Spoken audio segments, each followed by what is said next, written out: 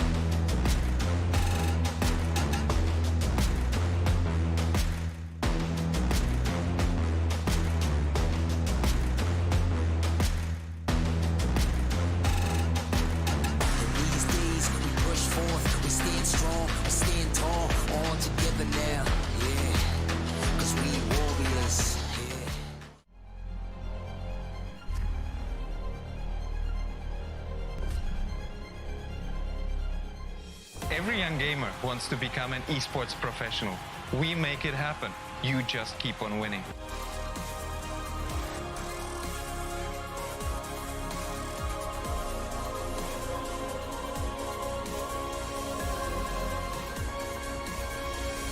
ESPL Valorant PowerUp series ফরম্যাটে আপনাকে জানাই স্বাগতম।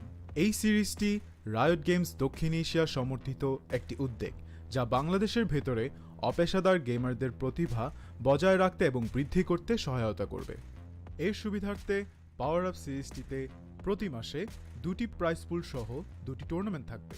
প্রতিটি মাস শুরু হবে একটি বাছাই পর্বের সাথে, যেখানে সবগুলি দল সিঙ্গল এলিমিনেশন ফরম্যাটে প্রতিযোগিতা করবে শীর্ষ 8টি দল পর্যন্ত, এবং এই 8টি দল অ্যামেচার কাপে উত্তীর্ণ হবে।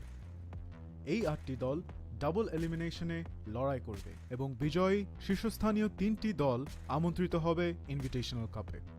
ইনভিটেশনাল কাপে প্রতিযোগিতা করবে শীর্ষস্থানীয় 3টি দল এবং আমন্ত্রিত 3টি দল। ইনভিটেশনাল কাপের সময় অপেশাদার কাপ এবং ইনভিটেশনাল কাপের শীর্ষ 2টি দল উচ্চ ব্র্যাকেটে খেলবে এবং তৃতীয় স্থানের দলগুলি একই পর্বের নিম্ন ব্র্যাকেটে খেলবে। প্রথম রাউন্ডের প্রতিটি ম্যাচ হবে সিঙ্গল এলিমিনেশন ফরম্যাটে। উচ্চ ব্র্যাকেটের 2টি বিজয়ী দল তারপর ডাবল এলিমিনেশন পর্যায়ে এগিয়ে যাবে। ডাবল এলিমিনেশন পর্বে হেরে যাওয়া দলটি তখন নিম্ন ব্র্যাকেটের দলের বিপক্ষে প্রতিদ্বন্দ্বিতা করবে। এই পর্যায়ে নিম্ন ব্র্যাকেটের যে দলটি হারবে তাদেরকে তৃতীয় স্থান হিসেবে শিরোনাম দেওয়া। ইনভিটেশনাল কাপে অংশ নেওয়া সমস্ত 6টি দল পরের মাসের অপেশাদার কাপে আবার প্রতিযোগিতা করে বেরিয়ে আসতে হবে, যার উদ্দেশ্য নতুন এবং উন্নত দলগুলিকে অপেশাদার কাপে প্রতিযোগিতার সুযোগ দেওয়া। এর দ্বারা ইনভিটেশনাল কাপে আরও অভিজ্ঞ দলের সাথে তাদের দক্ষতা পরীক্ষার চক্রটি পুনরাবৃত্তি করা হচ্ছে। আমরা অর্থাৎ ESPL কিভাবে বাংলাদেশের দলগুলি পাওয়ার আপ সিরিজে পারফর্ম করে তা দেখার অপেক্ষায় রয়েছি। আপনার স্কোয়াড প্রস্তুত করুন এবং সিরিজটি শুরু হওয়ার জন্য প্রস্তুত থাকুন। Good luck agents.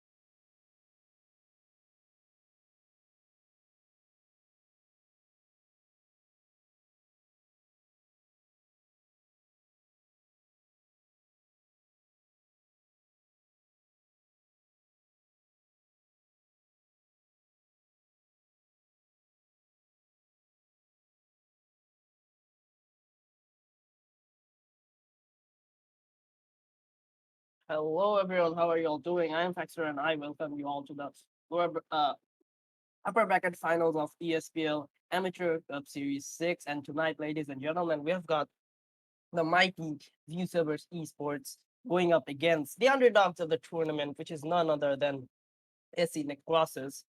As you can see on the screen, the map picks have come in. Map 1 being Ascent, going in favor of SC Necrosis. Never mind, chosen by Casino Process. While on the other side, Zeusaberz are going for that buy and pick, decider map being split. Uh, Tonight I've got Kirito as my sidecaster who will be joining us shortly. But before that, let's jump into what ESPL is all about.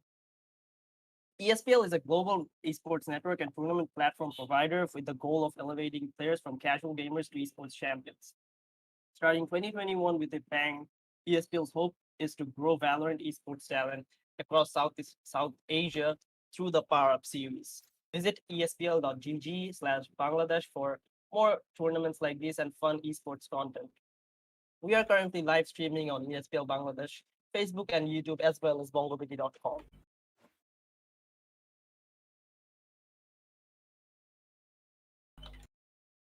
Now, going into the first map sent, as it will be the pick coming in from SC Necrosis.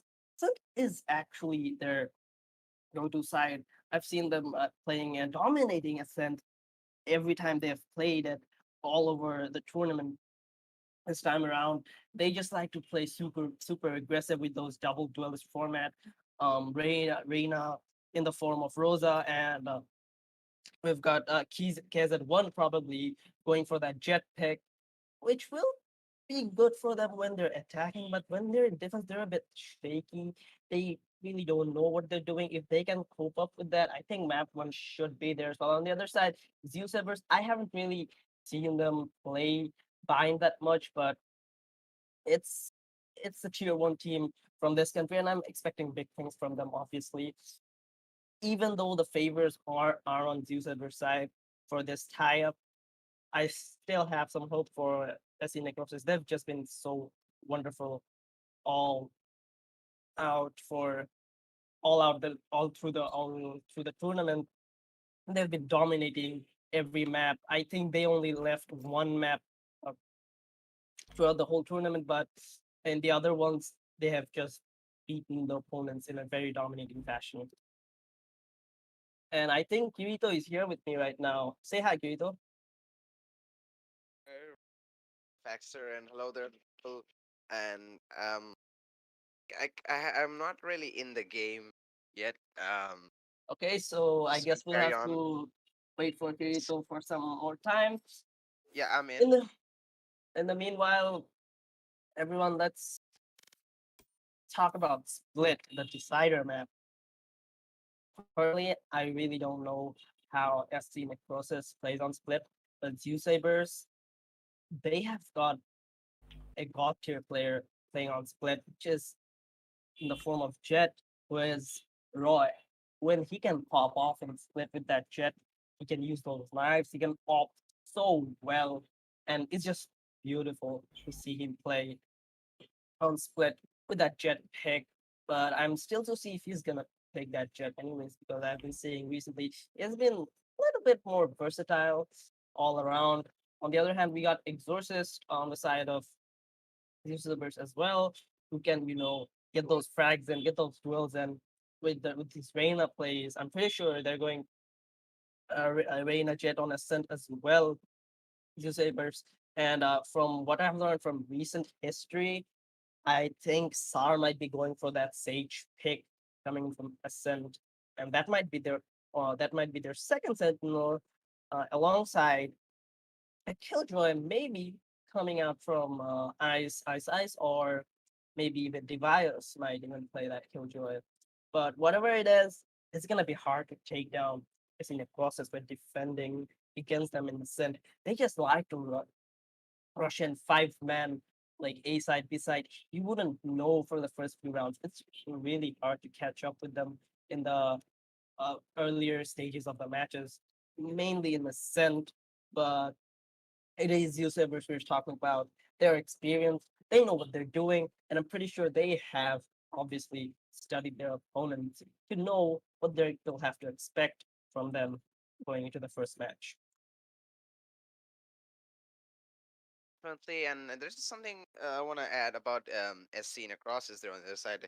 I mean, AZ1 and Rosa are just a couple of insane fraggers. I mean, I think they play Raze and Jet individually, and I have seen them perform in some of the other matches in some other tournaments, and I think they are like potentially some of the most aggressive fraggers I have seen. And I mean, especially Rosa with the Jet and playing the operator.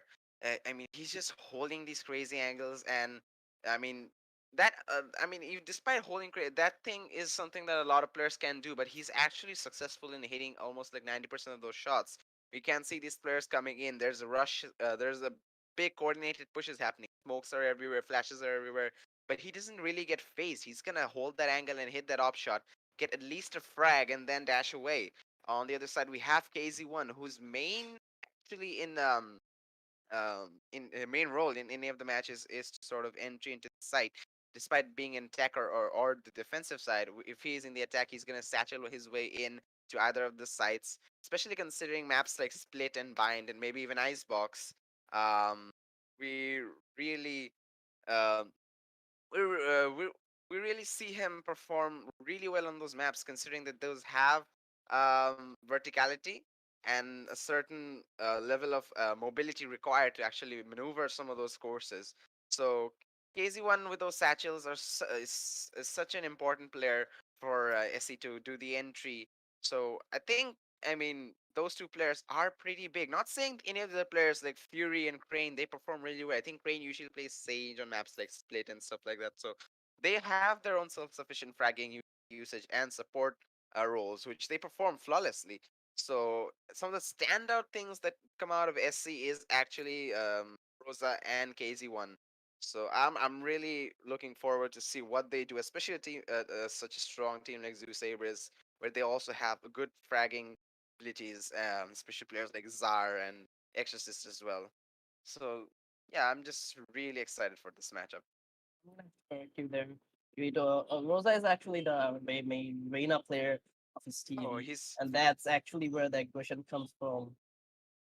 oh He yeah, just likes yeah, to get in. he just uses the duelist, and I've seen him. Mainly I wanted to know what his operator plays. Maybe he's not gonna play the op with the Reyna, which a lot of Reyna players do prefer firepower, so he might go for the usual rifles and stuff like. But on the jet, he's just crazy with the operator. That's just what I want. Yeah, and I have seen him play Jet as well. He's really good with a knife as well. With the knife, Jet can be so dangerous. I mean, when you just start of the round, you hear that knife pop off coming from Jet, and you just get scared. You just try to play a little passive. You don't want to run into a Jet holding a very close angle on you with her knives, because if he right clicks you, you're probably dead right there, and there's nothing much you can do. We cannot even react to that right clicking. But on the other side, in the long range, I think Jet knives are not that good in the short range. But I think we have a technical pause right now, so we are gonna have to wait for the match to start.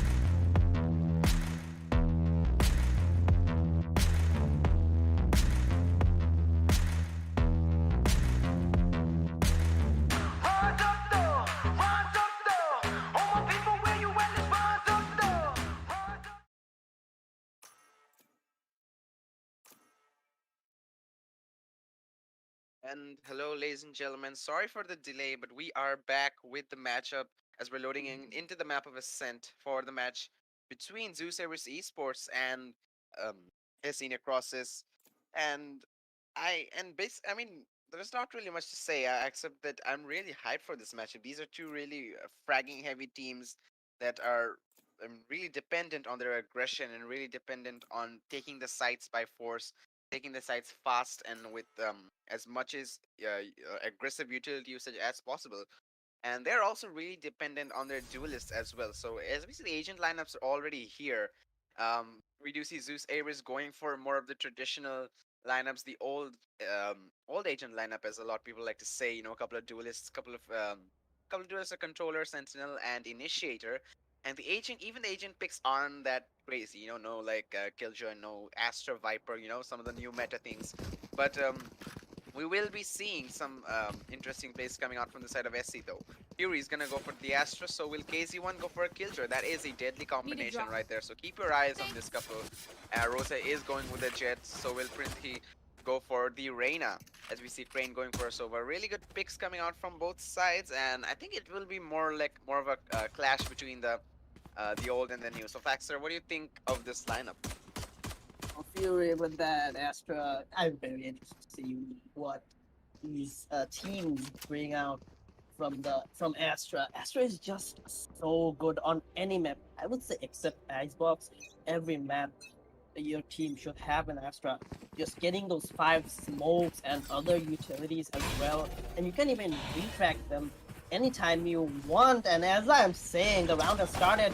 Aggression can be seen from SC Necrosis over at mid region. Bias is gonna get shock darted to 68 HP, while Trinity is gonna get the first frag onto Peror.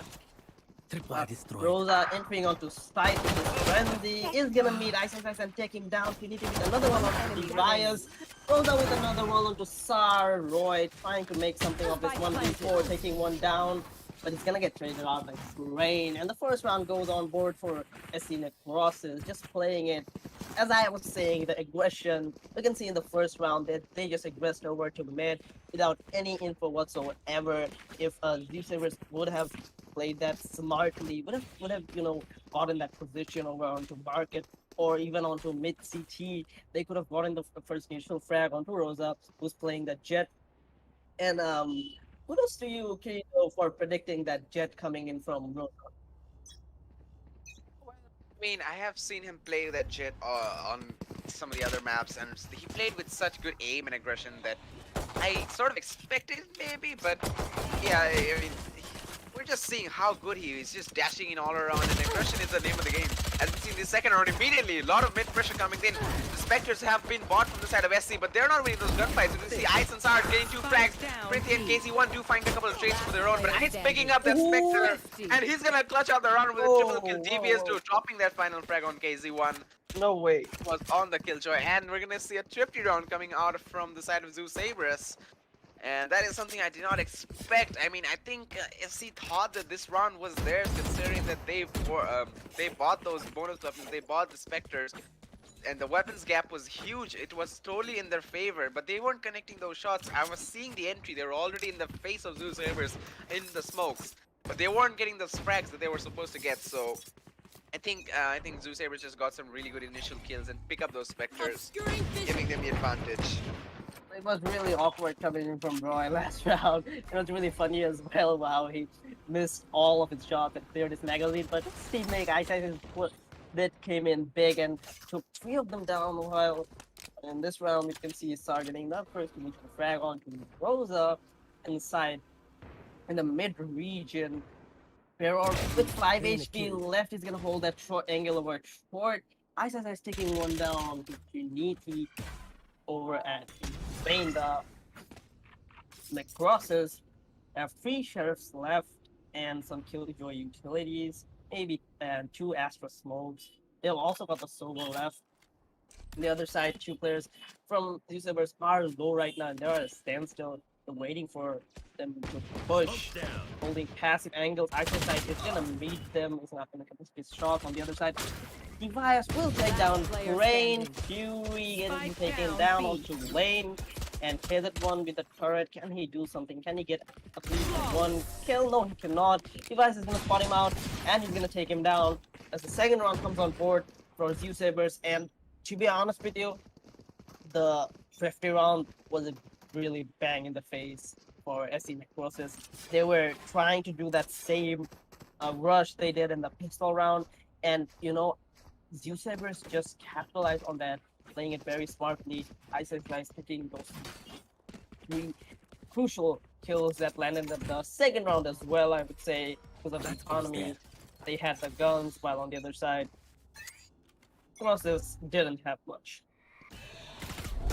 Zeusaberz figured out how crucial mid is for the side of Necrosis, but they definitely countered that. But this time we're gonna see aggression towards A as Roy is barely alive, but he will get a frag on a Spectre in the second one! What is he doing? How is he alive with 58 HP? I have no idea how. He just single-handedly denied the side entry there. Crane with the trade onto Devious though, as we see the rest of SE trying to enter inside. KZ1 is going to try and shut down the door, but Peror through that smoke, he's gonna take care of KZ1 Fury with a trade onto Roy though. But guys, he's done having confused looking for players, but Peror, I'm not saying the wrong name, Peror. I mean, after what Roy just did there, Peror though getting a triple kill is also a big scoreline, but the entire round was won because of Roy. He was holding in that side A main despite, I mean, I think almost every single player would have decided to run away, maybe dash away, get out of that position, get to cover and play with your teammates, but he stayed in there. He got a first kill, which was a 50-50 chance that he actually won. But then as the second kill, he just updrafted and mid-air just drops down for the headshot. That is, yeah, just Zeusaberz Roy thing. Well, it was very disappointing coming in from SE Necrosis. They lose two of the duelists to one guy who didn't even mean to kill the second one, to be honest with you. He just updrafted them in the name of something, and you know, just came out of it alive. He wasn't traded, and as I'm saying, Rosa with that aggression, taking down Sar is gonna miss a shot onto Eyesight's eyes. That right click is so good, but also so bad in some situations. And it just sometimes comes down to luck that Jet right click with the knife. Device with collateral shot. Take down two of them. Eyes finishing it off with that frag onto KZ1. The fourth round comes on board for Zeusaberz, and it's just their game right now as I'm seeing it. They're just kind of not afraid to take those fights. They know what they're doing. They know what angle they're holding. They're holding it perfectly. Necrosis not being able to do pretty much anything for the past two rounds, but this round they have their back, and it should be interesting to see what happens. Last round's potential was Rosa's ultimate coming down, and he did connect one shot. The second one did actually connect. It was a really good shot though. He updrafted in, and it did mechanically everything was right. But we are gonna be going into this next round, and mainly we're gonna see Necrosis play things relatively slow. I mean, this isn't really slow, but it is relatively slow, but not slow enough for Peror. As Sprinty's gonna take him out, creating the opening into the A side. Rosa's gonna dash in. He's even updrafting, and he's updrafting and checking heaven. I'm not sure if he's able to see any of the players though, but with the trade onto Crane, the bomb plan will be going down though by Fury in this right in the A side in front of Generator. In a 4v4 scenario, a lot of ultimates are still available for both sides, especially for the retakes. I think Printy, he should prop that Empress if they don't get the man advantage soon. But Roy and Ice, they're right in front of this. But oh no, Printy misses that shot, traded though by Fury. In a 3v3 scenario, we're gonna see the ultimate being used by Roy. He's gonna go into the side like absolute madman. He's gonna find Fury, connect the shot, checking the other side of hell. Rosa does find one on the start by Roy. He'll finish it off. The bot is placed by KZ1 as the defuse has to go down. There's no time, but the pings are coming in. He will connect the shot. Is it half defuse? It is. Will he be able to finish it off? With 2 seconds, he will. That was such good coordination in the end there from Zeusaberz. I think a lot of teams would have sort of messed up on who's gonna take the defuse, who's gonna go for the kill, and Roy just said, "Go for the frag. I'm gonna hold it." He held it to the half defusal point, and the frag came in from DBS. He just finished up the defuse. So I mean, if it was a couple of seconds late, then that round would have gone in favor of SC. So great communication from Zeusaberz and a great retake as well. Well, SC Necrosis really need to up their aim game and their trade game as well. In the last round, we saw Ice just walk peeking during the retake, and Trinity couldn't get that frag. But now I'm here. You can see he's looking up What at is this main, but positioning? Peror Check holding that, that nice man. position. Peror is gonna Oh, he spot him up, but misses. he's gonna miss his shot. Trinity, no! He's gonna take him down. It's a 5v4 situation in favor of SC Necrosis right now. How the tables have turned. I thought for surely Ferrer would get that frag onto Trinity, but it doesn't happen in the end. While KZ1 will take one down onto Ice over at the other side of the map. Roy missing his first shot onto Trinity. Trinity going super aggressive onto Roy, and he's gonna get punished for that. Zeusaberz know what they're doing. Roy missing his shots once more onto Rosa. Rosa going super aggressive this time, and he's gonna take down Roy. Device on the other side is gonna take down Crane and Fury, both of them. It's a 2v2 situation right now as Device on 69 HP. But Stars on the flank but though. Oh, tag they don't see him. Rosa They don't down. see him. They don't see him. Big. He's so low. Oh, Sar! Nice flag coming in from him, and in the end, Rosa was just caught in the crossfire. He had nothing to do. What's he gonna do? Is he gonna look behind? Is he gonna look in front? Oh, beautifully played from Devias and Sar. Mainly Devias getting those first two initial frags that ultimately led them to victory for their sixth round in this matchup. Ooh, Zeusaberz is looking strong. Even on the defense, I did not expect this. I expected SC Necrosis to do better, a lot better on attack, because they're a bit of that attacking aggression type of team. They get that aggression in, but Zeusaberz are just taking them down one by one. They're not getting those trades in. I don't know what is happening. Every time they get into side, they have to go super aggressive. Last round we saw Trinity doing that, and he got punished for it.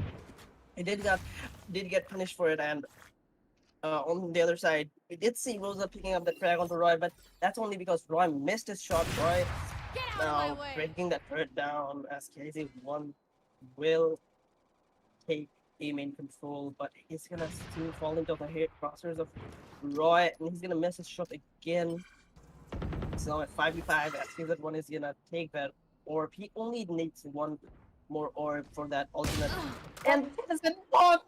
What a peak coming in from him, bro. I did not expecting this. Why is not on his good day today, but Terror, the two frags onto Rosa and KZ1 is gonna even the odds as it's a 3v3 situation. I would say in favor of Zeusaberz because they have got those vandals. The other side, I see Necrosis just trying to regroup while Trinity is on very low HP. On the other side, we can see Pero is also on 50 HP.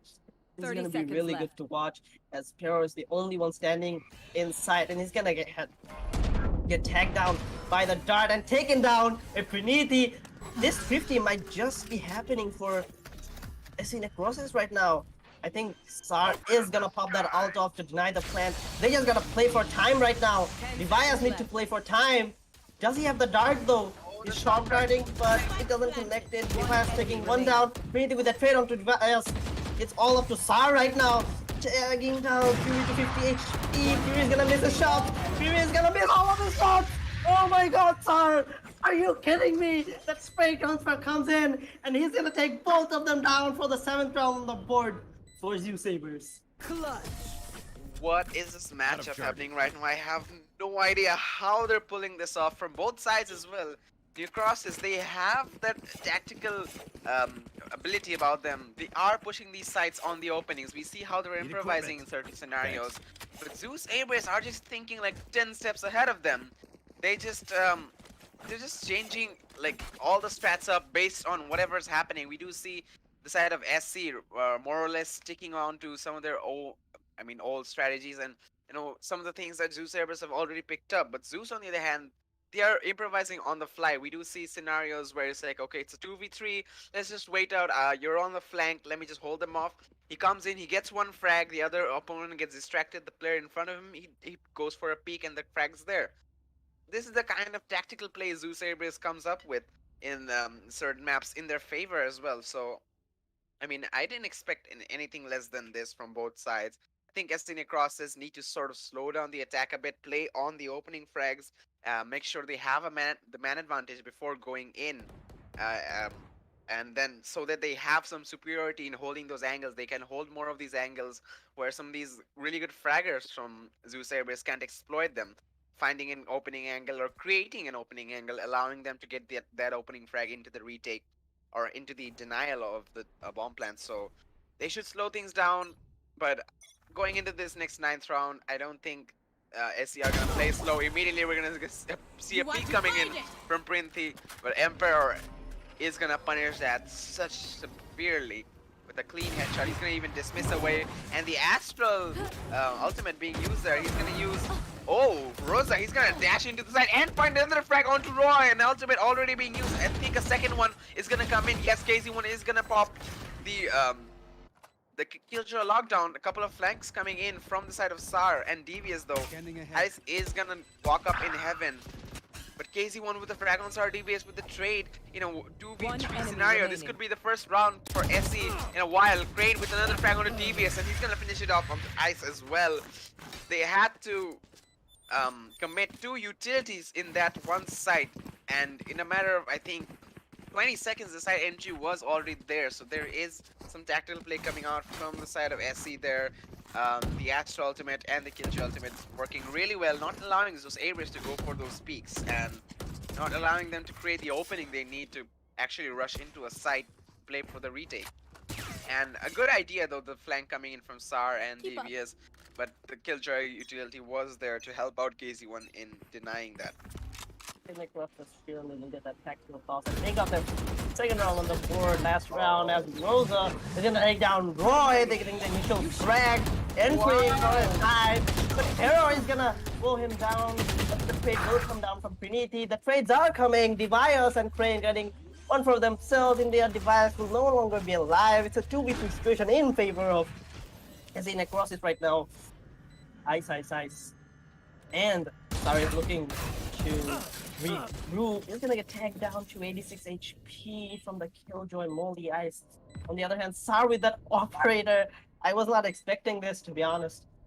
Holding down the aiming angle.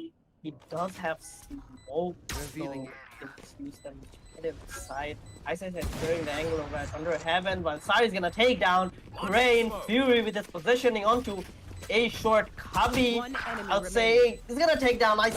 He don't know about his position. He's smoked off, targeting another one. It's a 1v1 and there is no time. He's just gonna have to play for that kill, and he will get that kill, but he's gonna get taken down by that spike as the third round for SC Necrosis comes around.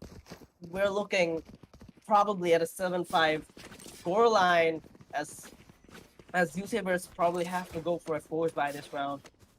You can see Deviat only has 2,800 credits.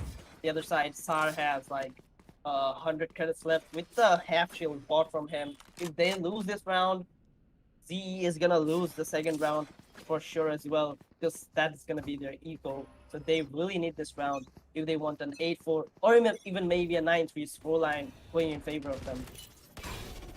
Definitely a big risk coming out from side of Zeusaberz. Devious in the end switching back to that Sheriff, but he is in an island right now as he's getting pushed from mid from the likes of Rosa. And they are so close to him right now. He needs to land his shots. If he's going for those picks, he should have played off those Cypher utilities, but he's gonna go aggressive. There is a tripwire to be destroyed immediately, not punish, because DBS has already fallen due to weapon, not having the weapon superiority. Rosa's gonna dash into the side, but Ice with a clean headshot. Fury and Printhi with a couple of trades of their own. Roy and Emperor have been taken down. Ice, the active utility, the shock darts. Oh no, Fury with the frag onto SAR also. But the coordination there, the utility usage used together. And I mean, that was so clean coming out from the side of SC. They aggress towards mid. I mean, I know I'm telling them to take things slow, but maybe they sort of caught Zeddy off guard. They weren't actually playing mid with that much focus in the past few rounds. So I think Zeus might not have expected them to sort of come into mid, and that was the perfect time to come into mid as well, because the player holding mid Devious had only a Sheriff. So that was a good round for them. Go for that aggressive push because of the economy. And look at Zeusaberz playing this last round in this first half, not having those proper weapons. We're gonna see the ultimate being popped from the side of Devious. He will find a tag though. Can he connect it? No, he won't. He's gonna only use one tag. Emperor with a shot onto Rosa, traded out by Printhi. As we see he's doing the entry into the side. A lot of utilities are being used, but so far the entry has been done in a 4v4 scenario. The bomb plant will go down. The Astra ultimate is actually slowing things down for the side of Zeusaberz, not allowing them to go for the retake. We see Emperor still on that Sheriff. Ice and Sar with the Spectres. They are trying to do the entry both from Heaven and Door. We do see they're trying to execute it at once, but Fury holding this angle. He's gonna find one more shot. It's Printhi holding another one. The crossfire setup is so good, and these two just absolutely demolish whatever chances Zeusaberz had on the retake. This held position is so risky, but when you have a good teammate and good coordination, good aim combined together, that could be the single thing that was the biggest obstacle for Zeusaberz to sort of retake the side.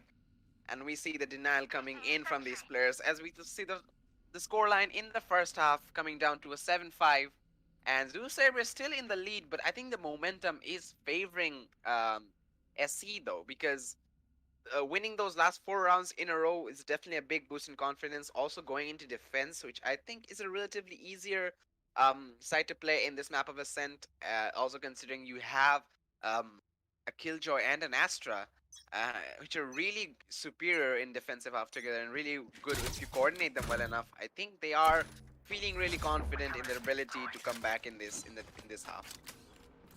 The momentum has certainly shifted, but on the other side, this crucial round is going to be so crucial for this half, as you can see Roy and his men are trying to execute over at B. They're gonna walk in just like that, but KZ1 is waiting for them in the backside of B, and he's gonna take Roy down. Getting the first initial frag. It's a 5v4, and the odds are gonna be evened out by Emperor, as he will take down KZ1. The plant is gonna come down. The progress is gonna be missed by Parade. On the other side, Rosa getting another one onto Ice. Sar trying to connect the shot onto Parade. Rosa with the frag onto Emperor. It's all up to Device right now, 1v4, and I don't think he'll be able to do it. I think he's gonna get taken down by Trinity. And the pistol round actually goes to SC Necrosis. Even though we saw the last pistol round going in favor of SC Necrosis, they still lost the eco round, and that's where the real aggression game and the momentum of Zeusaberz began, as they got 7 rounds of board in the last half. Definitely, and this round carries so much weight for these both sides. Zeusaberz on one side fighting to keep the lead. They don't have the weapons. I think if I was in their shoes, maybe I would have force bought as well. But it is their strat to go for those saves in the classics and the shares. But for the side of SC, this is actually huge as well, because after this huge comeback, after winning all these rounds in a row and actually figuring out what kind of aggressive they need to play against a team like Zeusaberz, they are on the verge of the comeback. They are on the verge of the equalization. So this is a big round for both sides, and I think SC they do have the weapons advantage with the Spectres, but so did they in the last round, in the last half, second round. But that is where Zeusaberz countered them, and they just can't throw away the round like that. They need to connect those shots this time and make sure they take the round. They take the round control early on, the map control early on, as we see they Zeusaberz going for this mid push. This time the different thing though, they are in the defensive half, so the players will come to them, as Printhi is gonna get the first shot on Devious. Rosa is just gonna peek this mid and see 4 players, 4 bodies walking into him, but Crane, shocked out, the support is there. Rosa will find one frag before dying. Roy will want to trade him off, but Crane just runs and guns them down with a ghost nonetheless, taking down 2 players in the end. And we're gonna see the curse of the second round lifted from the side of SC. They are gonna be winning the bonus round, as they're gonna go for they're gonna stick with those Spectres in this round. I mean, Crane is gonna go for the Vandal, and the rest of the players are gonna stick with the bonus weapons. Zeusaberz will go for those full rifle buys, and the equalization is here, ladies and gentlemen. SC have successfully equalized with Zeusaberz, and now the momentum is in their favor. So Heading to the above. we very well might see the lead being taken real soon. Exactly, it's 7-7 right now. Although two servers have their guns, SE have their momentum. Emperor going super aggressive onto B main and taking down Rosa. Trinity on the other side is gonna take down Roy. Even though Roy was holding that off angle onto A main, Trinity going super aggressive again. For the gun, so smart. Devias was not expecting this. Devias was expecting that he might push him, but he was just here for the gun. Takes that phantom and went and goes back onto heaven, playing very passive right now as he Necrosis, as they lost one man already. On the other side, Ice is trying to lurk up at forward. We can see Trinity rotating over to mid, holding that crossfire alongside Rain, who is gonna fall back onto B, a boathouse, and are going into stairs. On the other side, Ice is gonna take down Trinity onto mid, and they're gonna converge onto being a market right now where they will meet Crane as he's gonna take one down and falling back with that dart. But then for the crossfire setup right now, Fury might just get all of them if he can connect his shots. Here's the first one, here's the second one, yes! Spike Well, down. doesn't B. get the third one, but Crane is gonna finish it off as he's gonna take down Device. So smart coming in from SC Necrosis. These crossfire setups is what I love to watch about this game. You know, you're just getting in with info onto one player, onto one angle, but you have to check the other angles too, buddy. They might just have stacked up on you, and you might just be walking into a trap, and that's what happened last round. SC Necrosis playing it beautifully. Kudos to Fury and Crane just executing that perfectly. Well, that is a really predictable angle, though. I'm surprised Zeus didn't clear that. And even if they didn't clear that, oh, this upshot, though. Let me see Trinity connect this. If he doesn't deviates with the answers back with a deagle shot, though. But as I was saying, a lot of players like to wallbang that area from the switch area in the B site and maybe clear out that angle without actually risking themselves. You can see Rosa with a trade onto Roy. So he will be running back, dashing away. The bomb plant is gonna try and go down, but Ice will bait them out. Crane will get a frag, but dying in the hands of Ice. But KZ1, he'll successfully deny the spike plant. Pero, he's only got a Sheriff and 35 HP. He's trying to get this frag onto KZ1. He needs to connect the headshot. The killjoy bot. Okay, that was absolutely nasty. He's gonna connect the one tap, but Fury's gonna clap back with a headshot of his own. And in this 1v1, 1v2. Okay, now it's a 1v1, but oh my God, Zeusaberz with these sheriffs. Careful, Fury, but he will be connecting without receiving any shots at all, finishing off the round. And absolute hero play coming out from, I think, KZ1, especially denying them the bomb plant, giving his team some momentum. That guys, the bomb is not down yet. We can still play this retake, still play aggressive. He did get one tapped in another dimension though, but it doesn't matter because the refrags were there and Fury was able to clutch it out. So well played round from both sides actually, and considering this is another gun round, both sides have those rifles. I'm expecting nothing, more action, and nonetheless from this matchup right now. And oh, Rosa. Oh no, but The headshot coming in from him. Not gonna take the heal for some reason. On the other side, Quinn is gonna trade him out. As Fury is gonna miss all of the shots onto Roy, just jumping and gunning Fury down. The 4v3 in favor of Zeusaberz right now. Is always gonna come out from Crane to deny the spike run. He's gonna get ICS instead. What is happening here? The spike is gonna go down anyways. Roy, the only player in sight right now. We can see a late lurk coming in from Sar, but he might be too late to lurk right now. But on the other hand, SC Necrosis is also playing it very slow. Trinity not checking that angle, not committing to that. Sar, the lurk is gonna come down, taking down keys at one.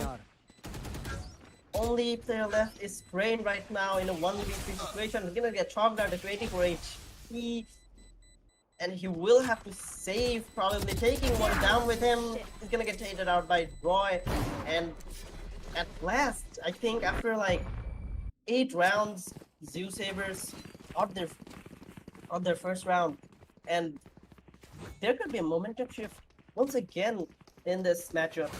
As we can see, the economy is not looking great for SC Necrosis right now. Fury have to go for that Spectre. The other side, Trinity have to up for that half shield as well. But the other players are going for those. Never mind. I think Rosa just bought Trinity. Rosa just bought Fury, a Phantom, and they're on a full buy right now with that Jet ult coming in. Emperor trying to do some damage. He's gonna get taken out 90 HP, but on the other side, Trinity is on 85 HP. No armor. Trinity taking a lot of damage. The Rose are trying to be aggressive, updrafting from Generator above onto the side of A. We're gonna see a Brimstone ultimate gonna come in from Sar as the entry being done, but the utility is denying them. Roy with the frag onto Crane though. 4v3 scenario. Roy is all the way in heaven. Fury connecting the shot. Low on HP, but he will get the frag onto him though. But in a 3v3 scenario, you actually need that HP on this Astra. On the utility is so valuable. The bomb plant is yet to go on his eyes from hell. He's going for the bait. As we see, the spams are gonna come in, but they won't connect actually. We're gonna see the Prince taking the first frag in this retake onto DBS in a 2v3 scenario, giving them the advantage. In manpower, he's gonna peek in. KZ1 will get a trade onto Zar. Ice will be taking him down, but it is the 1v2 right now. Ice is gonna take care of one player, but KZ1 is gonna wide swing and connect the headshot. It was all down to the trades there, and Printy opening up the game, giving them the advantage. I mean, all they had to do was play on the trades, even if they lost every single one of their players. One of their players dies, you have to get the trade, and that is the code to success there. In such a scenario where the manpower is equal and the time is dwindling down, that is the kind of play that actually sort of off-puts a team. It really messes with the head, considering they're just coming in one by one. You can't really play on the double peaks because you don't know where they're coming from. So, really well played from the side of SC, and they're gonna force Zeusaberz to another eco as we're going into this next 19th round. And immediately Zeusaberz with Emperor gonna show some of his presence in this B garage area. He's gonna go for peaks. There is some Astra and Killjoy utility. Be wary of that. Crane with the first frag on the Zar in A. He was trying to lurk up, basically saving the life of Printy. Printy will also pick up, I think, a Sheriff alongside his Spectre. It's good to have a backup of him when you're sort of playing the lower superior weapon. But oh, devious, 18 HP, but he manages to get a headshot onto Printy, equalizing the things into a 4v4. He will also pick up Spectre, but there are no rotations coming in from B. As we see, they're just walking into sight. No one is checking anything, and the ultimate is going to be used from Devious, allowing them to go for the plan. But Rosa though gets a frag onto Ice. Roy with the trade with his ultimate. The bomb plant yet to go down. 40 seconds later, he'll find a second one onto Crane, opening things up, allowing him to go for the plan. They have some utility left for the post plan. Devious low on HP though, so the clutch is possible considering they have the Killjoy ultimate from KZ1. They need to get this frag though. The third being placed will give away the position. Emperor with a Sheriff in that close range against two rifles won't connect the shot, and the ultimate is gonna be used from KZ1. A recon coming in. Devious 18 HP. He has to go for the headshots, and KZ1 he has those lineups. The only safe place in the map right now, but the lineups don't connect. The swarm nade didn't go above the archway, and they think that Roy is low on HP or something. But oh no, the line. Oh,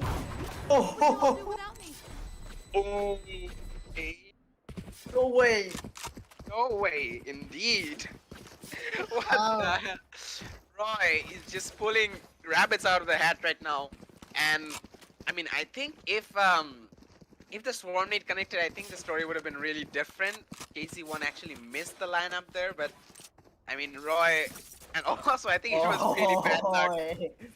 Really Yeah, bad. kind of, but And- Roy coming up so big for his team with those knives in the first earlier round, and then in the post plan, he made it. Come out of literally nothing and get those two frags. I literally lost all hope for him.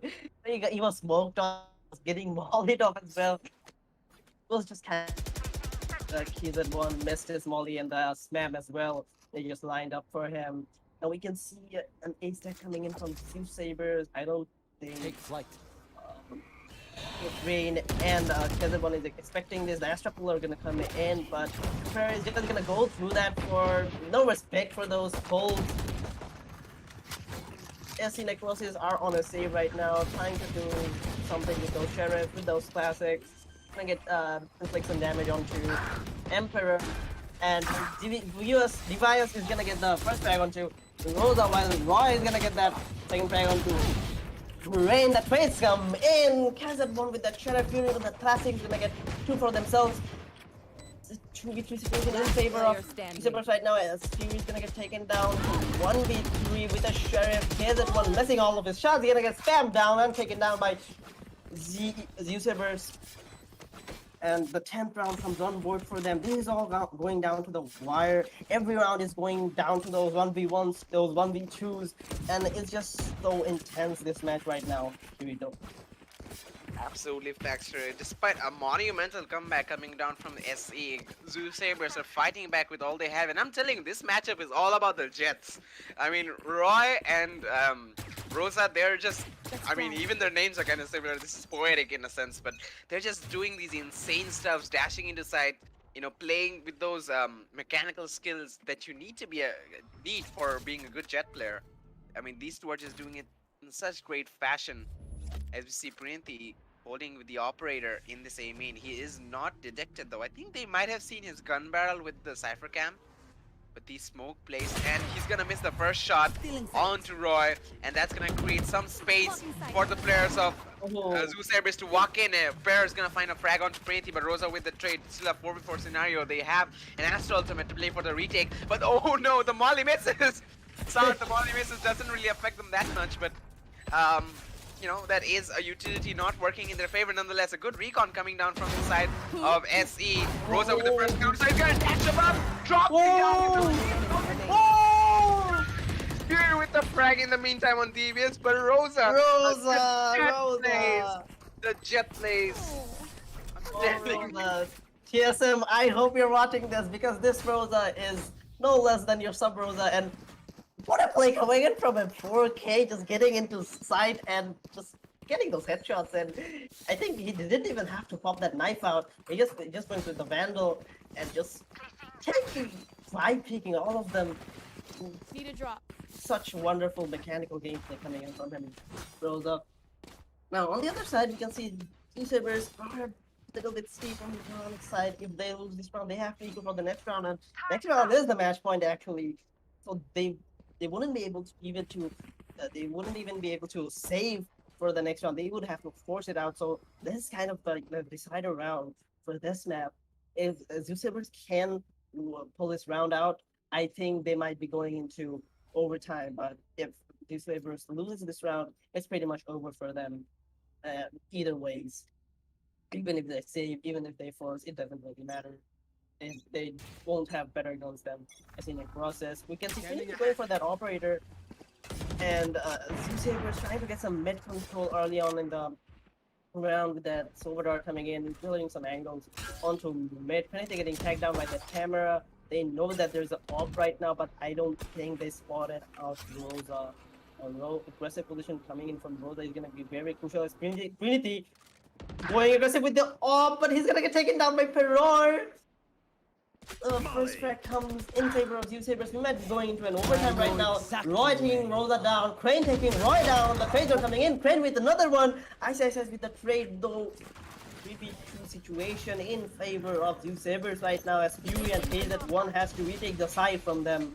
The plant is gonna go down from Ice. The dart is gonna come out from Devious, while Fury is gonna set up his smokes and poles for this retake with his fellow teammate KZ1. He has also got an ult, and he might even be able to use that as well in some case. But for now, he's just clearing off angles, while Pereira is gonna hold that angle over onto Lane. Vandal, he's gonna take down Fury. You have to check those aggressive angles when you're playing against Zeusaberz, dude. And Devious getting that shot dart kill onto KZ1 is gonna finish it up for his team as they get the 11th round. And we might just be heading into an overtime right now. The economy is looking stable on both of these sides, although AC have to kind of is on a pretty bad state right now. But if they get this round, Z is probably gonna get the next round as well, as I can see it right now. Definitely, overtime is the possibility for Right this here. matchup, and we're gonna see full buys coming in the end. They'll scrape enough money for all their players. I think Rosa's gonna play the ultimate as we see at the sound cube from Jet. He's gonna be playing the Blade Storm, but he is limited to 5 blades. He needs to connect all of his shots and get those skills to return those blades back in his hands. Without a rifle, without a weapon, he's not really that useful to his team. As we see, Zeusaberz aggressively going into this A side. The garden kills your utility, will slow them down. Rosa, he's gonna try an updraft and get some shots. He's brought down the 36 HP though. As we see, the players rotating to this A side to take control of it. But Zeusaberz with the rotation of their own, they're trying to go towards mid, but Crane, the info is there, but the recon is not in the right position. It won't give them the information they need. The recon is inside market, but that is enough to actually scare Zeusaberz away. I think Necrosis need to play some killer utility in this mid area because it is looking really barren. Zeusaberz is really ripe for the taking, but Brilliantly is gonna get taken down from the side of Catwalk, from Devious. Spams are gonna come in from KZ1, but they'll be completely ignored from the side of Zeusaberz as they're taking this side. In a 4v5 scenario, we're seeing Rosa with only one blade in hand. He has to connect a one tap. We're gonna see some shock darts coming in, but none of them will actually do that monumental damage. One of the players are detected, another recon coming in, but that won't detect the players in heaven. As we see Rosa, he's trying to go for the peak, but with only one knife. He can't connect the shot, his player is gonna bring it down, and 3v3 scenario, KC1 and Crane take them down, but it is 2v3, and Sar will find trade. KC1, he's trying to run away from the Brimstone ultimate used by Sar, but he will take some damage. He is still alive though, good. Oh no, Devious with the ultimate, he'll find one frag, and Ice finishes the thing off. I was about to say the aggression is what is necessary to go and take down these players outside the site, but Zeusaberz playing those ultimates, playing that utility to such extent. Both Star and Devious, they played that entire round with the objective to deny the bomb plan. And they're played outside the site the whole time, so it's gonna be a 12-11 scoreline. Zeusaberz finally pulling through with pulling through and going into the match point scenario. SE on the other side, they don't really have the eco to go for another round. I'm only seeing one rifle from this side on the hands of Rosa. Even a shotgun coming in from Crane. The rest of them are using the Spectres, so it's gonna be a tough round for them to. And if they actually do win this round, taking it to overtime, in my mind, they're gonna be the winners of the match because winning in such a scenario, despite doing such an impressive performance in the comeback, not taking the round, not taking the matchup is really frustrating. And so far they've played so well, and I'm really impressed with their performance. I'm impressed that despite their aggressive plays, they have used some tactical extent as they're pushing into the side. They are playing off the aggression of Rosa and Trinity. Crane also really good with that Sova utility. I think he needs to have some support in this mid area. This time we are seeing KZ1 with Alarm Bot in mid, so I think this is the perfect setup right now for them, except the weapons. So it is going to be a tough round, but let's see if we can see. Let's see if they're gonna pull out some kind of a miracle. Maybe take it to overtime, or the map is gonna go in favor of Zeusaberz. Obviously, Necrosis is now in a very tough situation with all the Spectres and one Vandal. Very see what they can pull off. I don't know why would Rosa rotate over to A in the end. Just they do. No chances. So the Vandal is gonna go back to the right about that. He's holding that angle onto the B lane. I think Zeusaberz is playing it slow right for now, and they're trying to execute side B. Fury knows that Fury is gonna rotate over to that same angle he played a couple of rounds back, which granted them the momentum shift, but Rosa with 2 frags, 3 frags! Terror at last taking him down. Really want the trade with Terror. So all up to Ice right now in a 1v4 situation. On to match point. Can he do something? He's gonna miss his shots. Trinity cleaning it up for his team. But it was all Rosa. It was all Rosa. What a play coming in from them. KZ1 putting the ultimate down in Boat House, causing the players to push out a little bit. I thought Zeusaberz would actually rush into the site, but for some reason 3 of them just walked into Rosa's crosshairs. And I think the first double kill wasn't actually intentional. He connected a shot onto one of them, but the second kill, he was just right behind him, so it just connected as a headshot. Maybe it was collateral, but damn. And the final shot in there, allowing him the triple kill, Prinity cleaning things up. Well, overtime it is, as we're going into the first round of OT. But Zeusaberz are in the defensive half. We are seeing an operator play coming in from Sar. He's going to risk all of his armor for that. And the push is coming in towards this B side. Sorry, the A side, my bad, coming in from the side of SE Necrosis, as the rest of the players have to fall back. You see some tight angles for the crossfire being held, the entry being done by Printy. He's going to try and find the first frag, and he will see a couple of players both in hell and heaven. Devious with the first Rosa, traded out. Ice with one more frag, but Farah pushing through the smoke. He's going to take care of Fury. KZ1 with one more trade, 2v2 scenario. KZ1's going to try and shut the bomb down. He has the ultimate, and he's going to be able to use it. But the ultimate is going to cause the players to back off. He's going to be able to go for the bomb plant, not allowing them a chance to actually stop him. So it's giving him the chance to play this 1v2 with comfort. Both of the players are a little bit tagged up. 72 HP on Emperor. None of them have armor, but I think they're allowing Sar to actually go for this wrap around, trying to pinch him from both sides. I think KZ1 needs to push off this bot right now and push into this B side. He's gonna wait for the peak though. Triple kill for him. He needs to get this 4k to clutch.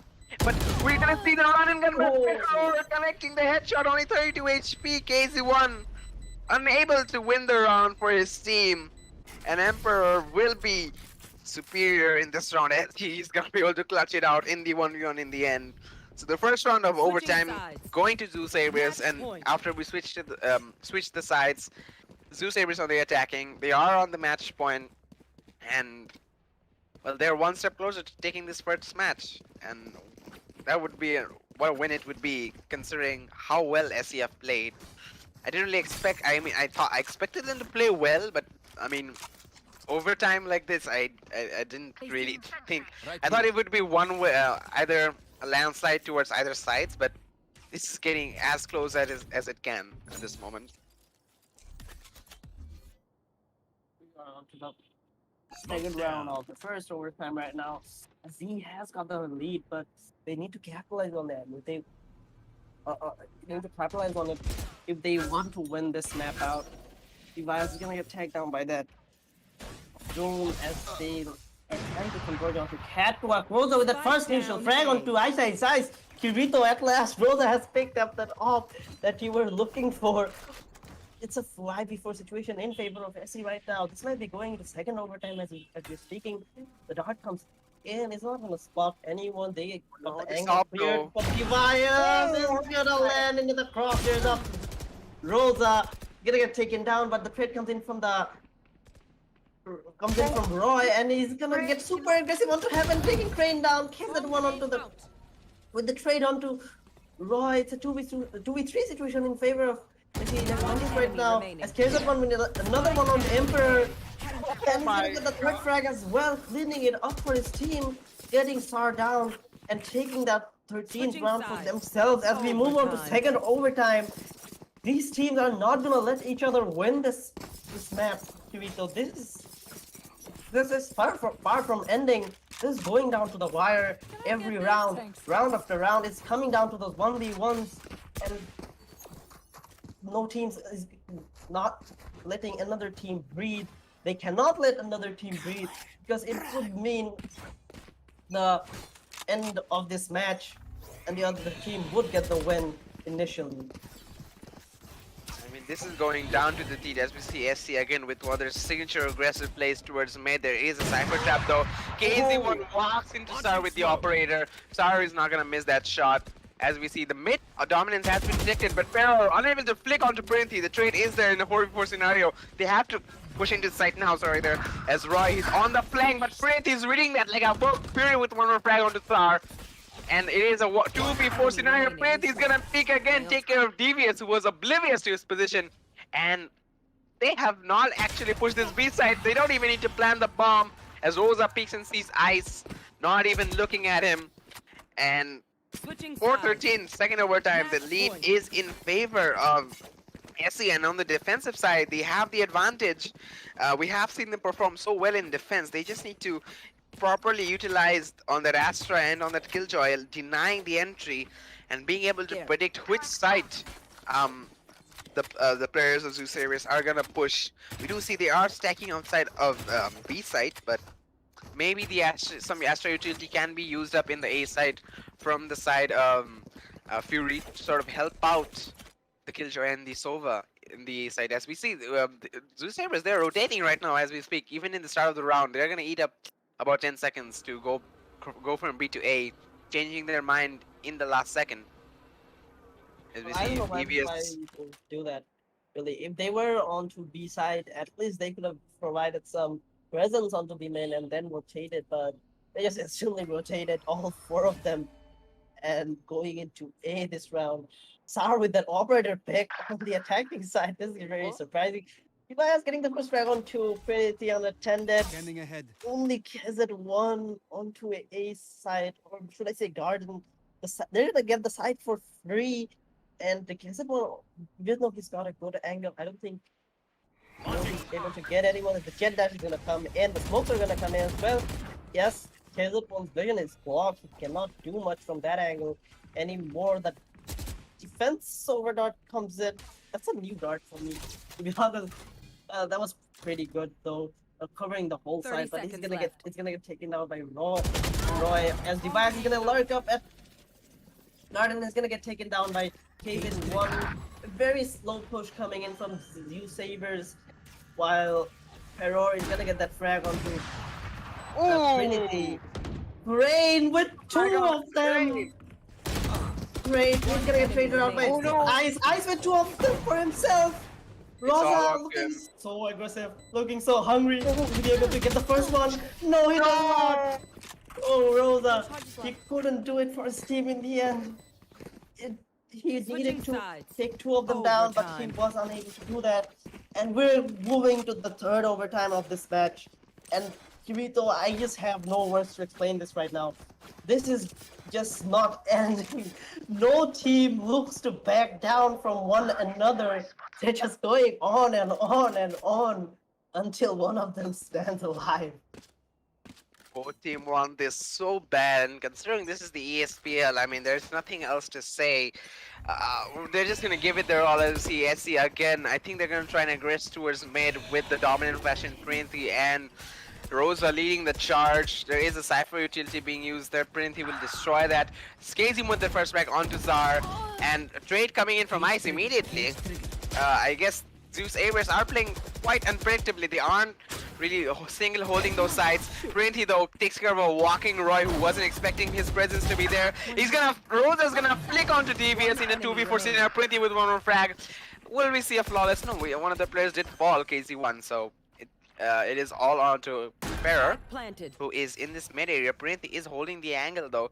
I think Ferrer will clear this, but Rosa with that updraft, he will be distracting enough. He knows that there's a player on this lane region. He's gonna go for the pick, and that allows Printhis to walk in and go for the flick on the head. A triple kill for him to win out the round, giving them again the advantage going into the next round of overtime.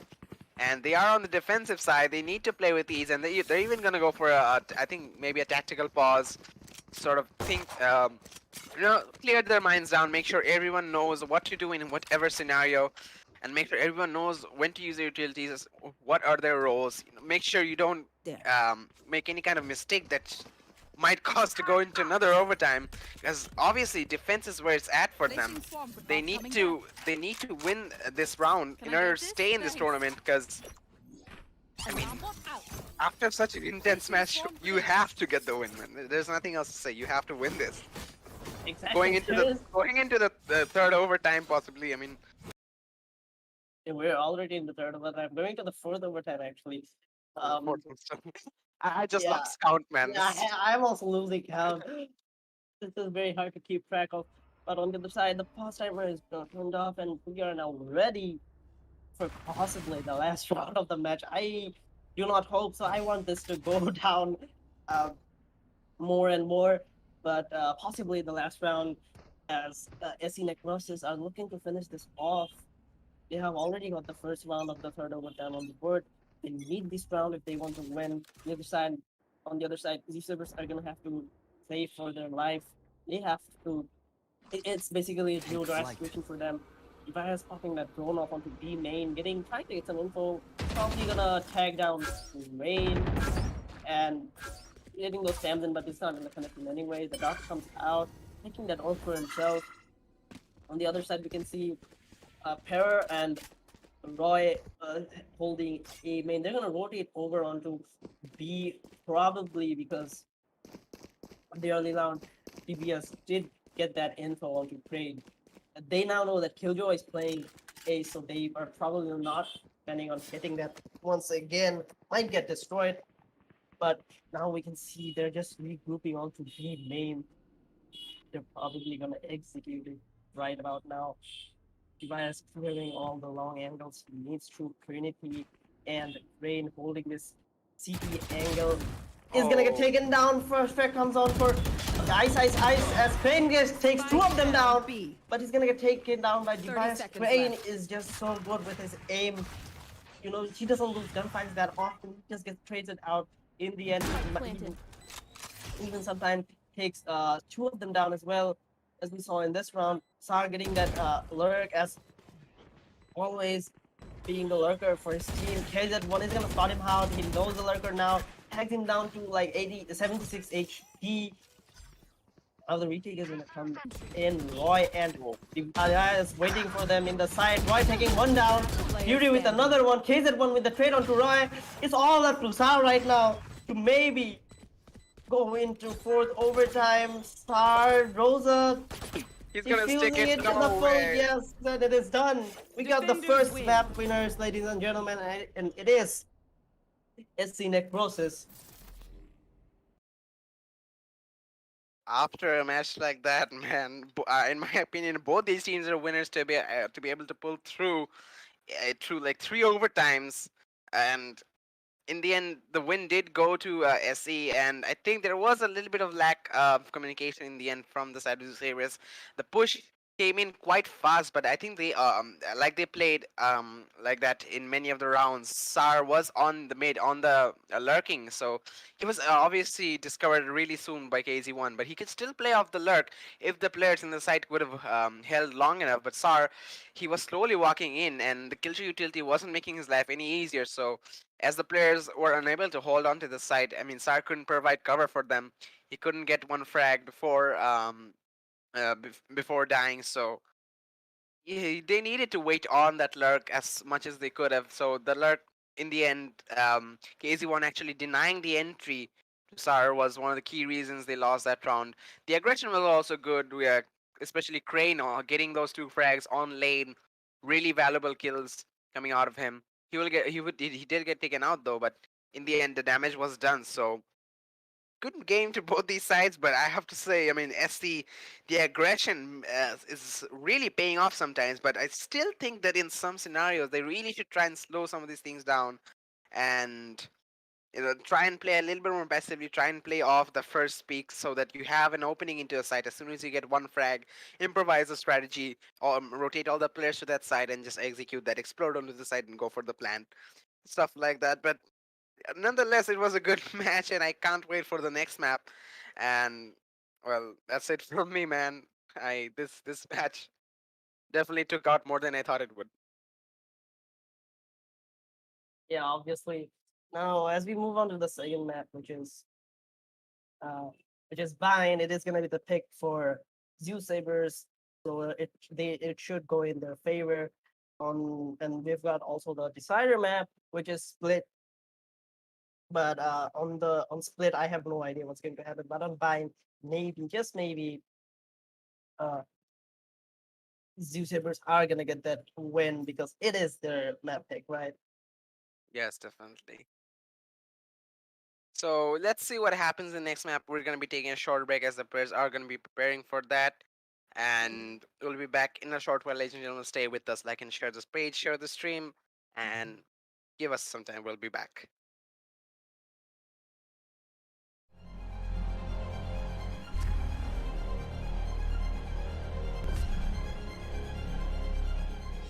Every young gamer wants to become an esports professional. We make it happen. You just keep on winning.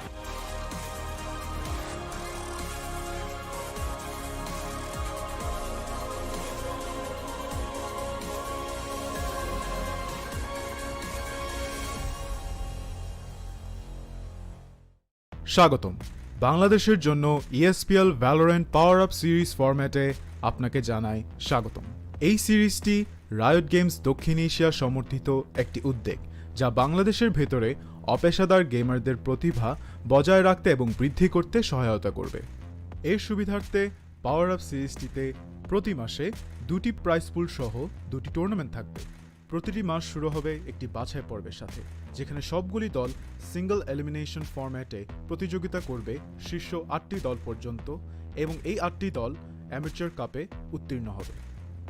এই 8টি দল double এলিমিনেশনে লড়াই করবে এবং বিজয়ী শীর্ষস্থানীয় 3টি দল আমন্ত্রিত হবে ইনভিটেশনাল কাপে।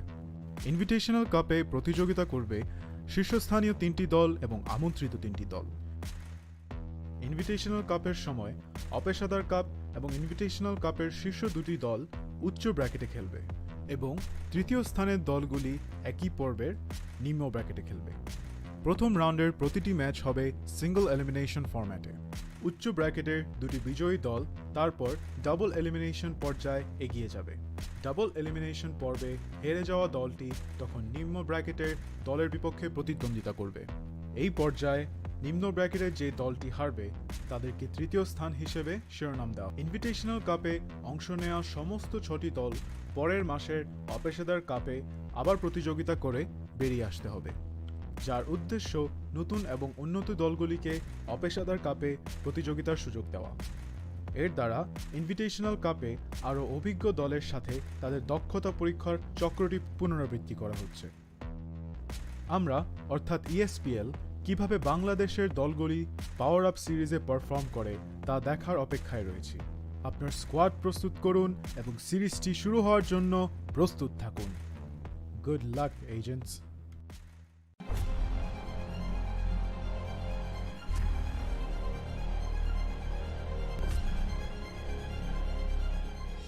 Every young gamer wants to become an esports professional. We make it happen. You just keep on winning.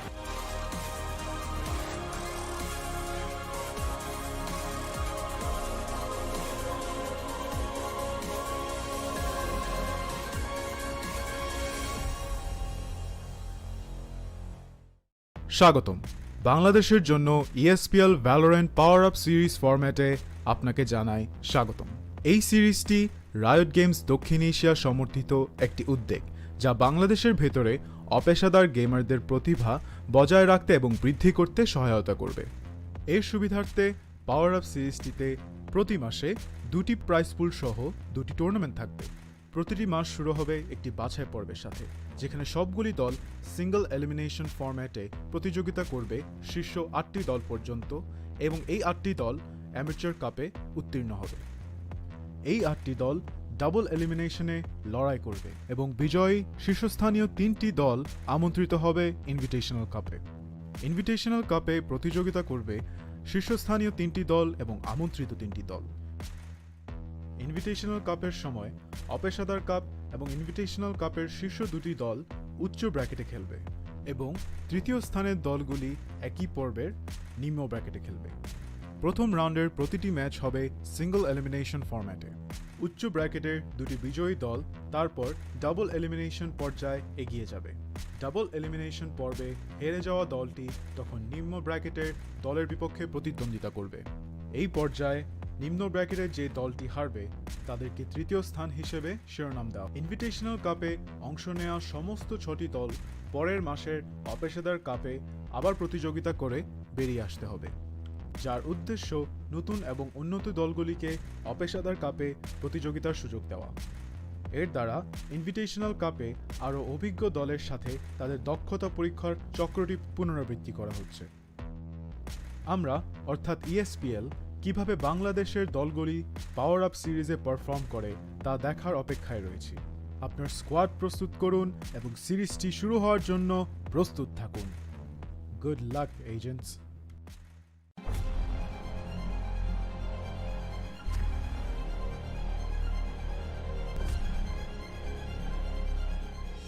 Every young gamer wants to become an esports professional.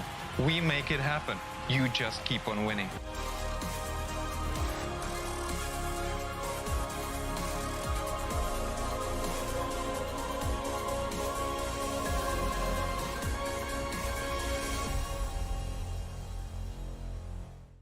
স্বাগতম বাংলাদেশের জন্য ESPL Valorant PowerUp সিরিজ ফরম্যাটে আপনাকে জানাই স্বাগতম।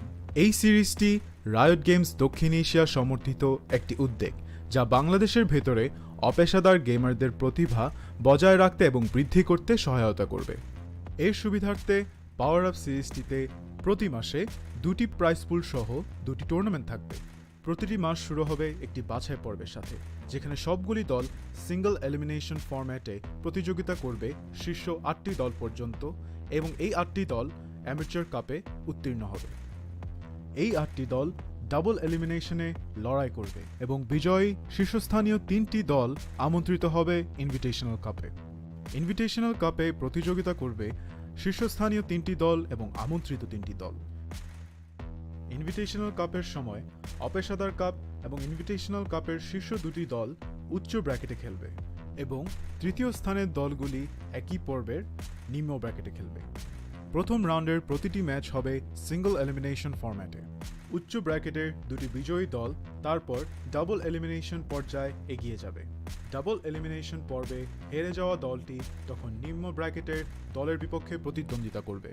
এই পর্যায়ে নিম্ন ব্র্যাকেটের যে দলটি হারবে তাদেরকে তৃতীয় স্থান হিসেবে শিরোনাম দেওয়া। ইনভিটেশনাল কাপে অংশ নেওয়া সমস্ত 6টি দল পরের মাসের অপেশাদার কাপে আবার প্রতিযোগিতা করে বেরিয়ে আসতে হবে, যার উদ্দেশ্য নতুন এবং উন্নত দলগুলিকে অপেশাদার কাপে প্রতিযোগিতার সুযোগ দেওয়া। এর দ্বারা ইনভিটেশনাল কাপে আরও অভিজ্ঞ দলের সাথে তাদের দক্ষতা পরীক্ষার চক্রটি পুনরাবৃত্তি করা হচ্ছে। আমরা অর্থাৎ ESPL কিভাবে বাংলাদেশের দলগুলি পাওয়ার আপ সিরিজে পারফর্ম করে তা দেখার অপেক্ষায় রয়েছি। আপনার স্কোয়াড প্রস্তুত করুন এবং সিরিজটি শুরু হওয়ার জন্য প্রস্তুত থাকুন। Good luck agents.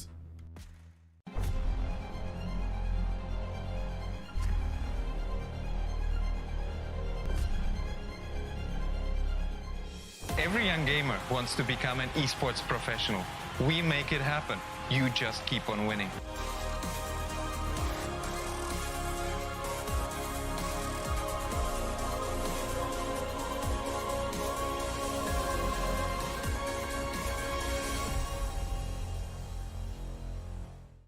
স্বাগতম বাংলাদেশের জন্য ESPL Valorant PowerUp সিরিজ ফরম্যাটে আপনাকে জানাই স্বাগতম।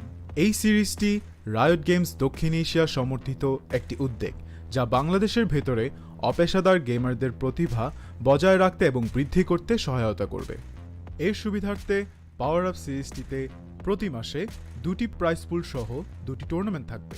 প্রতিটি মাস শুরু হবে একটি বাছাই পর্বের সাথে, যেখানে সবগুলি দল সিঙ্গল এলিমিনেশন ফরম্যাটে প্রতিযোগিতা করবে শীর্ষ 8টি দল পর্যন্ত এবং এই 8টি দল অ্যামেচার কাপে উত্তীর্ণ হবে। এই 8টি দল ডাবল এলিমিনেশনে লড়াই করবে এবং বিজয়ী শীর্ষস্থানীয় 3টি দল আমন্ত্রিত হবে ইনভিটেশনাল কাপে। ইনভিটেশনাল কাপে প্রতিযোগিতা করবে শীর্ষস্থানীয় 3টি দল এবং আমন্ত্রিত 3টি দল। ইনভিটেশনাল কাপের সময় অপেশাদার কাপ এবং ইনভিটেশনাল কাপের শীর্ষ দুটি দল উচ্চ ব্র্যাকেটে খেলবে এবং তৃতীয় স্থানের দলগুলি একই পর্বের নিম্ন ব্র্যাকেটে খেলবে। প্রথম রাউন্ডের প্রতিটি ম্যাচ হবে সিঙ্গল এলিমিনেশন ফরম্যাটে। উচ্চ ব্র্যাকেটের দুটি বিজয়ী দল তারপর ডাবল এলিমিনেশন পর্যায়ে এগিয়ে যাবে। ডাবল এলিমিনেশন পর্বে হেরে যাওয়া দলটি তখন নিম্ন ব্র্যাকেটের দলের বিপক্ষে প্রতিদ্বন্দ্বিতা করবে। এই পর্যায়ে নিম্ন ব্র্যাকেটের যে দলটি হারবে তাদেরকে তৃতীয় স্থান হিসেবে শিরোনাম দেওয়া। ইনভিটেশনাল কাপে অংশ নেওয়া সমস্ত 6টি দল পরের মাসের অপেশাদার কাপে আবার প্রতিযোগিতা করে বেরিয়ে আসতে হবে, যার উদ্দেশ্য নতুন এবং উন্নত দলগুলিকে অপেশাদার কাপে প্রতিযোগিতার সুযোগ দেওয়া। এর দ্বারা ইনভিটেশনাল কাপে আরও অভিজ্ঞ দলের সাথে তাদের দক্ষতা পরীক্ষার চক্রটি পুনরাবৃত্তি করা হচ্ছে। আমরা অর্থাৎ ESPL কিভাবে বাংলাদেশের দলগুলি পাওয়ার আপ সিরিজে পারফর্ম করে তা দেখার অপেক্ষায় রয়েছি। আপনার স্কোয়াড প্রস্তুত করুন এবং সিরিজটি শুরু হওয়ার জন্য প্রস্তুত থাকুন। Good luck agents.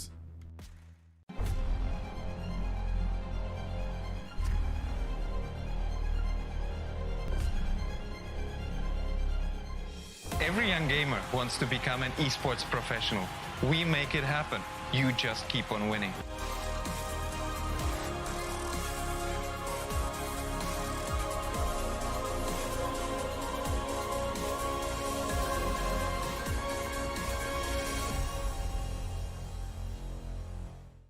স্বাগতম বাংলাদেশের জন্য ESPL Valorant PowerUp সিরিজ ফরম্যাটে আপনাকে জানাই স্বাগতম।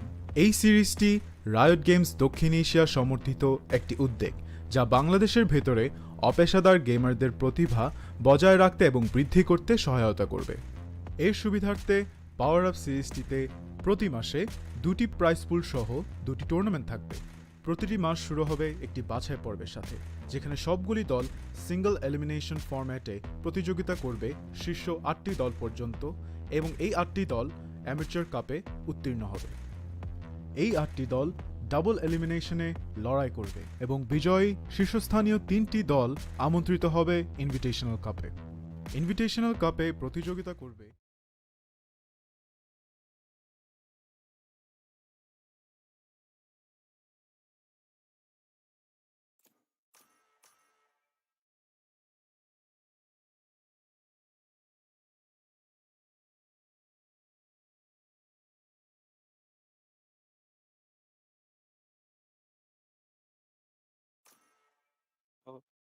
I'm sorry there. Hello there, ladies and gentlemen. We are back with the ESPL Valorant PowerUp Series Amateur Cup 6, the second map of this upper bracket finals between Zeusaberz and SE Necrosis. This match is going absolutely insane, especially the first map in Ascent. I don't know if you or there the score line.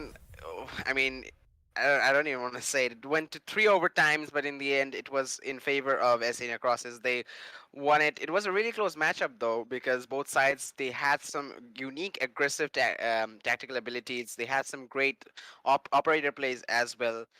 But the win in the end went to SE Necrosis, and they are going into this next map with the advantage. But keep in mind, this map pick is from Zeusaberz though, so they have the favorable lineups going into this matchup. Agent selection wise, I'm not seeing something like really out of the box here, except for maybe the Astra coming in from Fury. So overall, we are seeing more or less the same comp coming out from both teams. Exorcist will be switching in though from the side of Zeusaberz instead of Emperor, and that will definitely change things up. Exorcist is quite an aggressive player, so by the way, alongside me is Faxer. Faxer, what do you think about this switch coming in from Zeusaberz? Is that gonna slow down their momentum or actually help them? Yeah, it was obviously called for on the first map because, Exorcist is the actual player who is in the main lineup, while Emperor was the sub for Zeusaberz. But now Exorcist is here, and he did pick the Raze, and I have seen Exorcist play Raze before, and he's just so super good with it. All around aggressively, his positioning is very smart. I'm not gonna lie. You can see a B execute coming in from SE Necrosis. The wall is gonna come down. Roy trying to break that wall with the frenzy. He's gonna break it. Ice is taking some damage out, but Roy gets the first strike onto Fury with that tripwire. Roy with another one onto Rosa. It's a 3v5 situation in favor of Zeusaberz right now, as Roy looks hungry, takes down Trinity, taking down. Never mind. The trades are gonna come in, and Ice and Exorcist are the last ones to live, and they take the round for their team. The first round comes on board for Zeusaberz Esports. Absolute mayhem in this B side. Just what a way to kick things off, ladies and gentlemen. We're seeing a really fast push coming down from the side of SE Necrosis, but Roy opening things up with a triple kill and getting the first frag onto, I think it was Rosa, or I'm not sure if it was Rosa or Fury, but they walked into the tripwire and basically exposed themselves. They're completely stunned, creating an easy frag for Roy. I think some of them pushed on Roy in elbow as well, but that didn't work out either. So Roy getting a triple kill early on will definitely increase the confidence in not only him, but his entire team, considering he is one of the main fraggers for the team. As we're going into the second round, we do see a full buy coming down from the side of Zeusaberz. They have all those Spectres, but this 5-stack though, I don't think Roy and Ice are ready for it. They are holding a good angle as we see the Astro still being used. They are gonna get caught in it, but they're still gonna get 3 frags. Fury though getting a double. They will be picking up the Spectres, but look at their HP. They're both around 20 HP, and they are going to be taking the TP back to the A side as the rotations are going to come in. All three players of Zeusaberz rotated to, near the hookah position. But we will be seeing Fury picking up a Spectre. Also, Crane still has a Sheriff in hand. The bomb plant will go down unless Zeusaberz can deny it with this. Oh, Exorcist! Nade didn't connect. It sort of dodged off. He will be using a satchel. Oh, what a way it would be to die. Exorcist gets the frag onto Fury. Crane with an impressive headshot, but not enough as Sar is gonna pick him up, giving Zeusaberz another round. But I have to say that that is a good economic damage though coming down from the side of SE Necrosis. Zeusaberz will have money to go for a force buy, but I think it wouldn't be as comfortable as they would want it to be. Yeah, immediately we are seeing Exorcist have to prompting to go for that half armor, and Ice also making the same debate whether or not he should go for the half armor. But overall, I think it was a really good hold coming down from Roy and Ice. They did damage, and they also denied the entry and brought down the HP of the remaining players. So Necrosis with this full buy, this is their time to shine. This is the time for them to get some momentum under their feet and possibly get closer to an equalization. Sar, no, that's not gonna help. Trinity trying to get some control over it. Showers is gonna get forced back with that smoke. He's also on the other side. He's gonna get tagged down by the drone and he's gonna come back as well. But we can see Fury did inflicted. Never mind, Fury is now so low from that grenade coming in from Exorcist. These nades are just so beautiful, so perfectly placed. The swarm is gonna come out from KZ1 as they're trying to execute the ace tight from short. The wall comes out. It's gonna get instantly broken by the players of Zeusaberz right now. Exorcist clearing with the angle onto Shower is gonna get taken down by Trinity. But on the other side, Roy gets one onto Fury. Ice, and Roy causing mayhem onto SE Necrosis. While on the other side, Crane and Trinity getting one for themselves. It's a 2v2 situation. And Roy, Ice. Does have a smoke, gets that diffuse down. The Soval is gonna come down. Ice in a 1v2 situation. Can he make something of it? He's gonna get taken down by Trinity. What a play coming in from him, just saving his team in the end. To be honest, the first frag onto Exorcist did kind of most of the work for him, where he got that momentum and the confidence to go on and take the other players down as well. On the side of Zeusaberz, but on the other side, Zeusaberz had the man advantage at some point in the retake. They were almost in a 2v4 situation, but Crane and Preeti just clutching it for their team and getting the first round on the board.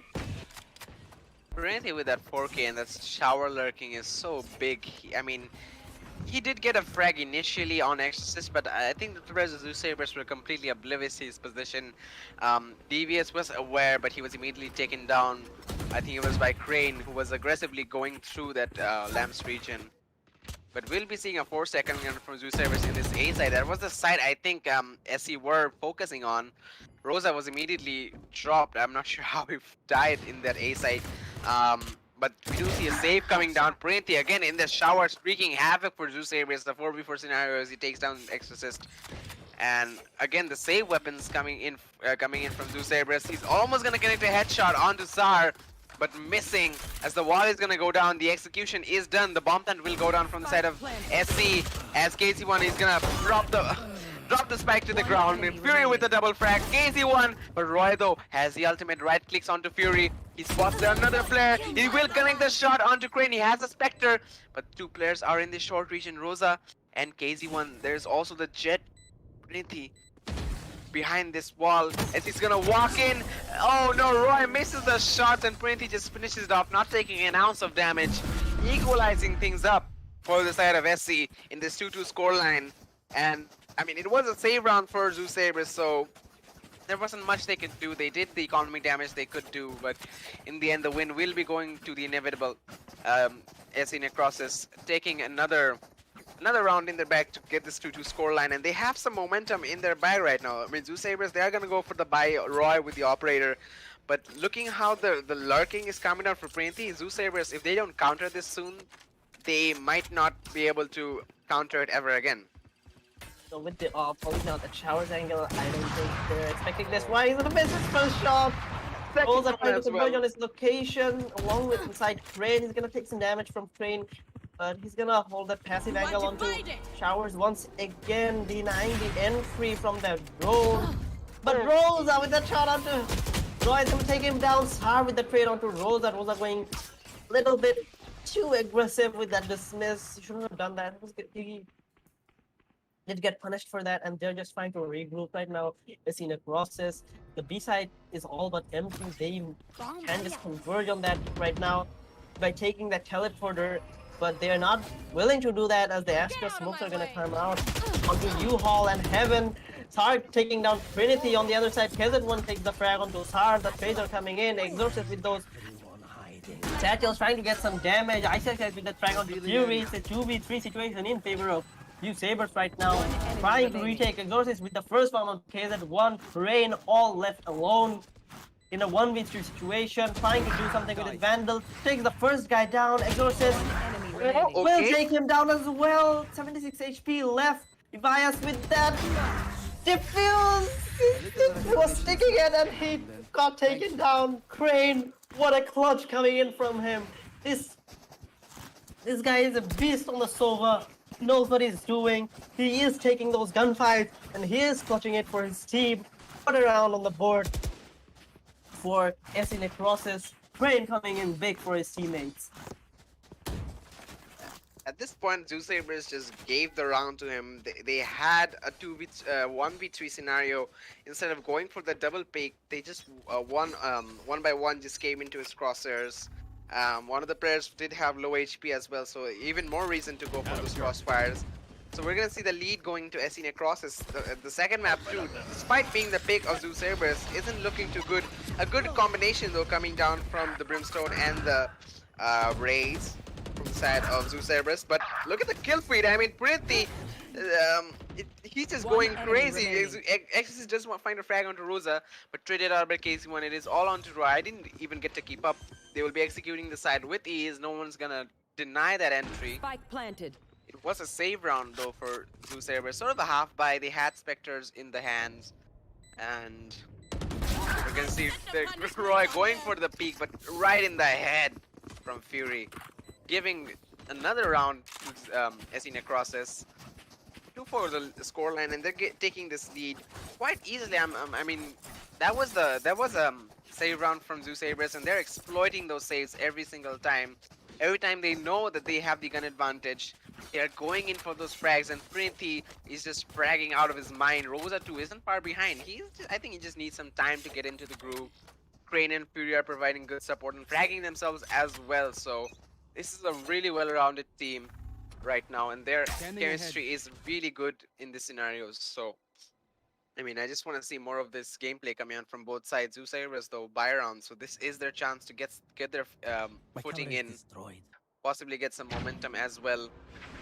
A drone coming down from Devious, all the way from the B side, all the way from the A side, sorry, onto the B side, and that will give information that there are players in hookah. The execution coming in from SE. Printi dashes into the side, takes care of Ice. The smokes are gonna cause so much trouble for Roy. Even a blind coming in, but Devious is gonna use the ultimate, take care of Printi. Even tags one more player, KZ1.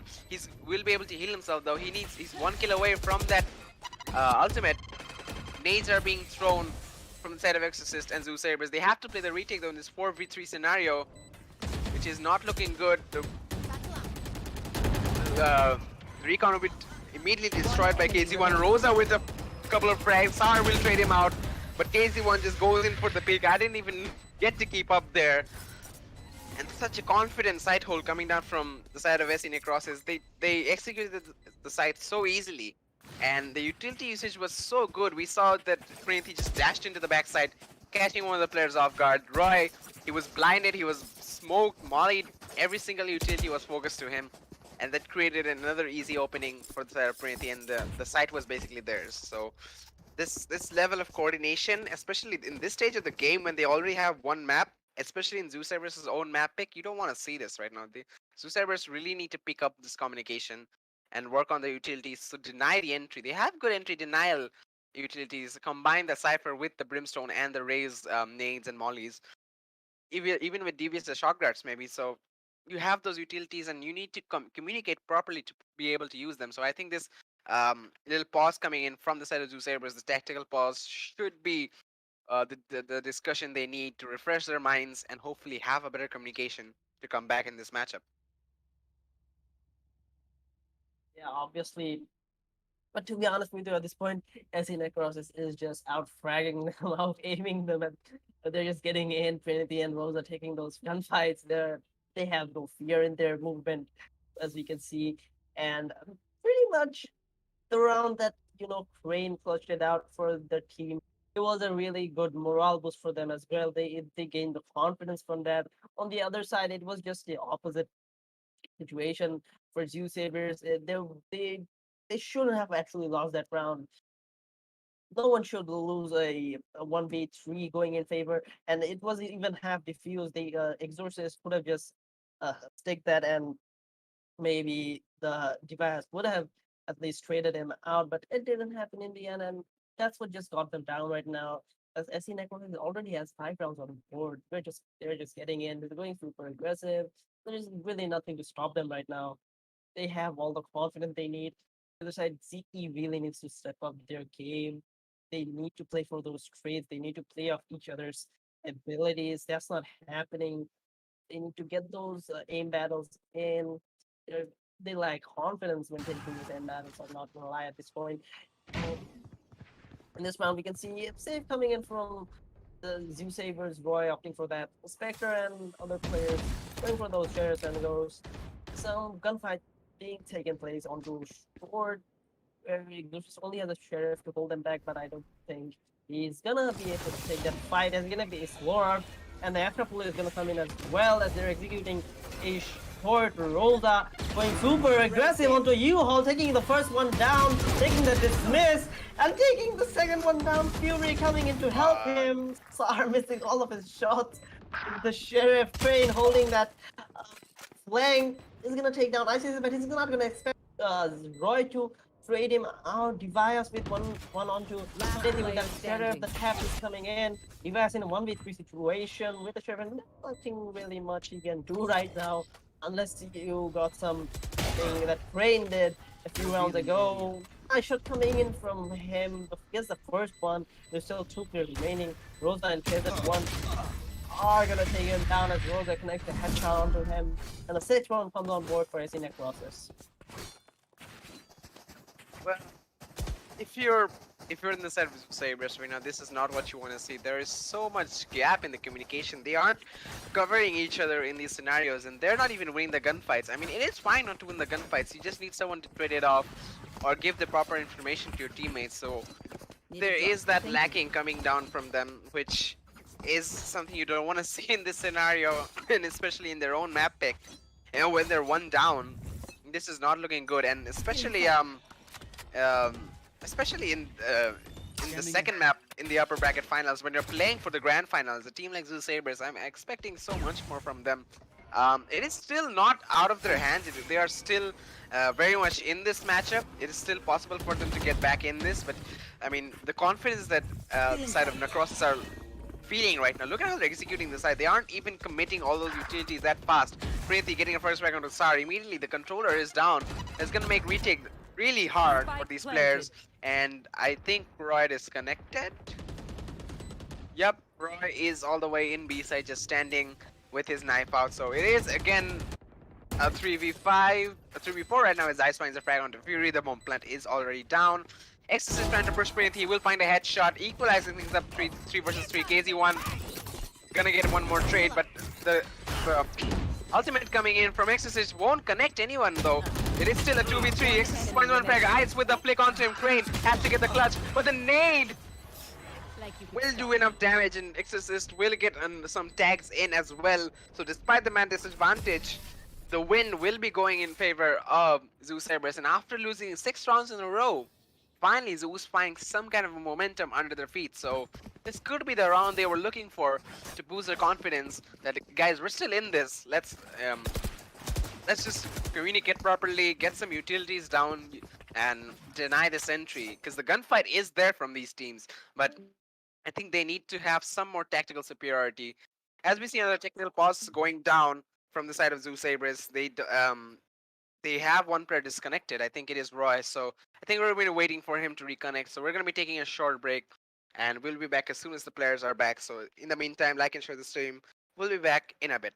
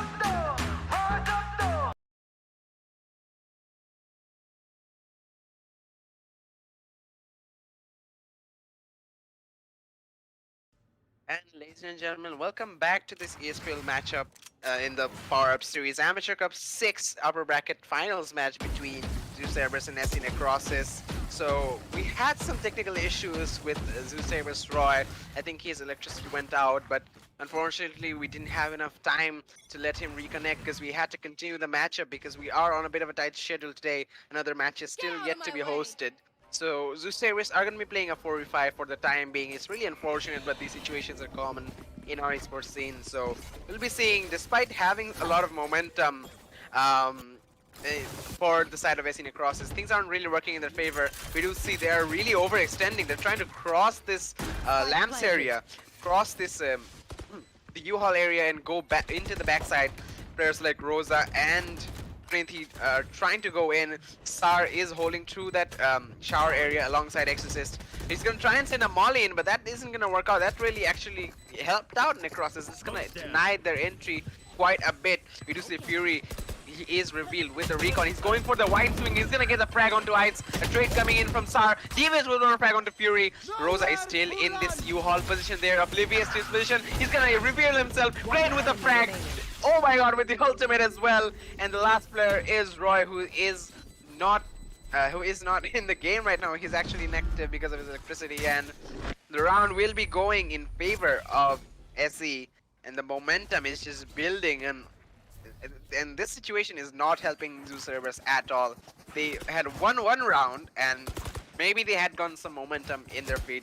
Maybe they felt some confidence coming back to them. Maybe they would be trying to properly use their utilities like they did in that round, but then this happened, and I have money. it's just not working out for them right now, and the situation is really unfortunate, but we're gonna have to roll with it for now. We're trying to wait for Roy to reconnect, but for now we're gonna see another round. It's a bit of a force buy coming down from the side of Zeusaberz, a couple of judges and a couple of pistols. So really interesting buy. All of them were committing actually B. None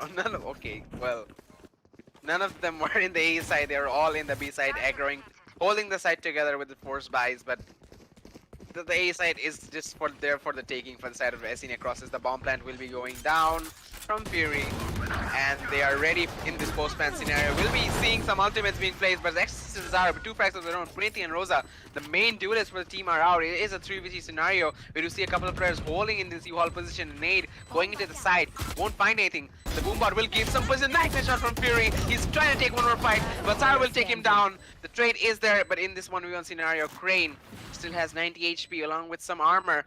Ice, the same cannot be said for him. The recon is gonna come in, giving away his position, but he'll be destroying it in time, so information isn't there. He's gonna tap it, and oh, the headshot coming in from Crane.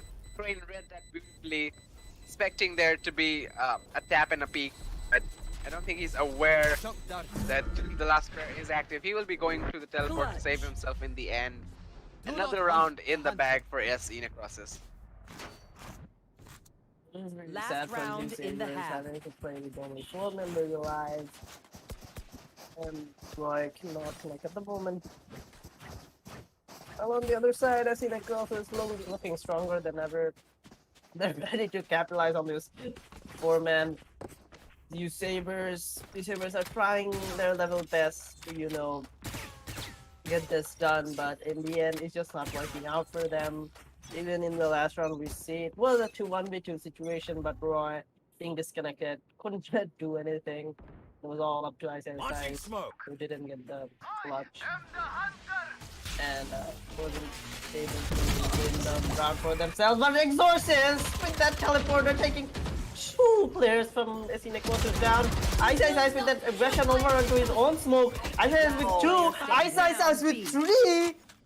3 ices in the back for him, and Trinity is the only last player alive for SC Necrosis right now. It's a 1v2 situation for him, and Ice such clean aim showdown coming in from him. That's just so great to watch. Zeusaberz, even being 1 man down, still gets 1 round on the board.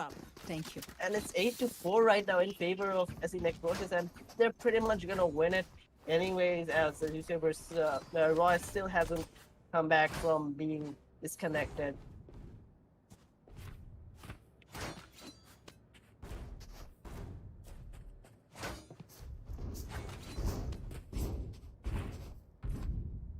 think we can see a pause coming in from the admin side. There may have been some technical difficulties that we have to deal with right now.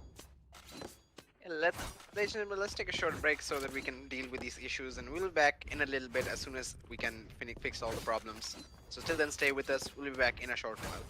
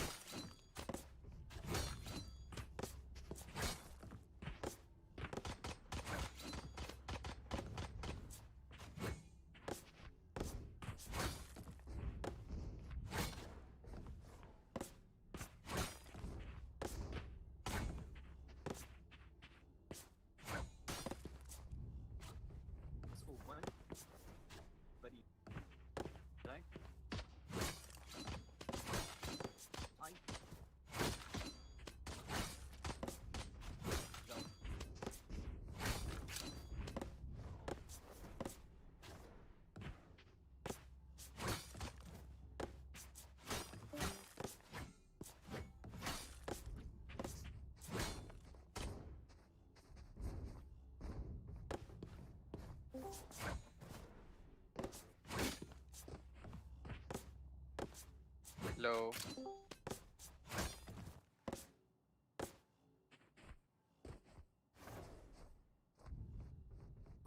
Wait. Yes, wait.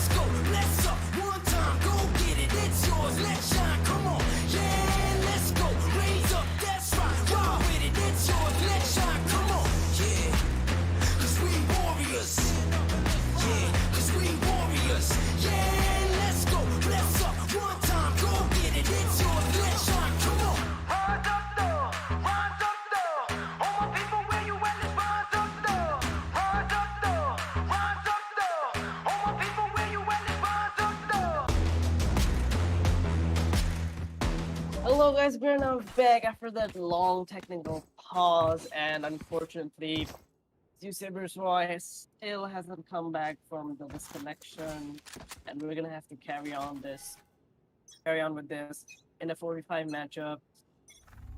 Not in favor of Zeusaberz, and the first round is gonna go down. Zeusaberz, all 4 of their players are gonna go into Hookah, take control, trying to execute B. Smokes have come in. Fury and Rosa get one for themselves, finishing the third one. And Rosa is gonna finish it up as they get the 9th round on the board. This is just very sad to see at this point. Zeusaberz not being able to do much with only 4 players playing the other side. SC Necrosis, they did give their pause timer to Zeusaberz, but it didn't help them much.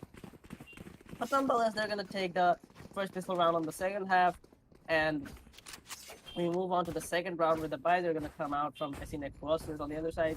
Zeusaberz, Isaiah is maybe going for that Ares. No, never mind. He's gonna sell that anyways. Necrosis looking strong and firm. It should be an easy win for them from now on. Yeah, this is really not that uncommon in the Bangladeshi esports scene. This has been happening for years and years, and I mean, there's really not much we can do for him. And it's unfortunate that it happened to a team favorite like a fan favorite like Zeusaberz. And I mean, in a stage like this, also the upper bracket finals, it's really unfortunate. But there's nothing we can do. We tried to give him time for the reconnection, but unfortunately, we didn't see him reconnect. But Exorcist though will find a frag on Prinity, will equalize things up, make this a 4v4, and oh no, DBS actually died there, so it is still a 3v4. I didn't realize that he got taken out in the belong area, but they do still have control of the bombs, Zeusaberz. So despite it not having the man advantage, they do have control of the bomb, so they can still try and execute a site. As they are slowly aggressing towards this B side, we do see Rosa really aggressing towards this B-long area. He's holding a tight angle. If Zeusaberz aren't aware of him right now, as they're gonna go for the clear, Rosa is gonna connect on him. He's gonna go for the heal and even take down. Nice, just missing away. Exorcist is in hookah, but Fury is there to cover Rosa. And another round going in favor of SC Necrosis in a 10-4 score line, as they're going to the base to take down the FK player. And another gun round win. This was a buy round for SC Necrosis. They did have those Spectres in hand. Maybe Zeusaberz, despite the disadvantage, they can show some signs of life with those buy rounds coming in, with those rifles in hands. You will be seeing Printy go for an operator. No, he will be selling it for a Spectre. So still the bonus weapons in play for the side of SC, so there is still the advantage for Zeusaberz weapons-wise. And also they need to win this round to keep their economy alive. You can see their credits; they're barely afloat economy-wise, so a big round for them indeed. Yeah, exactly. It's 10-4 right now in favor of SC Necrosis. The buy has come in from Zeusaberz. On the other side, SC Necrosis is going for that. Going for that bonus round. Train, the only one with the rifle, a Phantom on the field. You know, see Fury with that Astra, getting some retracting her smoke. Tivas on the other side of the map, taking Trinity down.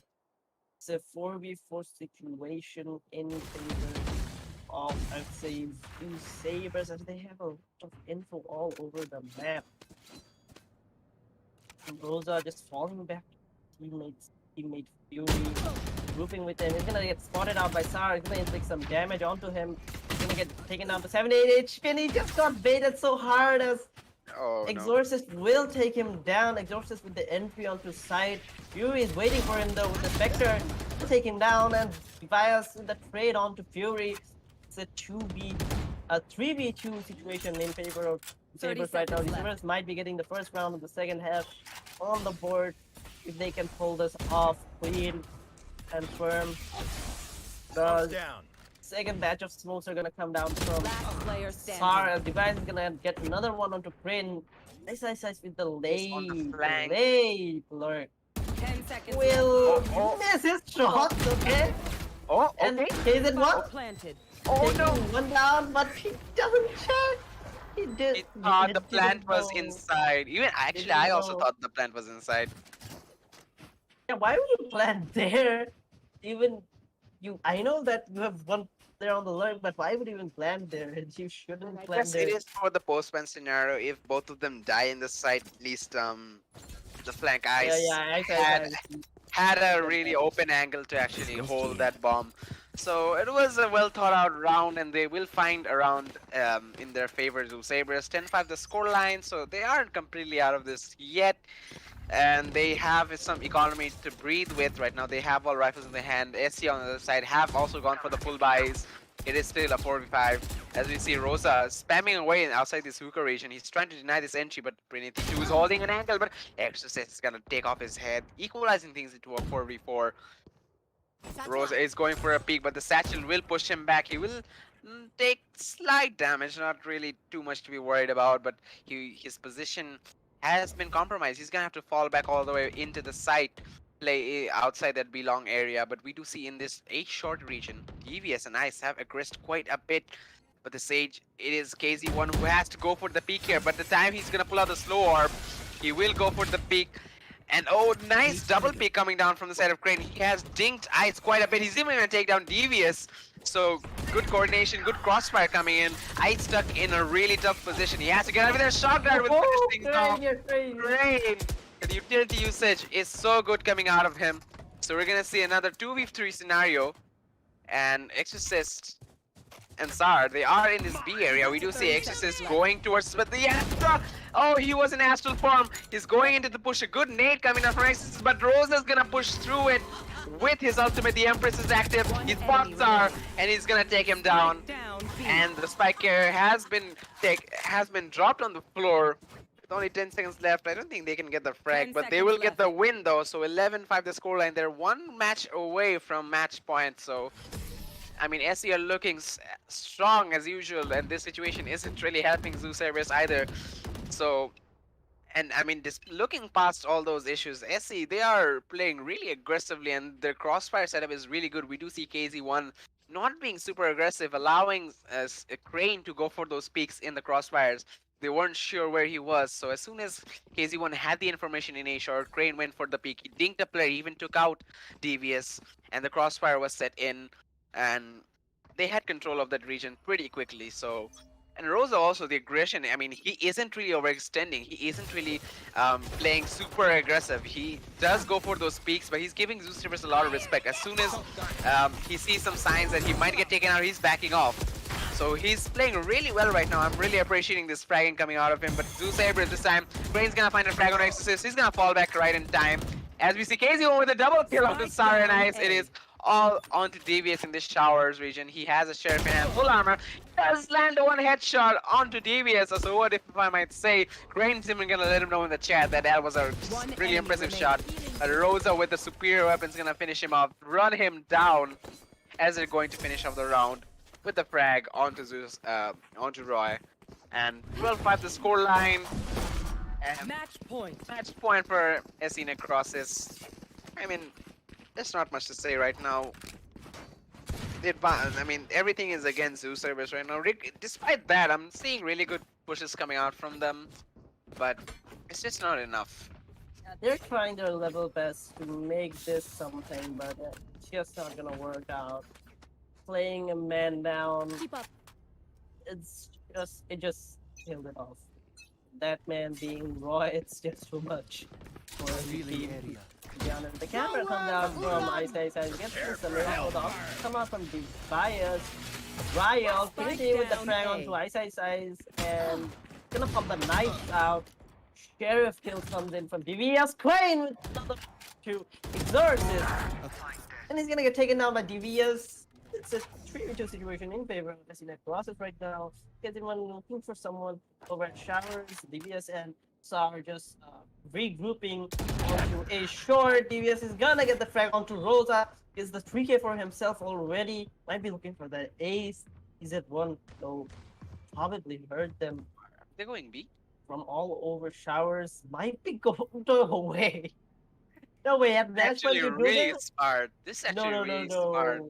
They aren't expecting this. They're expecting this to be B. KZ1's still holding. Yeah, exactly. And But they need to be fast Fury, about this because Fury is still in a good position to deny the entry, and I think I don't KZ1 know. realizes Fury might just catch them off guard. they still Maybe. have the 30 Brimstone seconds left. smoke. Yeah, exactly. Fury Oh, does Spike take them down, B. down. Last What a shot player coming from him, and standing. Fury going for that ADS is gonna cost him that Spike planted. maybe probably that match point going into a 12-6 scoreline. Sar KZ1 just going aggressive on not going to the TP though. One enemy remaining. Oh, that was a flick. That was a flick and a half, and the final kill of the matchup going to SC Necrosis, winning the upper brackets finals, advancing to the grand finals, and I mean, Defenders win. it wasn't really a matchup. Safe once more. This, especially this map, considering that Zeusaberz had to play a man down. They didn't have the player they needed on the map, and not only that, they were playing with a disadvantage as well. So it's just unfortunate to see them go out this way. And considering it's a team like Zeusaberz, where they had the potential to possibly even take the whole thing, they still have a chance though in the lower brackets. So hopefully we will see them in the tournament later on. But overall, if we speak statistically, uh, SC Necrosis, they just play on the momentum so much. They go on those aggressive pushes early on. They like to play mid quite a bit, and especially in this buy-in map, when they have a decent lead, when they have won like 2 or 3 rounds in a row, they will go so aggressive and they'll take the gunfights with such confidence. Even in defensive half, they played so well. And the utility usage is actually good. I mean, players like Rosa and Prinity are there fragging out of their minds, but Crane too, he is really good with the utility. KZ1 Fury, the Astra and Sage combination is pretty good. The slow orb along with the gravitational well caused a lot of problems while doing the entry for the set of Zeusaberz. So I appreciate their play. Zeusaberz on their side, well, there's nothing really to say about them. They have the tactical superiority. They were facing some communication issues, I think, in the first match. There wasn't the chemistry that we usually get from them. But despite that, they had a good run with the 4-man squad in the map of Bind. They did win one round with Roy, and the momentum was there for them. But exactly later on, he had to disconnect, and well, that's when things started going toppling down for them. So overall, it was a great match from both sides. Zeusaberz played exponential, considering that they had one man down. There were only 4 peoples. So considering that, they played really well, and I guess SE, just look out for them, man. They are really aggressive. Yeah, SC just playing that beautifully and taking the win for themselves, winning the series. But don't go anywhere, guys, as we'll be back at 10 p.m. with the lower bracket finals. Never mind, lower bracket semifinals at 10 p.m. See you next time.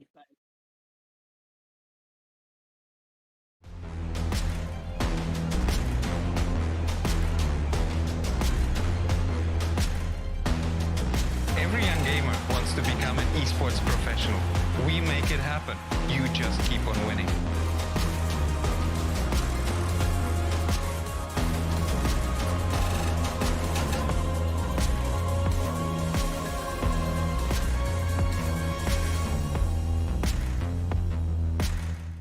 স্বাগতম বাংলাদেশের জন্য ESPL Valorant PowerUp series ফরম্যাটে আপনাকে জানাই স্বাগতম।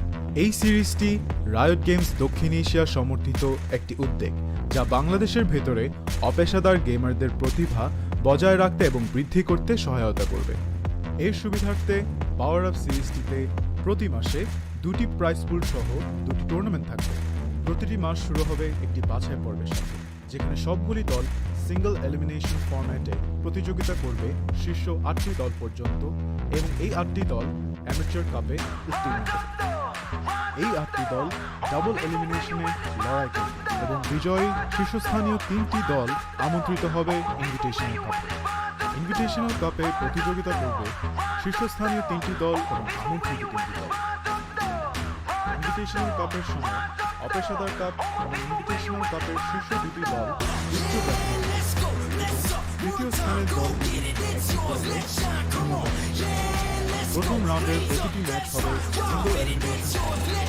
উচ্চ ব্র্যাকেটের বিজয়ী দল তারপর ডাবল এলিমিনেশন পর্যায়ে ডাবল এলিমিনেশন হেরে যাওয়া দল ব্র্যাকেটে প্রতিপক্ষের প্রতিদ্বন্দ্বিতা করবে। এই পর্যায়ে নিম্ন ব্র্যাকেটের যে দলটি হারবে তাদের দ্বিতীয় স্থান হিসেবে ইনভিটেশনাল কাপে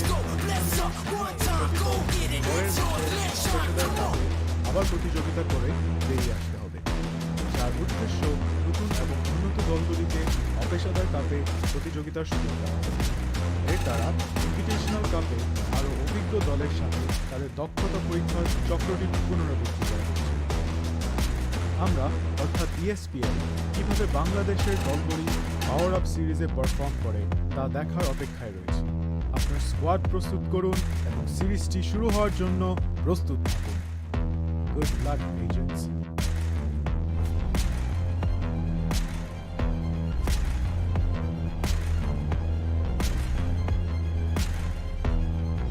Every young gamer wants to become an esports professional. We make it happen. You just keep on winning.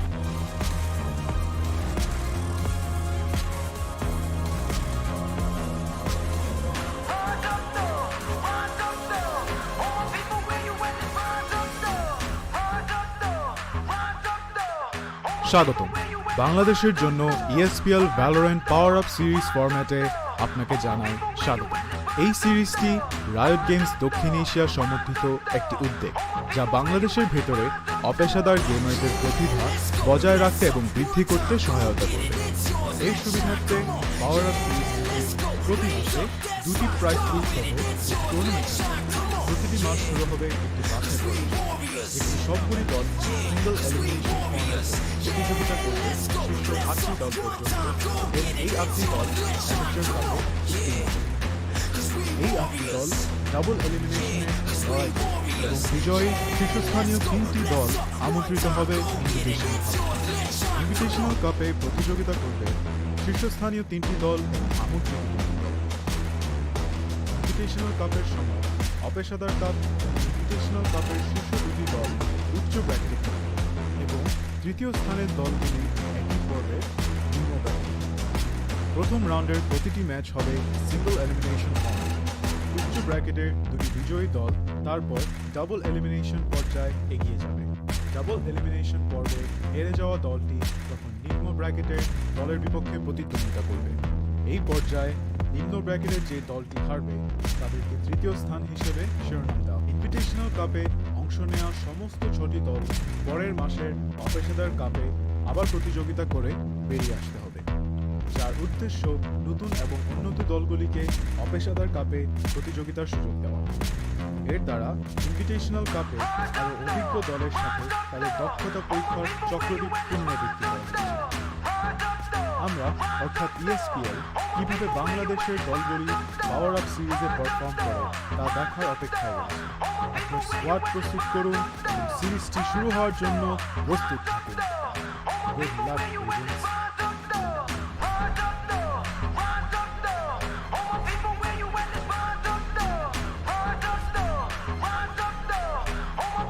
Every young gamer wants to become an esports professional. We make it happen. You just keep on winning.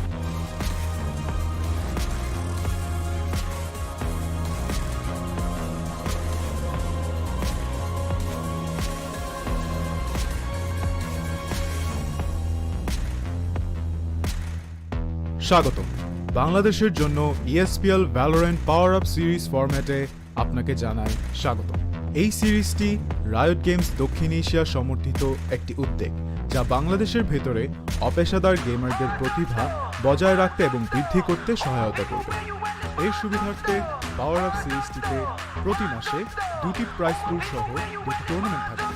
প্রতিটি মাস শুরু হবে একটি বাছাই পর্বের সাথে, যেখানে সবগুলি দল সিঙ্গল এলিমিনেশন ফর্ম্যাটে প্রতিযোগিতা করবে শীর্ষ 8টি দল পর্যন্ত এবং এই 8টি দল অ্যামেচার কাপে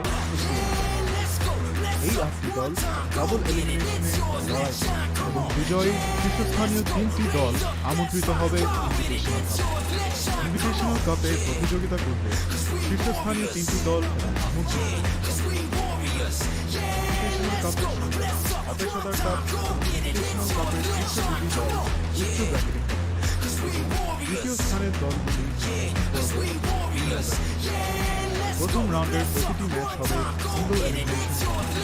উচ্চ ব্র্যাকেটের বিজয়ী দল তারপর ডাবল এলিমিনেশন পর্যায়ে ডাবল এলিমিনেশন পর্বে হেরে যাওয়া দল তখন নিম্ন ব্র্যাকেটের দলের বিপক্ষে প্রতিদ্বন্দ্বিতা করবে। এই পর্যায়ে নিম্ন ব্র্যাকেটের যে দলটি হারবে তাদের তৃতীয় স্থান হিসেবে ইনভিটেশনাল কাপে অংশ নেওয়া সমস্ত 6টি দল পরের মাসে অপেশাদার কাপে আবার প্রতিযোগিতা করে বেরিয়ে আসতে হবে, যার উদ্দেশ্য নতুন এবং উন্নত দলগুলিকে অপেশাদার কাপে প্রতিযোগিতার সুযোগ দেওয়া। এর দ্বারা ইনভিটেশনাল কাপে আরও অভিজ্ঞ দলের সাথে তাদের দক্ষতা পরীক্ষার চক্রটি পুনরাবৃত্তি করা হচ্ছে। আমরা অর্থাৎ ESPL কিভাবে বাংলাদেশের দলগুলি পাওয়ার আপ সিরিজে পারফর্ম করে তা দেখার অপেক্ষায় রয়েছে। আপনার স্কোয়াড প্রস্তুত করুন এবং সিরিজটি শুরু হওয়ার জন্য প্রস্তুত থাকুন। Good luck agents.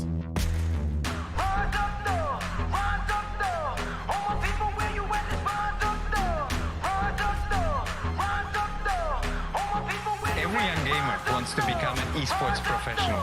We make it happen. You just keep on winning.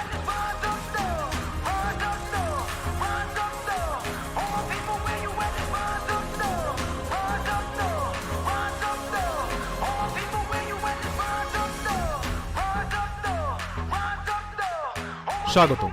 বাংলাদেশের জন্য ESPL Valorant PowerUp সিরিজ ফরম্যাটে আপনাকে জানাই স্বাগতম। এই সিরিজটি রায়ট গেমস দক্ষিণ এশিয়া সমর্থিত একটি উদ্যোগ, যা বাংলাদেশের ভেতরে অপেশাদার গেমারদের প্রতিভা বজায় রাখতে এবং বৃদ্ধি করতে সহায়তা করবে। এর সুবিধার্থে পাওয়ার আপ সিরিজটিতে প্রতি মাসে 2টি প্রাইজ পুল সহ 2টি টুর্নামেন্ট থাকবে। প্রতিটি মাস শুরু হবে একটি বাছাই পর্বের সাথে, যেখানে সবগুলি দল সিঙ্গল এলিমিনেশন ফরম্যাটে প্রতিযোগিতা করবে শীর্ষ 8টি দল পর্যন্ত, এবং এই 8টি দল অ্যামেচার কাপে উত্তীর্ণ হবে। এই 8টি দল ডাবল এলিমিনেশনে লড়াই করবে এবং বিজয়ী শীর্ষস্থানীয় 3টি দল আমন্ত্রিত হবে ইনভিটেশনাল কাপে। ইনভিটেশনাল কাপে প্রতিযোগিতা করবে শীর্ষস্থানীয় 3টি দল এবং আমন্ত্রিত 3টি দল।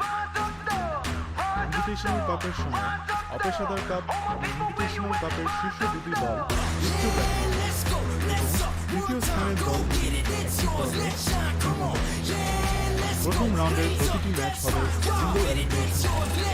উচ্চ ব্র্যাকেটের বিজয়ী দল তারপর ডাবল এলিমিনেশন পর্যায়ে ডাবল এলিমিনেশন হেরে যাওয়া দল ব্র্যাকেটের দলের বিপক্ষে প্রতিদ্বন্দ্বিতা করবে। এই পর্যায়ে নিম্ন ব্র্যাকেটের যে দলটি হারবে তাদেরকে তৃতীয় স্থান হিসেবে ইনভিটেশনাল কাপে অংশ নেওয়া সমস্ত 6টি দল পরের মাসে অপেশাদার কাপে আবার প্রতিযোগিতা করে বেরিয়ে আসতে হবে, যার উদ্দেশ্য নতুন এবং উন্নত দলগুলিকে অপেশাদার কাপে প্রতিযোগিতার সুযোগ দেওয়া। এর দ্বারা ইনভিটেশনাল কাপে আরও অভিজ্ঞ দলের সাথে তাদের দক্ষতা পরীক্ষার চক্রটি পুনরাবৃত্তি করা হচ্ছে। আমরা অর্থাৎ ESPL কিভাবে বাংলাদেশের দলগুলি পাওয়ার আপ সিরিজে পারফর্ম করে তা দেখার অপেক্ষায় রয়েছে।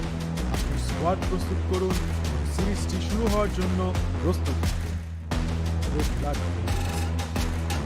These days we push forth, we stand strong, we stand tall, all together now, yeah. 'Cause we warriors, yeah. Every young gamer wants to become an esports professional. We make it happen. You just keep on winning. 'Cause we warriors, yeah. Let's go, let's up one time, go get it, it's your election, come on. Yeah, let's go, let's up one time, go get it, it's your election, come on. Yeah, let's go, raise up, that's right. Go স্বাগতম। get it, it's your বাংলাদেশের জন্য ESPL Valorant PowerUp series ফরম্যাটে আপনাকে জানাই স্বাগত। এই সিরিজটি riot games দক্ষিণ এশিয়া সমর্থিত একটি উদ্যোগ, যা বাংলাদেশের ভেতরে অপেশাদার গেমারদের প্রতিভা বজায় রাখতে এবং বৃদ্ধি করতে সহায়তা করবে। এই সুবিধার্থে পাওয়ার আপ সিরিজটিতে প্রতি মাসে 2টি প্রাইজ পুল সহ টুর্নামেন্ট। প্রতিটি মাস শুরু হবে একটি বাছাই পর্ব, যেখানে সবগুলি দল সিঙ্গল এলিমিনেশন প্রতিযোগিতা করবে শীর্ষ 8টি দল পর্যন্ত, এবং এই 8টি দল অ্যামেচার কাপে এই 8টি দল ডাবল এলিমিনেশনে লড়াই করবে এবং বিজয়ী শীর্ষস্থানীয় 3টি দল আমন্ত্রিত হবে ইনভিটেশনাল কাপে। ইনভিটেশনাল কাপে প্রতিযোগিতা করবে শীর্ষস্থানীয় 3টি দল আমন্ত্রিত। ইনভিটেশনাল কাপের অপেশাদার কাপ ইনভিটেশনাল কাপের শীর্ষ 2টি দল উচ্চ ব্র্যাকেটে তৃতীয় স্থানের দলগুলি একটি পর্বে প্রথম রাউন্ডের প্রতিটি ম্যাচ হবে সিঙ্গল এলিমিনেশন। তারপর ডাবল এলিমিনেশন পর্যায়ে ডাবল এলিমিনেশন পর্বে হেরে যাওয়া দলটি ব্র্যাকেটে দলের বিপক্ষে প্রতিদ্বন্দ্বিতা করবে। এই পর্যায়ে ভিন্ন ব্র্যাকেটের যে দল হারবে তাদের দ্বিতীয় স্থান হিসেবে পরের মাঠে অপেশাদার কাপে আবার প্রতিযোগিতা করে বেরিয়ে আসবে। যার উদ্দেশ্য নতুন এবং উন্নত দলগুলিকে অপেশাদার কাপে প্রতিযোগিতা এর দ্বারা ইনভিটেশনাল কাপে আরও অভিজ্ঞ দলের সঙ্গে তাদের দক্ষতা পরীক্ষার চক্রটি আমরা অর্থাৎ ESPL কিভাবে বাংলাদেশের দলগুলি পাওয়ার আপ সিরিজে পারফর্ম করে তা দেখার অপেক্ষা স্কোয়াড প্রস্তুত করুন, সিরিজটি শুরু হওয়ার জন্য প্রস্তুত। Every young gamer wants to become an esports professional. We make it happen. You just keep on winning.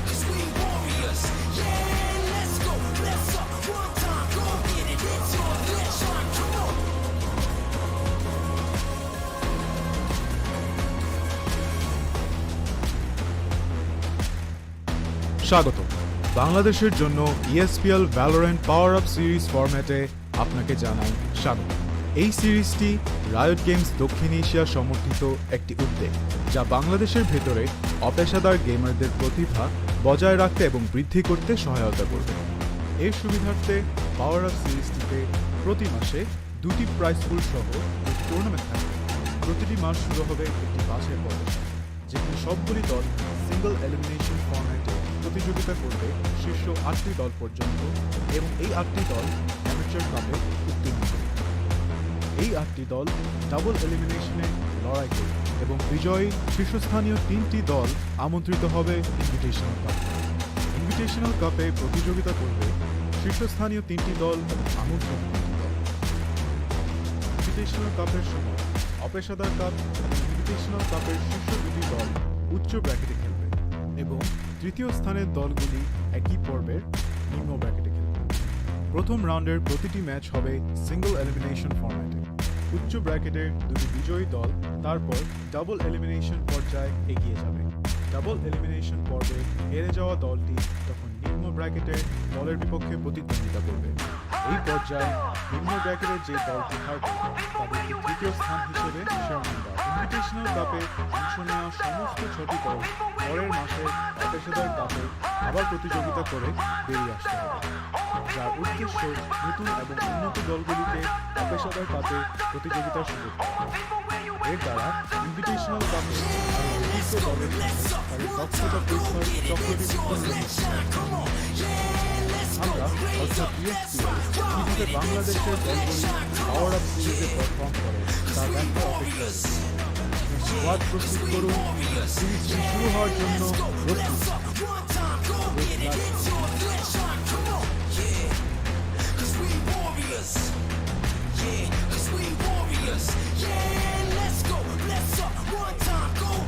Every young gamer wants to become an esports professional. We make it happen. You just keep on winning.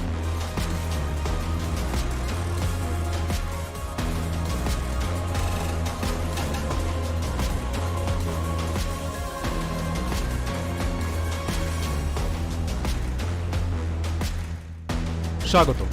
বাংলাদেশের জন্য ESPL Valorant PowerUp series ফরম্যাটে আপনাকে জানাই স্বাগত। এই সিরিজটি riot games দক্ষিণ Asia সমর্থিত একটি উদ্যোগ, যা বাংলাদেশের ভেতরে অপেশাদার গেমারদের প্রতিভা বজায় রাখতে এবং বৃদ্ধি করতে সহায়তা করবে। এর সুবিধার্থে পাওয়ার আপ সিরিজটিতে প্রতি মাসে 2টি প্রাইজ পুল সহ 2টি টুর্নামেন্ট থাকবে। প্রতিটি মাস শুরু হবে একটি বাছাই পর্বের সাথে, যেখানে সবগুলি দল সিঙ্গল এলিমিনেশন ফরম্যাটে প্রতিযোগিতা করবে শীর্ষ 8টি দল পর্যন্ত, এবং এই 8টি দল অ্যামেচার কাপে উত্তীর্ণ হবে। এই 8টি দল ডাবল এলিমিনেশনে লড়াই করবে এবং বিজয়ী শীর্ষস্থানীয় 3টি দল আমন্ত্রিত হবে ইনভিটেশনাল কাপে। ইনভিটেশনাল কাপে প্রতিযোগিতা করবে শীর্ষস্থানীয় 3টি দল এবং আমন্ত্রিত 3টি দল। ইনভিটেশনাল কাপের সময় অপেশাদার কাপ এবং ইনভিটেশনাল কাপের শীর্ষ 2টি দল উচ্চ ব্র্যাকেটে খেলবে এবং তৃতীয় স্থানের দলগুলি একই পর্বে নিম্ন ব্র্যাকেটে খেলবে। প্রথম রাউন্ডের প্রতিটি ম্যাচ হবে সিঙ্গল এলিমিনেশন ফর্ম্যাট। উচ্চ ব্র্যাকেটের দুটি বিজয়ী দল তারপর ডাবল এলিমিনেশন পর্যায়ে এগিয়ে যাবে। ডাবল এলিমিনেশন পর্বে হেরে যাওয়া দলটি তখন নিম্ন ব্র্যাকেটের দলের বিপক্ষে প্রতিদ্বন্দ্বিতা করবে। এই পর্যায়ে নিম্ন ব্র্যাকেটের যে দলটি হারবে তাদেরকে তৃতীয় স্থান হিসেবে শিরোনাম দেওয়া। ইনভিটেশনাল কাপে অংশ নেওয়া সমস্ত 6টি দল পরের মাসের অপেশাদার কাপে আবার প্রতিযোগিতা করে বেরিয়ে আসতে হবে, যার উদ্দেশ্য নতুন এবং উন্নত দলগুলিকে অপেশাদার কাপে প্রতিযোগিতার সুযোগ দেওয়া। এর দ্বারা ইনভিটেশনাল কাপে আরও অভিজ্ঞ দলের সাথে তাদের দক্ষতা পরীক্ষার চক্রটি পুনরাবৃত্তি করা হচ্ছে। আমরা অর্থাৎ ESPL কিভাবে বাংলাদেশের দলগুলি পাওয়ার আপ সিরিজে পারফর্ম করে তা দেখার অপেক্ষায় রয়েছে। আপনার স্কোয়াড প্রস্তুত করুন এবং সিরিজটি শুরু হওয়ার জন্য প্রস্তুত থাকুন। Good luck agents. Let's go, let's up, one time, go get it, it's yours, let's shine, come on. Yeah, let's go, raise up, that's right, ride with it, it's Every young gamer wants to become an esports professional. We make it happen. You just keep on winning. Cause we warriors. Yeah, let's go, let's up, one time, go get it, it's yours, let's shine, come on.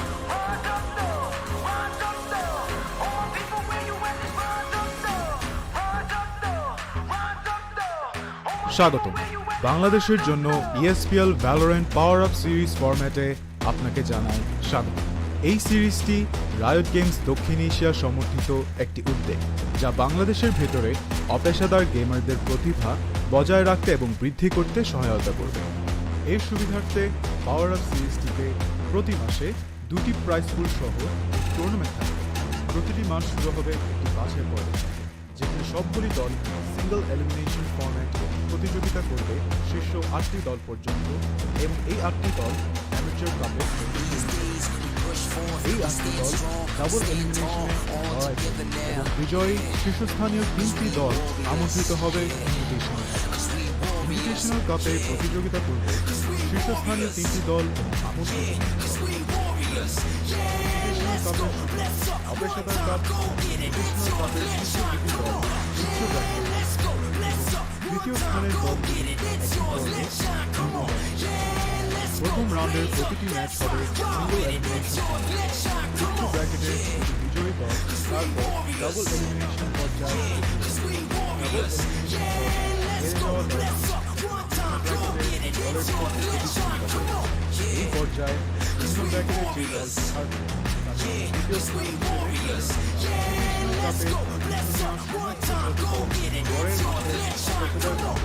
আবার প্রতিযোগিতা করে বেরিয়ে আসবে, যার উদ্দেশ্য দলগুলিকে অপেশাদার কাপে প্রতিযোগিতার এর দ্বারা ইনভিটেশনাল কাপে অভিজ্ঞ দলের তাদের দক্ষতা পরীক্ষার চক্রটি পুনরাবৃত্তি। আমরা অর্থাৎ ESPL কিভাবে বাংলাদেশের দলগুলি পাওয়ার আপ সিরিজে পারফর্ম করে তা দেখার অপেক্ষায় স্কোয়াড প্রস্তুত করুন, সিরিজটি শুরু হওয়ার জন্য প্রস্তুত।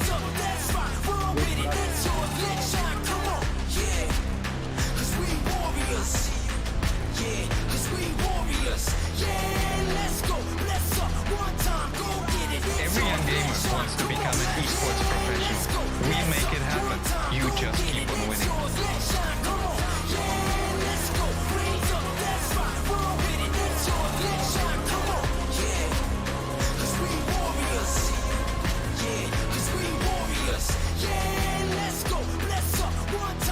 স্বাগত। বাংলাদেশের জন্য ESPL Valorant PowerUp সিরিজ ফরম্যাটে আপনাকে জানাই স্বাগত। এই সিরিজটি রায়ট গেমস দক্ষিণ এশিয়া সমর্থিত একটি উদ্যোগ, যা বাংলাদেশের ভেতরে অপেশাদার গেমারদের প্রতিভা বজায় রাখতে এবং বৃদ্ধি করতে সহায়তা করবে। এর সুবিধার্থে পাওয়ার আপ সিরিজটিতে প্রতি মাসে 2টি প্রাইজ পুল সহ টুর্নামেন্ট। প্রতিটি মাস শুরু হবে একটি বাছাই পর্ব, যেখানে সবগুলি দল সিঙ্গল এলিমিনেশন ফরম্যাটে প্রতিযোগিতা করবে শীর্ষ 8টি দল পর্যন্ত, এবং এই 8টি দল অ্যামেচার কাপে এই 8টি দল ডাবল এলিমিনেশনে লড়াই করবে এবং বিজয়ী শীর্ষস্থানীয় 3টি দল আমন্ত্রিত হবে ইনভিটেশনাল কাপে প্রতিযোগিতা করবে শীর্ষস্থানীয় 3টি দল আমন্ত্রিত। ইনভিটেশনাল কাপের সময় অপেশাদার কাপ ইনভিটেশনাল কাপের শীর্ষ দুটি দল উচ্চ ব্র্যাকেটে খেলবে এবং তৃতীয় স্থানের দলগুলি একই পর্বে নিম্ন ব্র্যাকেটে খেলবে। প্রথম রাউন্ডের প্রতিটি ম্যাচ হবে সিঙ্গল এলিমিনেশন ফর্ম্যাট। উচ্চ ব্র্যাকেটের দুটি বিজয়ী দল তারপর ডাবল এলিমিনেশন পর্যায়ে এগিয়ে যাবে। ডাবল এলিমিনেশন পর্বে হেরে যাওয়া দলটি তখন নিম্ন ব্র্যাকেটের দলের বিপক্ষে প্রতিদ্বন্দ্বিতা করবে। এই পর্যায়ে নিম্ন ব্র্যাকেটের যে দলটি হারবে তাদের তৃতীয় স্থান হিসেবে শিরোনাম দেওয়া। ইনভিটেশনাল কাপে অংশ নেওয়া সমস্ত 6টি দল পরের মাসে অপেশাদার কাপে আবার প্রতিযোগিতা করে বেরিয়ে আসতে হবে, যার উদ্দেশ্য নতুন এবং উন্নত দলগুলিকে অপেশাদার কাপে প্রতিযোগিতার সুযোগ দেওয়া। এর দ্বারা ইনভিটেশনাল কাপে আরও অভিজ্ঞ দলের সাথে তাদের দক্ষতা পরীক্ষার চক্রটি পুনরাবৃত্তি করা হচ্ছে। আমরা অর্থাৎ ESPL কিভাবে বাংলাদেশের দলগুলি পাওয়ার আপ সিরিজে পারফর্ম করে তা দেখার অপেক্ষায় রয়েছে। আপনার স্কোয়াড প্রস্তুত করুন এবং সিরিজটি শুরু হওয়ার জন্য প্রস্তুত থাকুন। Good luck, agents.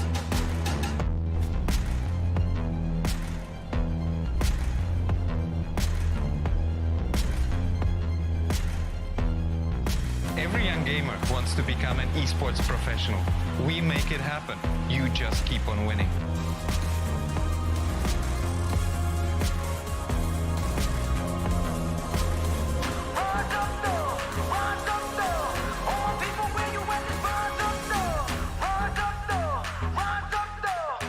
স্বাগতম। বাংলাদেশের জন্য ESPL Valorant PowerUp সিরিজ ফরম্যাটে আপনাকে জানাই স্বাগতম।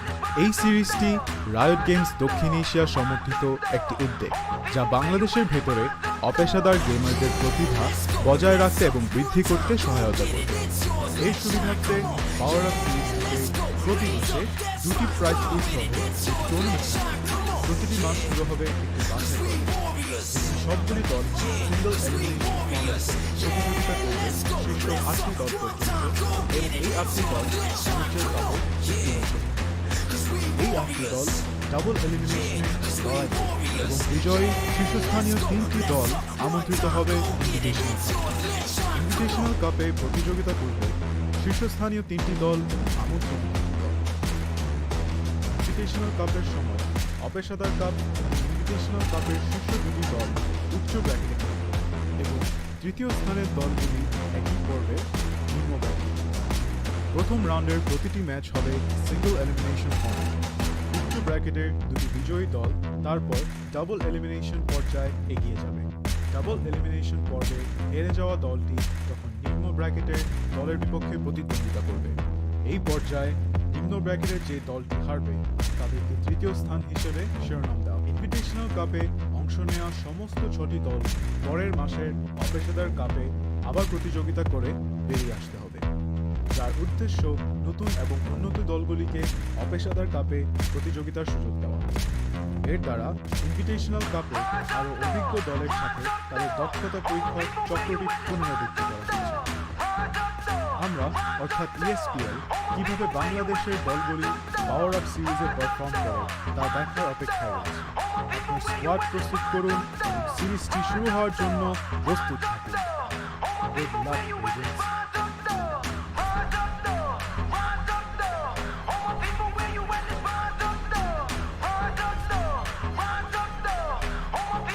Every young gamer wants to become an esports professional. We make it happen. You just keep on winning.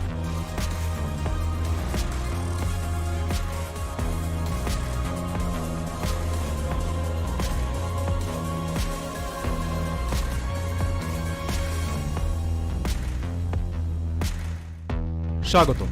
বাংলাদেশের জন্য ESPL Valorant PowerUp সিরিজ ফরম্যাটে আপনাকে জানাই স্বাগতম।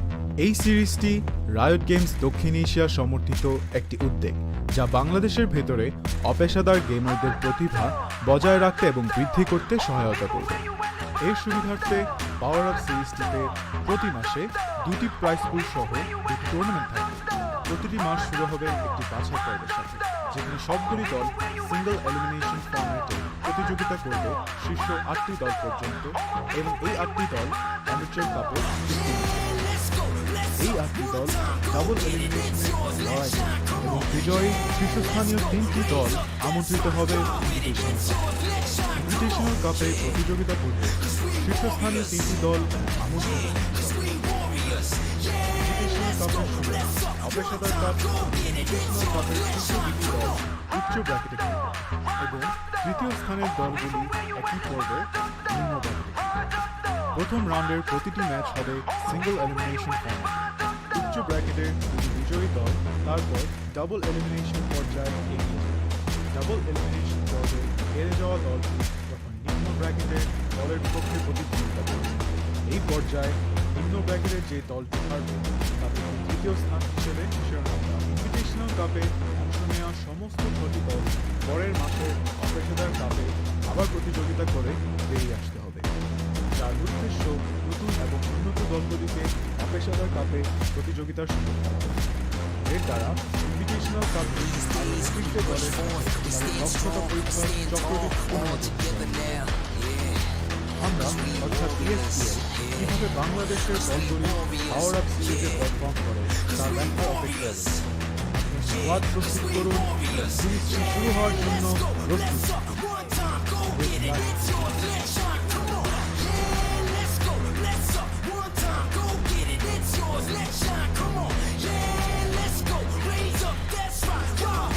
Every young gamer wants to become an esports professional. We make it happen. You just keep on winning.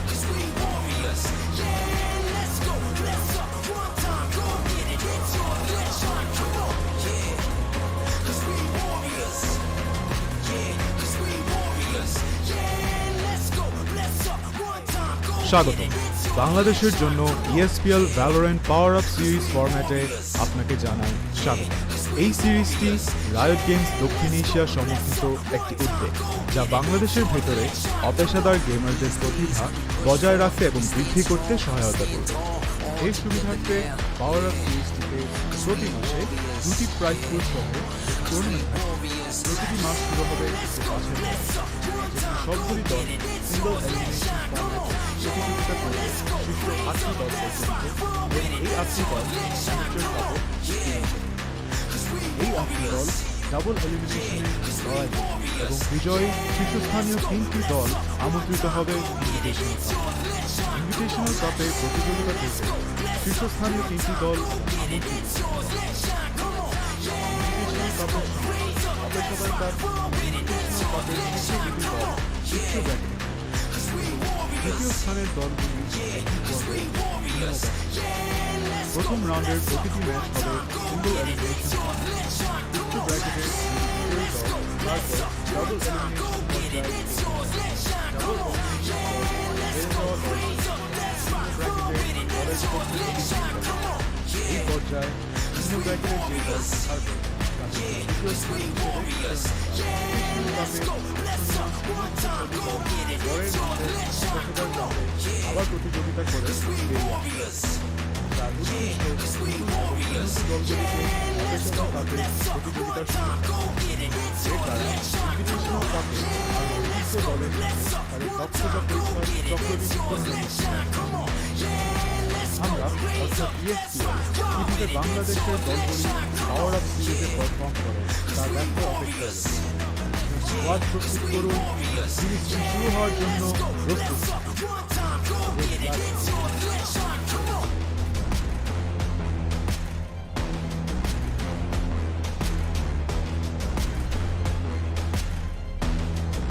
Every young gamer wants to become an esports professional. We make it happen. You just keep on winning.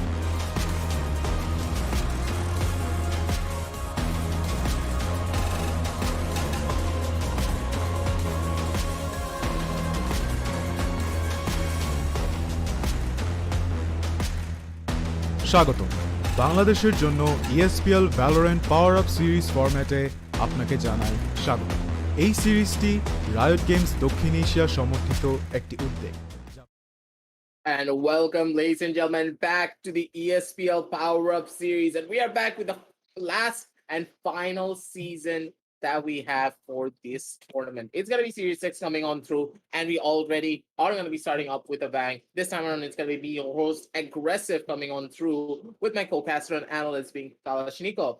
Now, Shnikov, this is going to be a matchup between D3 and 7R.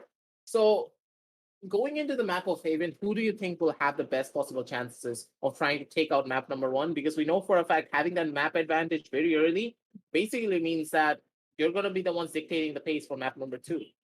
Thank you so much, Aggressive, and thank you so much, guys. This is Kalashnikov once again, and I want to mention that ESPL is a global esports platform with a tournament platform provider with the goal of elevating players to esports champions. Starting 2021 with a bang, ESPL's hope to grow Valorant talents across South Asia. So in order to check up on us, go for the espl.gg and also register in order to be with us. And thank you guys. We are now currently live on ESPL Bangladesh and also on bongobd.com. And in the answer of questions of Aggressive, one thing is to be sure that this is a map of Heaven. So Heaven is the most tactical map we have seen in this side of Valorant competitive scene, and those cheeky angles, those that kind of map control where each of the parts of the map is really important to hold up sides, and having 3 sides off the board, team coordination is a key to winning this map. So that being said, I'm not yet sure which team is gonna make it happen, but on current statistics says and matches says, it's pretty much Dattebayo should have a good control over this map.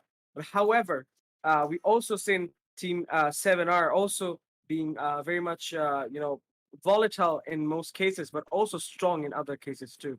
So it's only the match is all gonna tell, and the time's gonna tell who's gonna take over this map early on. Now, the real question is how 7R are going to be playing a lot of their matches, because when you consider their team, they've gone through multiple roster changes, and many of their star players have moved on to other bigger orgs. So having this new roster, set up for them, you really want to question what kind of plans they have in particular. But it seems as though they're not going to be going for anything spicy. They're going for the same picks that they always do. The usual standard pickup Select of your probably the agent. Jet and of course the Phoenix. But it feels as though Velcro, he's already opting to go in for that breach, not opting to go in for it. And they're actually opting to go in for the much more spicy pickup, being that Astra. Astra now being one of the best controllers in the entire game, if and only if you know how to use her abilities in conjunction with your teammates. So when you consider the composition coming out from the side of 7R, I will definitely say that they have the biggest advantage in comparison to the side of D3, because on D3, yes, on paper, they have really good agents, but when it comes down to synergy, they don't really have a lot to work with, because the Sage with the Jet, it's not something that you expect to work that well. That being said, I always think about one thing. Sure, like in the map like Heaven, all it's gonna matter is how much you're able to use the utilities to the best use possible, and make the teams do proper digesting all of that damage, all of that aggression, all of the time. So that being said, I'm pretty sure that maybe this time around we might be seeing the usage of Astra, which is basically very rare in some cases, and we didn't see Astra picks these days. But yet Astra is also coming to the meta slowly, and hoping to see different cases coming off with Astra and usage of their proper utilities coming here thereby. Oh, the push going on through already. It seems as though it's kind of slow but steady. Typhoon holding it down with the classic, a thing that we normally never see on that Reyna. Him opting to go in for the full armor and the classic in hand, something really old school to say the very least. But Yuri gets a perfect position of his own. Probably gonna be able to take down a couple, but Yuri's not gonna hit the first initial headshot down onto the Reyna. That basically means that, hey, he does get 1 kill, but he does not get the second. 2 bullets left on his magazine, not gonna be able to hit those shots, and it is gonna be Typhoon being able to survive and get out with his life. But that's pretty much all that he's gonna be getting, because now it's gonna be a full send rush down towards the seaside. But the Killjoy, he has not moved an inch, and I'm pretty sure that Delby, he's gonna be able to shut down a couple of more as soon as he keeps out in that corner.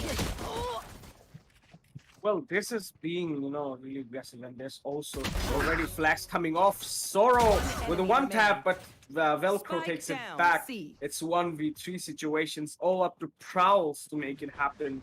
And Prowls knows the positions out here, and they're basically 30 seconds left. doesn't know where Prowl's gonna be. This is really sad. Couldn't look at the right time and making it punishable for that. And first round goes on 7R, taking off the first few frags of the game, taking game into this side, winning the first pistol round to the advantage, and now going for the SMGs. Pretty much solid coming off at the start, and it's yet to say harder how it's gonna be. And we're seeing D3 buying off with the full classics. Don't see them buying any armor or anything. So I think they're gonna hard eco this round, maybe, and maybe they're gonna go for blitz coming off soon enough. They were a little bit slow in that round in particular, and D3 felt as though they were kind of a little bit lost when it came down to their communication, but they're coming in back hard in this round in particular. It's going to be Slim Zero being able to get the first initial pickup down onto the Phoenix, basically nullifying one of the guns and being able to pick up a little bit more firepower for their side. At this point, when you're on that eco, you're not trying to win out the round. You can try and win out the round after you get the first two initial picks, but before that, you need to try and play for the picks as much as possible. The more guns that you get in your favor, the better the chances you have of trying to beat your opponents in the long run and not in a short run to try and take it all away from their side when it comes down to the terms of their money. But at the same time, Velcro, he sees the position of the Sage, and the Sage is going to slowly but surely running on back down towards the side of A. And it seems as though the push is going to be going on down soon enough. No Heaven Smoke though, and without any form of a Heaven Smoke, this could be deadly for their side. Shock darts are going to be raining on it, not going to be able to tag out anyone just yet. The Outrun comes out to try and get a little bit of value. But with that Shock dart already pushing on down in, it's going to be Slim Zero coming on down with a run and gun of his own. Slim Zero being able to shut down too, and this Thrifty round is very much possible down for the side of D3. D3 with that round really is like, being really hard, and that first frag, really the total first frag that they took with the classic all together, that really made me think, like, I don't think they're gonna give it so early. Right now Overlord is basically jumping to his dad, does some damage but reloads, and that's really sad. It's Daily one with the clutch, doing it. 7R still wins the round, unwinnable round 1, and this is gonna be one damn time, guys, and that made them win this round. And that being said, I'm really astonished. The round was wholly on the side of D3, but the bravery of Delhi and Overlord really succumbed their whole team formation in a few seconds, and they just took out the whole team right there, jumping from heaven, both of them taking out every one of them. Really nice coordination thereof, and 2 versus 4 done. Really good round coming off. It was a little bit questionable, to say the very least, of what exactly happened in that round in particular, but at the same time, I'm not really questioning the shots coming on down from the side of 7R, because they're just pushing in hard. They're not even budging an inch when it comes down to their aggression, and that is what you expect coming out from such high-level teams, especially when it comes down to the map of Haven, because on Haven, when you're on the defensive side, if you play too passive, you're not really going to be getting a lot of value, because considering there are 3 sides, you need to take that gamble, being like, hey, maybe we can go in for a push down towards the side of mid. Maybe we can actually try and get a couple of cheeky kills, then get back out, rotate down to another side, and keep our opponents guessing of where we're going to be holding. Because if you play aggressively, basically it just nullifies any form of predictability that you have in your team. Understanding when to be aggressive, when to be defensive, it's very key. And when it comes down to that aggression, 7R, they're on point. And if they are able to survive for just a little while longer, I do believe that with the time running on out, the first mistake is going to be going on through Yuri with a beautiful headshot, shuts down Apocalypse, spots out that spike, and now it's just all but over. They need to go down towards the side of B or towards the side of C, because they cannot go to A. They don't have enough time. 30 seconds left. Well, being that, I mean, oh, Yuri, what was that? That spam. Destroy everything. Good splash, but Sorrow on a double kill. Oh my God, that's nasty. Now we're seeing his 1v2 situation. 12 seconds on the 10 clock. seconds left. It's do or die situation. Really less time. He doesn't have enough time to plan. Entry coming up. 3 seconds on the clock. But sadly, run goes off. Nice try by Sorrow, but wasn't good enough. And 7R takes the third round off the board. Undefeatable yet now. And this is making it really hard for D3 to understand the situation, cope up with it, and then take action. And as far as I remember, every time D3 is pushing by, they're getting like early frag. Like their mistakes are really small, but the small mistakes are giving up a higher and bigger prices, making 7R taking rounds easily as they should. Some are just in that zone, I would say, because they're just being so unpredictable. And going back to the statement I made before, understanding when to be aggressive and when to be defensive, and then switching up your strategies to keep your opponents guessing of what you want to do really puts a lot of pressure down to the attacking side, because the attackers are going to be afraid. Someone could be flanking down from our back end, someone could be coming down from the front, but it's going to be Stillman, Zera from the sidelines being able to shut down Yuri. But Yuri, sadly, he's not going to be able to survive for long, though. It's going to be Faisal being able to shut down another one. He's looking for another one, though, but Apocalypse just comes in front of him and says, Peekaboo, I see you. Shuts him down almost immediately, but Overlord with our Guardians shuts him down as well with an immediate trade. That's going to be a 2-for-2 trade coming out from both sides, and it's even Stevens on the scorecard once again, but at the same time, it's not really even Stevens, because you need to consider that D3, they're on an eco, and they're getting a lot of value out of it, that is for sure. Well, that being said, we are seeing Overlord playing with his recon drone. Did spot someone behind that cover. 30 seconds and left. we are seeing 30 seconds off the clock. Typhoon going for the plan. It's 3v3 doable for both of the team. Unexpected, but we are seeing D3 on a really good eco till now. It's full out on using their utilities to the best. Best of their ability. Delhi getting 2 kills off the board. 1v2 situation. It's basically one guy, and to the wall finishes off Typhoon. Really good shots over there. Sorry, aggressively. No. Yes, I can take over from there. You can take a little bit of water, and you know, as we are casters, we always have to make sure that we are hydrated to make sure we bring you the best possible content. So moving on back to that round in particular, Velcro, he had the perfect angle. He had the setup down with Deadly to try and go in for that double swing, because I'm pretty sure that if Velcro died in that scenario, Deadly was close enough so that he would be able to get the refrag nonetheless, and the gun was not in any form of danger. Easy defuse coming out from them. They're going to be able to survive. But at the same time, D3, really smart coming out from them as well. They were able to get so much value out of the eco round. Not only were they able to get the spike plant, they were able to take down 3 guns, cause a lot of economic damage, and keep the ball rolling for their end. Yuri's trying to go in for a couple of his own cheeky plays with that Blade Storm, but he's not going to be able to find out much. Instead, it's going to be Prowls getting the first initial kill down onto Warhorn, shutting him down already. And Velcro, he's holding it down strong, but Typhoon, with just that rain of flash, just runs on in.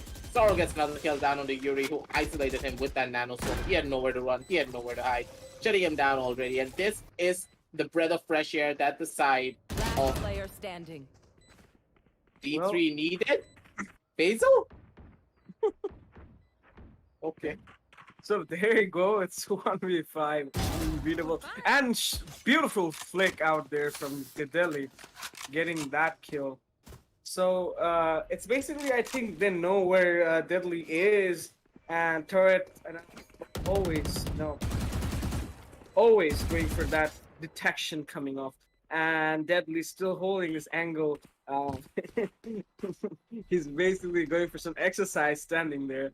And bomb goes off, and this is basically the first round coming off on the side of D3. Good round coming off from D3. There were really actually close rounds coming off, and he did see, but sadly couldn't put up the shot. But there was a really split second of thoughts and split second of scariness coming off of the board. And seeing that, I have to say, D3 were basically having similar rounds coming off. They really came out from a very bad situation, but also 7R with their constant aggression and refragging capabilities, always outsmarting D3 off the clock. And time is a matter of fact. And 7R knows how to utilize time and how to, take over time. So that being said, the round goes off, and we are seeing a coordinated split coming off on the side of D3. Push, they should be able to stabilize themselves quite heavily, and this is a massive morale boost coming out from them as well, because now that they're able to take the first round on the board, that basically means that, hey, we're in the spot to make this push happen for ourselves as well. But that turret is in such an awkward position. They could have just walked on in, and the turret would not have found them out. It's been the perfect round for them. But where did that slow orb just land? Was it just me, or did I just see it slow orb land on top of the roof? Exactly. Supposed to be. But I don't know, maybe some kind of tactics. Yeah, this could just be a tactic to try and, make the house a little bit chilly. It's a hot day here in Bangladesh, so they need this. But the real spice is already happening down towards the seaside. It's going to be Apocalypse with the immediate trade, and also the revive to shut down a couple from the sidelines. It is going to be Hunter's Fury coming on down from Warlord. He tags out one. He's able to take down another one as well. A double kill with Hunter's Fury, and already 7R, they are rolling it down. They knew for a fact that, hey, we need a 1-for-1 trade, but the trades are not really going on down smooth enough. So instead, it's going to be Slim Zera from the sideline getting a couple of picks of his own. Prowl's actually prowling on down towards the side of mid on that beautiful lurk of his. He's going to be able to shut down a couple for himself as well. 10 Get out of the seconds lockdown comfortably. But still, that's so much time already being lost. They need to rush on down into the site. They need to try and find something. Velcro's going to be able to get the first initial pick off, and Velcro, he just needs to run away. There's no time for the plan.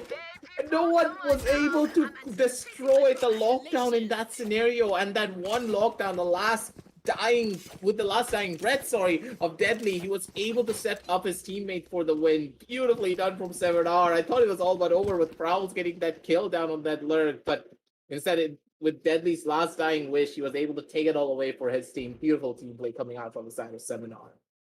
That's what you call a, what should I say? The independence move, That's how you independent yourself and making some contribution to the team.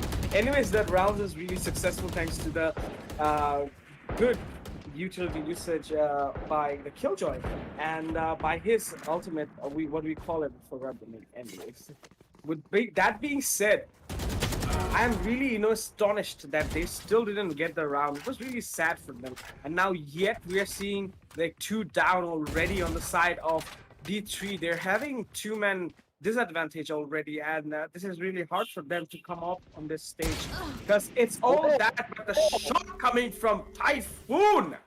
What was that? We call it the Ferrari pick coming up, and Fazal couldn't finish, sadly. Sora takes him out, and it's 2v3. Good job by D3. They already, came back to the site, and we are seeing Prowls on a full teleportation, and here Deadly pulling off the angle, waiting for him to come over. And he knows that there is someone there, and we are seeing attacker Killjoy putting on.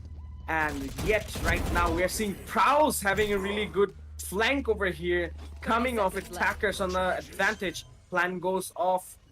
Very last time coming. We are seeing both of them coming off to the angle of Dune right now. We are seeing the recon dart coming off. We are seeing also the recon drone coming off, and this is gonna be intel that's gonna work and make them win. Checking off the angle of heaven, so they know where the enemies are. Now they're gonna push it through, waiting for a shock dart. Sadly, geometry class missed off, bad sadly, and we are seeing the damaging grenade over here. Overlord pushing, one tap, sad moment there, right there, and we're also seeing another moment. 7R, what is this clutch? Beautiful, beautiful teamwork coming off on the side of 7R, clutching this one to off the board. 6-1, 6 for 7R, 1 for D3, and D3 was a nice try coming off, but yet D3 couldn't recover one more round off it. So maybe in the near future we might see D3 on action now and once again. A little bit questionable, to say the very least, of how they wanted to hold that post-round position. It didn't feel as though they were communicating together as a team. They heard the footsteps, and the fact that Faisal would just go in and swing down towards the side of A long was a very common thing, because You know for a fact a lot of noise was being made. You put down that smoke, you actually moved around a little bit, giving away your location, and Faisal just peeked that corner and just shot you down in the head almost immediately. A beautiful gravity well though coming down from the sidelines, being able to take down one, but Velcro, he's still alive, he's still kicking.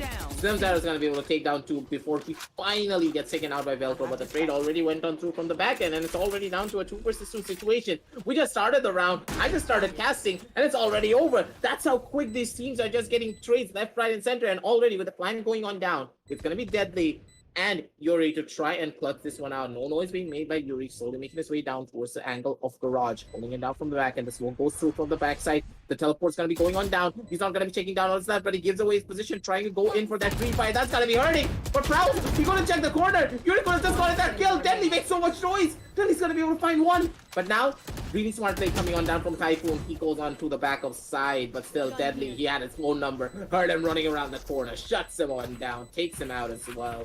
7-1 on the scorecards already for the side of 7R, ladies and gentlemen. And this new roster, seemingly, they work very well as a cohesive unit.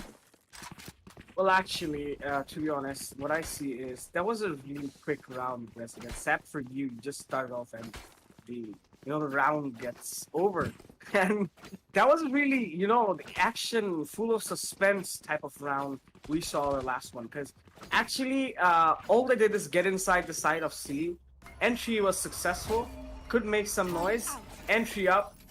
The bombs started blasting, everyone started blasting each other's head, and that's how it goes off. And now we're seeing a coordinated push once again towards C. They're trying same thing again, once again, and we are seeing 7R falling back to C. We are seeing also D3 on inside the side, going for the plan while being raised. Pushes coming off, really good ones coming off the board. They're not giving up, but Faisal takes out Typhoon to the smoke.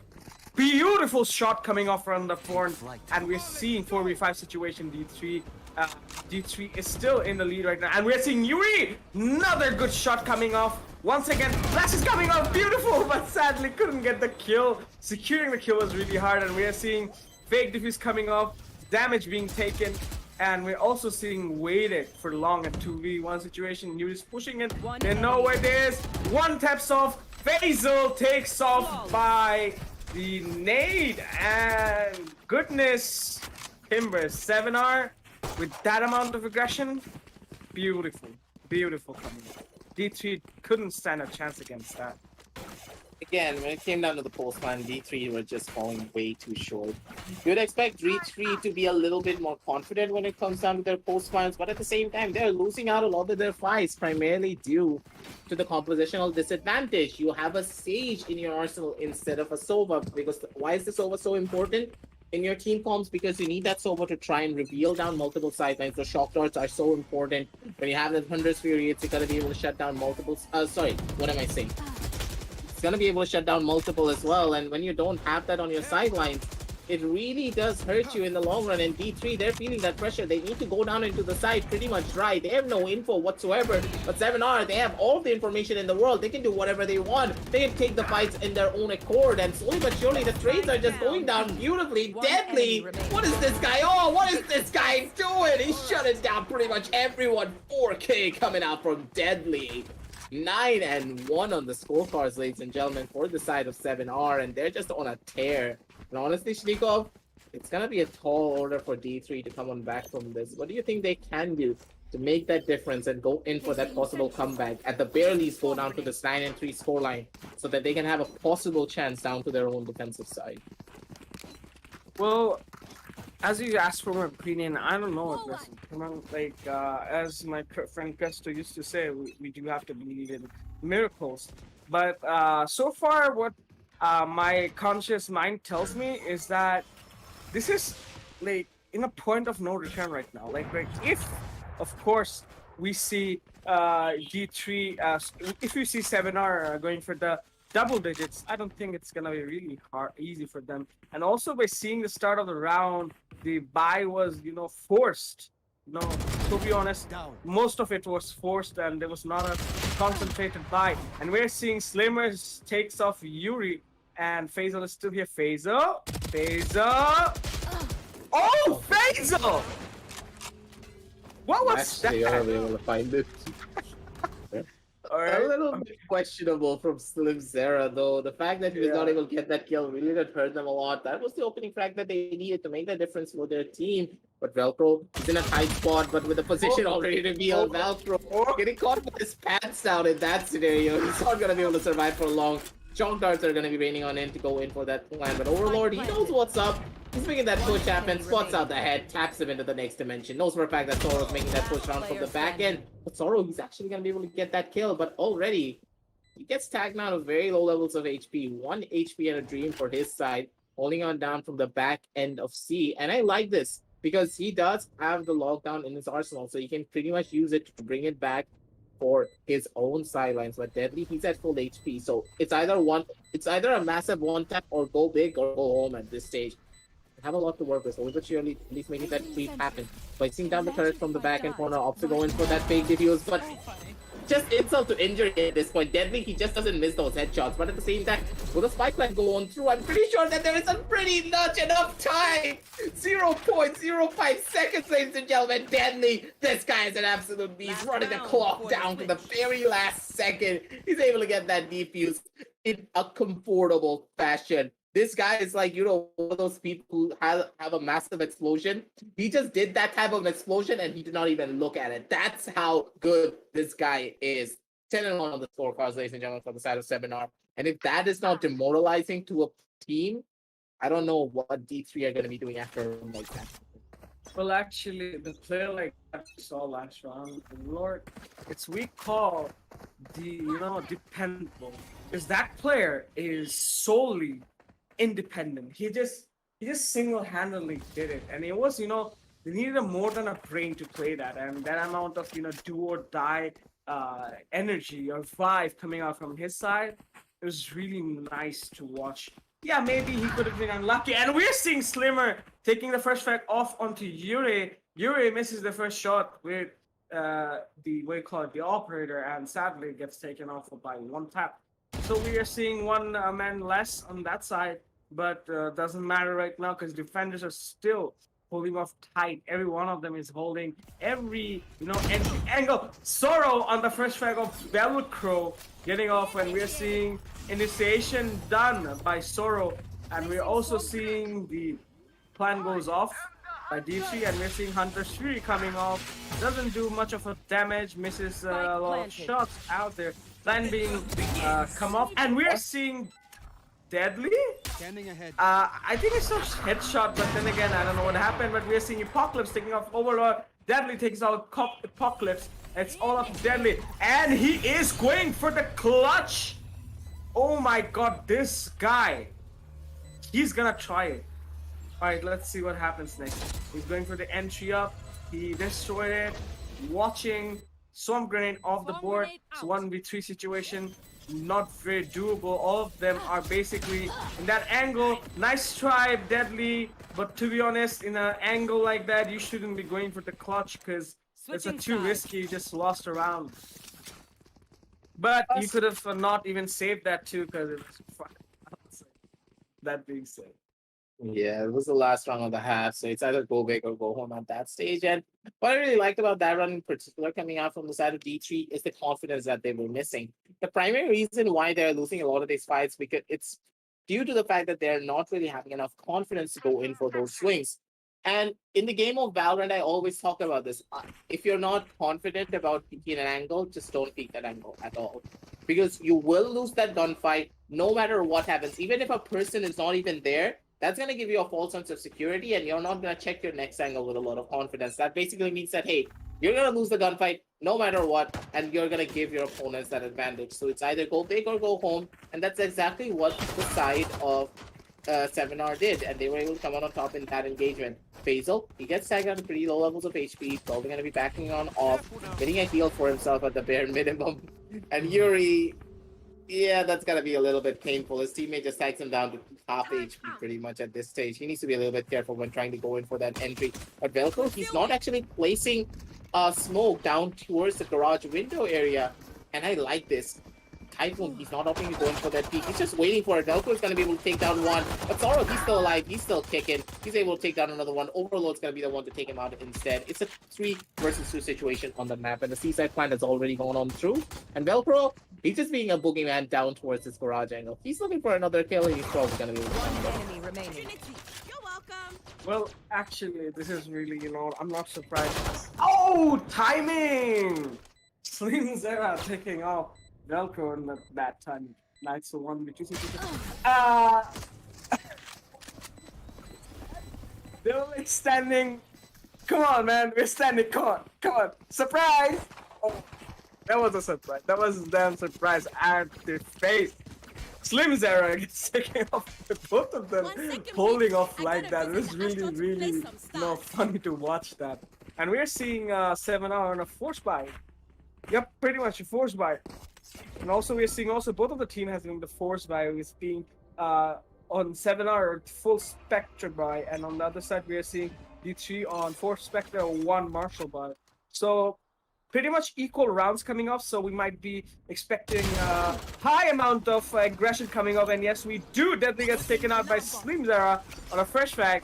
All callouts, hell breaks loose inside the side of A, and the attackers takes down, and 7R inside. D3 yet doesn't know what's happening off the board.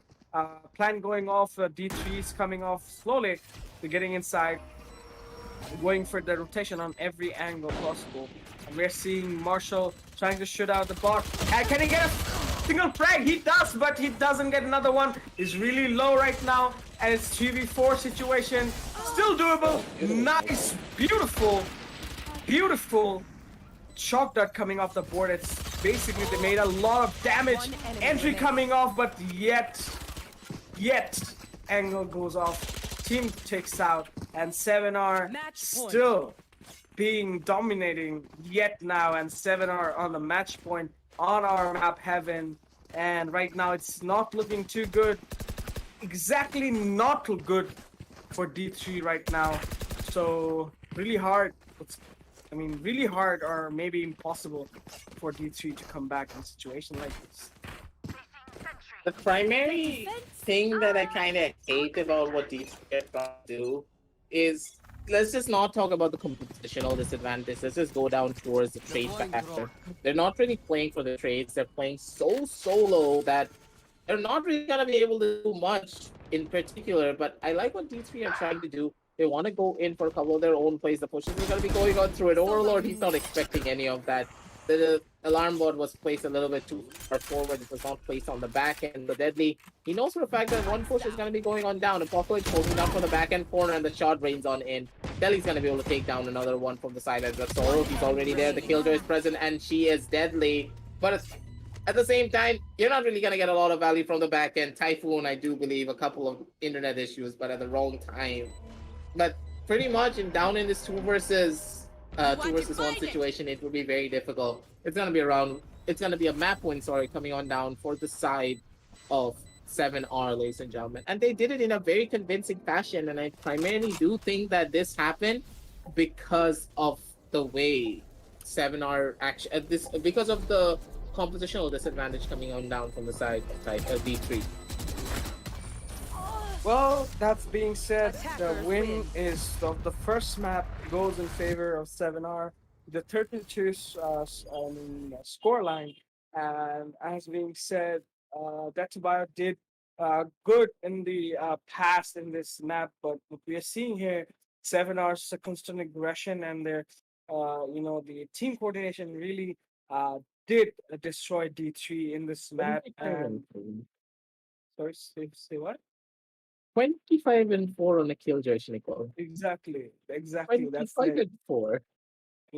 That's like groundbreaking, to be honest. Like, it's basically as if I watched a match between an immortal and a gold or silver lobby. No offense, but yeah, that's what I heard. But maybe D3 wasn't having their good day today. Maybe D3 wasn't on their best situation today. Maybe their team coordination comms weren't at the best today. Maybe they didn't have a good day. And as they say, I played in a game they used to tell me in the loading screen, maybe your opponent is having a good day. Yeah. That is the case, and it's a little bit sad to say the very least of what G3 were trying to do. And in the current meta, if you want to try and keep up with top level teams, you need to make sure you learn these new characters. You need to make sure you keep up with the meta, because currently in this scenario, meta is better than comfort. Normally, we will always talk about that comfort is better than meta, but in the current scenario, in currently what Valorant is trying to bring into, if you are proficient at using the meta, comfort is not going to be able to get you through pretty much anything. The Astra pickup is just so crucial, and the level of coordination coming on down from everyone from the side of 7R. Let's just not talk about the fact that Deadly is 25-4. This Killjoy is cracked out of his entire mind. But moving on back to all the utility usage coming on down from the Astra, the Phoenix, they set everyone up beautifully, and that's what you expect coming on down from the top level teams. And when you look at the synergistic nature of all of the agents picked up by the side of D3, there's not really a lot of synergy. What can you expect coming out from them, especially on this map in particular? The Sage walls were not really as present. Maybe the Raj wall could be a thing, or even the mid wall was just not there, and that's what kind of hurt them. But don't fret, ladies and gentlemen. This is still a best of three, so D3 still have a chance to prove themselves in the following matchup. And we're going to be back with the real shortly with the ESPL Bangladesh PowerUp series after this short break.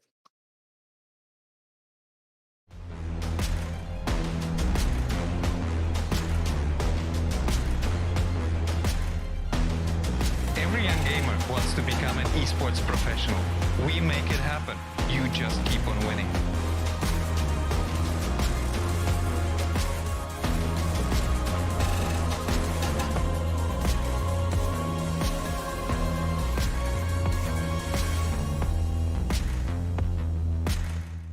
স্বাগতম বাংলাদেশের জন্য ESPL Valorant PowerUp series ফরম্যাটে আপনাকে জানাই স্বাগতম। এই সিরিজটি riot games দক্ষিণ এশিয়া সমর্থিত একটি উদ্যোগ, যা বাংলাদেশের ভেতরে অপেশাদার গেমারদের প্রতিভা বজায় রাখতে এবং বৃদ্ধি করতে সহায়তা করবে। এর সুবিধার্থে PowerUp সিরিজটিতে প্রতি মাসে 2টি প্রাইজ পুল সহ 2টি টুর্নামেন্ট থাকবে। প্রতিটি মাস শুরু হবে একটি বাছাই পর্বের সাথে, যেখানে সবগুলি দল সিঙ্গল এলিমিনেশন ফরম্যাটে প্রতিযোগিতা করবে শীর্ষ 8টি দল পর্যন্ত, এবং এই 8টি দল অ্যামেচার কাপে উত্তীর্ণ হবে। এই 8টি দল ডাবল এলিমিনেশনে লড়াই করবে এবং বিজয়ী শীর্ষস্থানীয় 3টি দল আমন্ত্রিত হবে ইনভিটেশনাল কাপে। ইনভিটেশনাল কাপে প্রতিযোগিতা করবে শীর্ষস্থানীয় 3টি দল এবং আমন্ত্রিত 3টি দল। ইনভিটেশনাল কাপের সময় অপেশাদার কাপ এবং ইনভিটেশনাল কাপের শীর্ষ 2টি দল বিশ্ব তৃতীয় স্থানের দলগুলি প্রথম রাউন্ডের প্রতিটি ম্যাচ হবে সিঙ্গল এলিমিনেশন। উচ্চ ব্র্যাকেটের বিজয়ী দল তারপর ডাবল এলিমিনেশন পর্যায়ে যাওয়া দল ব্র্যাকেটের দলের বিপক্ষে এই পর্যায়ে নিম্ন ব্র্যাকেটের যে দল তাদের তৃতীয় স্থান হিসেবে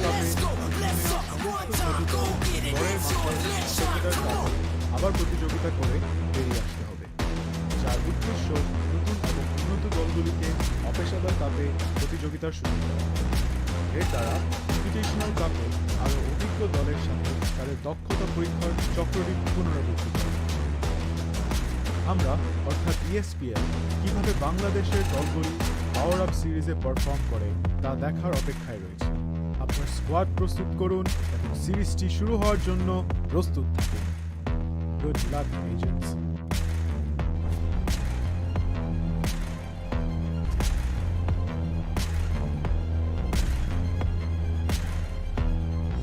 Every young gamer wants to become an esports professional. We make it happen. You just keep on winning.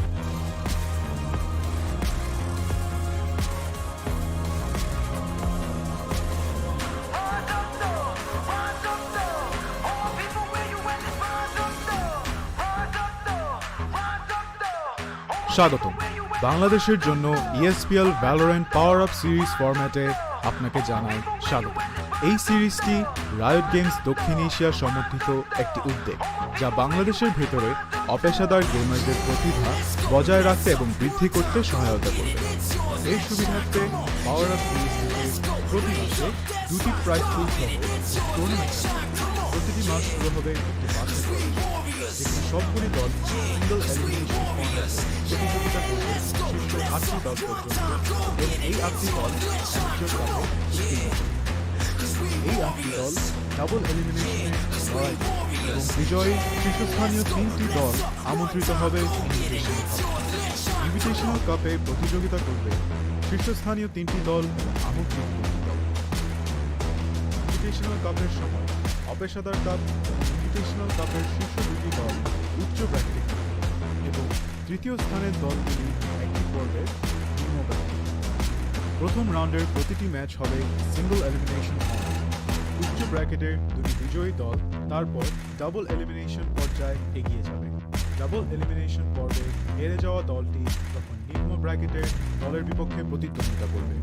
এই পর্যায়ে নিম্ন ব্র্যাকেটের যে দলটি হারবে তাদেরকে তৃতীয় স্থান হিসেবে শিরোনাম দেওয়া। ইনভিটেশনাল কাপে অংশ নেওয়া সমস্ত 6টি দল পরের মাসের অপেশাদার কাপে আবার প্রতিযোগিতা করে বেরিয়ে আসতে হবে, যার উদ্দেশ্য নতুন এবং উন্নত দলগুলিকে অপেশাদার কাপে প্রতিযোগিতার সুযোগ দেওয়া।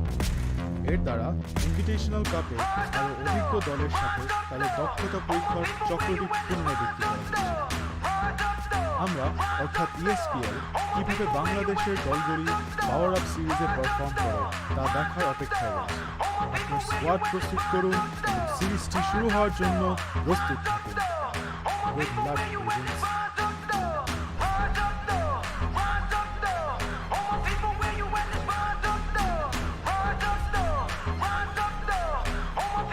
Every young gamer wants to become an esports professional. We make it happen. You just keep on winning.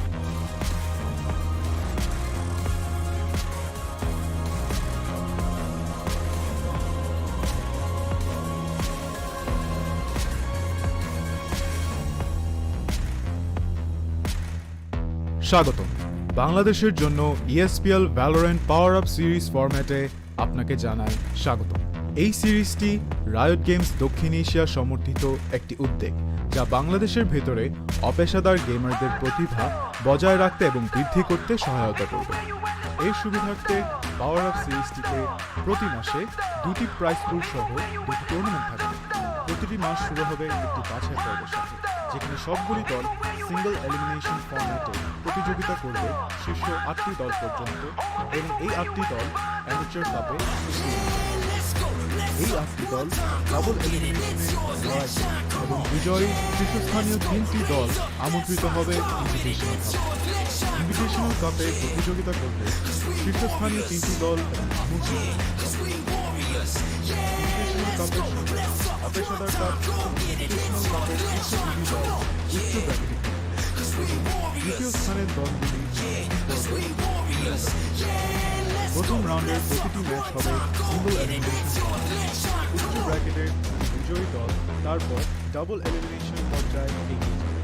Double elimination পর্বে হেরে যাওয়া দলটি তখন নিম্ন ব্র্যাকেটের দলের বিপক্ষে প্রতিদ্বন্দ্বিতা করবে। এই পর্যায়ে নিম্ন ব্র্যাকেটের যে দলটি হারবে তাদেরকে তৃতীয় স্থান হিসেবে শিরোনাম দেওয়া। ইনভিটেশনাল কাপে অংশ নেওয়া সমস্ত 6টি দল পরের মাসে অপেশাদার কাপে আবার প্রতিযোগিতা করে বেরিয়ে আসতে হবে, যার উদ্দেশ্য নতুন এবং উন্নত দলগুলিকে অপেশাদার কাপে প্রতিযোগিতার সুযোগ দেওয়া। এর দ্বারা ইনভিটেশনাল কাপে আরও অভিজ্ঞ দলের সাথে তাদের দক্ষতা পরীক্ষার চক্রটি পুনরাবৃত্তি করা হচ্ছে। আমরা অর্থাৎ ESPL কিভাবে বাংলাদেশের দলগুলি পাওয়ার আপ সিরিজে পারফর্ম করে তা দেখার অপেক্ষায় রয়েছে। আপনার স্কোয়াড প্রস্তুত করুন এবং সিরিজটি শুরু হওয়ার জন্য প্রস্তুত থাকুন। Good luck agents.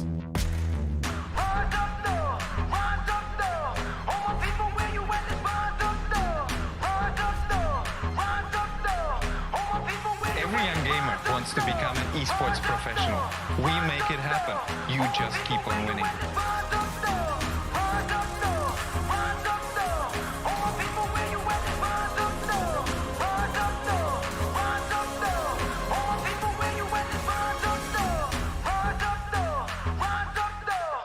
স্বাগতম। বাংলাদেশের জন্য ESPL Valorant PowerUp সিরিজ ফরম্যাটে আপনাকে জানাই স্বাগত। এই সিরিজটি রায়ট গেমস দক্ষিণ এশিয়া সমর্থিত একটি উদ্যোগ, যা বাংলাদেশের ভেতরে অপেশাদার গেমারদের প্রতিভা বজায় রাখতে এবং বৃদ্ধি করতে সহায়তা করবে। এর সুবিধার্থে PowerUp সিরিজটিতে প্রতি মাসে 2টি প্রাইজ পুল সহ 2টি টুর্নামেন্ট থাকবে। প্রতিটি মাস শুরু হবে একটি বাছাই পর্বের সাথে, যেখানে সবগুলি দল সিঙ্গল এলিমিনেশন ফরম্যাটে প্রতিযোগিতা করবে শীর্ষ 8টি দল পর্যন্ত, এবং এই 8টি দল অ্যামেচার কাপে উত্তীর্ণ হবে। এই 8টি দল ডাবল এলিমিনেশনে লড়াই করবে এবং বিজয়ী শীর্ষস্থানীয় 3টি দল আমন্ত্রিত হবে ইনভিটেশনাল কাপে। ইনভিটেশনাল কাপে প্রতিযোগিতা করবে শীর্ষস্থানীয় 3টি দল এবং আমন্ত্রিত 3টি দল। ইনভিটেশনাল কাপের সময় অপেশাদার কাপ এবং ইনভিটেশনাল কাপের শীর্ষ 2টি দল উচ্চ তৃতীয় স্থানের দল প্রথম রাউন্ডের প্রতিটি ম্যাচ হবে সিঙ্গল এলিমিনেশন। উচ্চ ব্র্যাকেটের বিজয়ী দল তারপর ডাবল এলিমিনেশন পর্যায়ে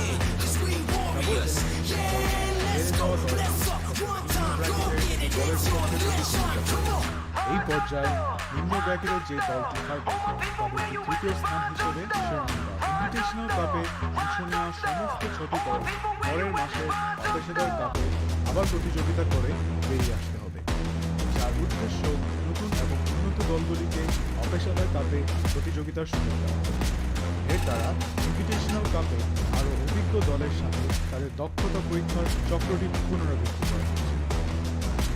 আমরা অর্থাৎ ESPL কিভাবে বাংলাদেশের দলগুলি PowerUp সিরিজে পারফর্ম করে তা দেখার অপেক্ষায় রয়েছে। আপনার স্কোয়াড প্রস্তুত করুন, সিরিজটি শুরু হওয়ার জন্য প্রস্তুত থাকুন। Good luck, everyone. These days we push forth, we stand strong, we stand tall, all together now, yeah. Cause we warriors, yeah. Every young gamer wants to become an esports professional. We make it happen. You just keep on winning. Cause we warriors, yeah. Let's go, let's go. All right, ladies and gentlemen, welcome back to the stream once again. And this is going to be the second map of the day between 7R and D3 Dattebayo. And as you can see on your kind screens, this is going to be Icebox. And let's see which team is going to be having the honor to take this map. Well, we do have the scores in our hand from the previous map, which was on Heaven. 7R defeated the... Wait a second. I think it was 7R. Yeah, 7R who defeated D3 with a scoreline of 13-2. That was a pretty dominating score, to say the least, Kalashnikov.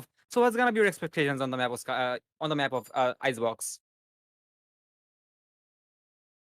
I guess something has gone wrong entirely, but no worries. Well, from my end, considering the 3 had chosen Sorry, to I was play on... taking water, and yeah, as we Yeah, are no worries. casters, Continue.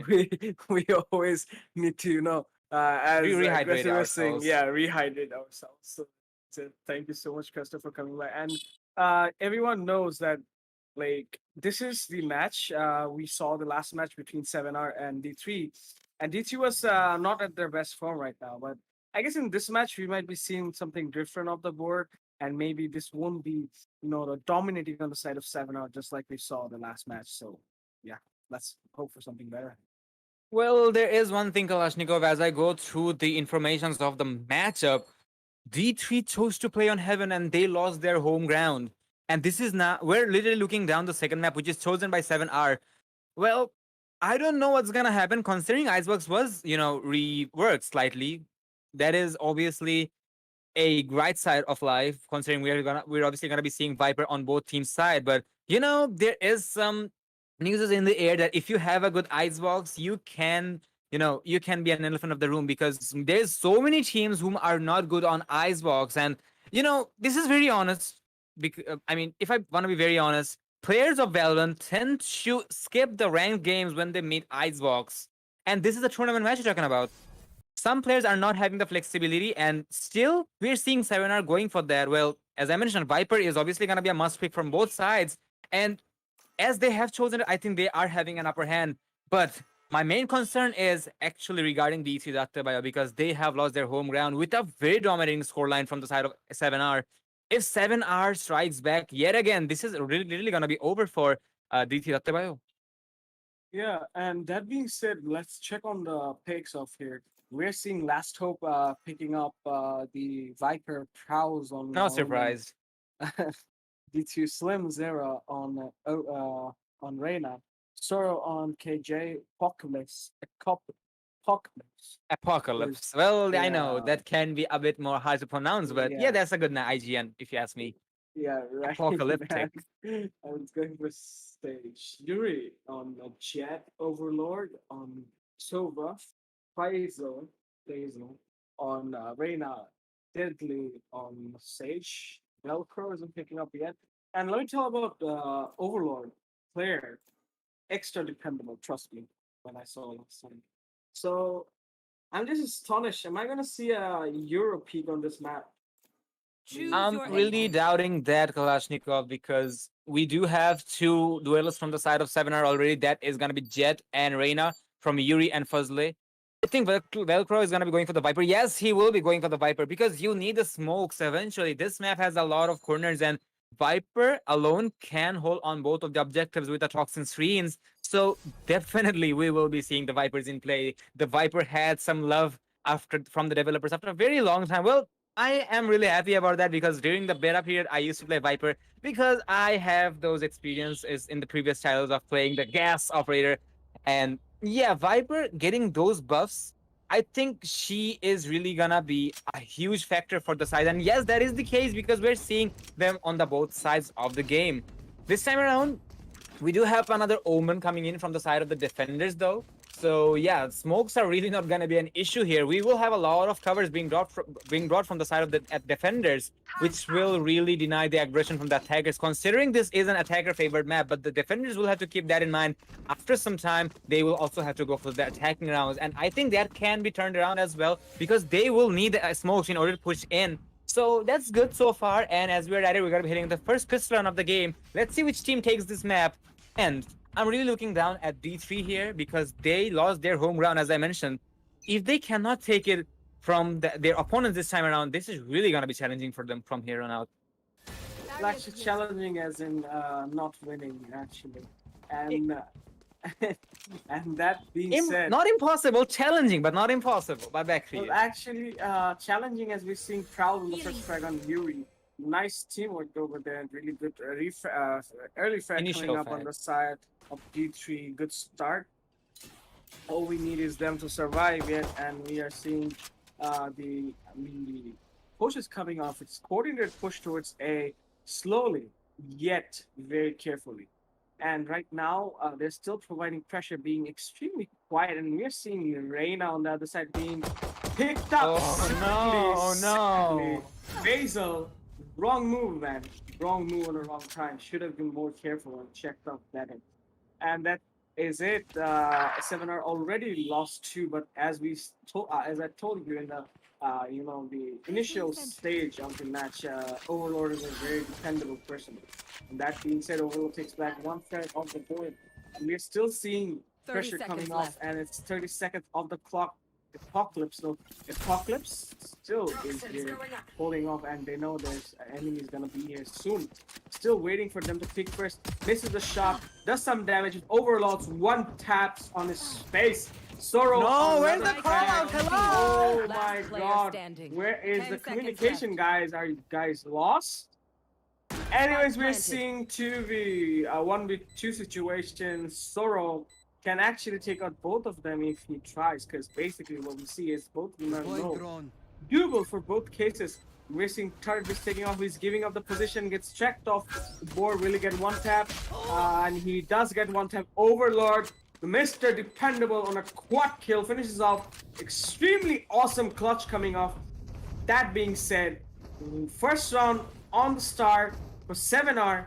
Still in a bad position. 7R was in really a bad position, but what we know from the last match, 7R has come from a 2v5, 2v3, 2v4 for a lot of times. So I'm not surprised, to be honest. And that being said, first round and most important round goes on the side of 7R.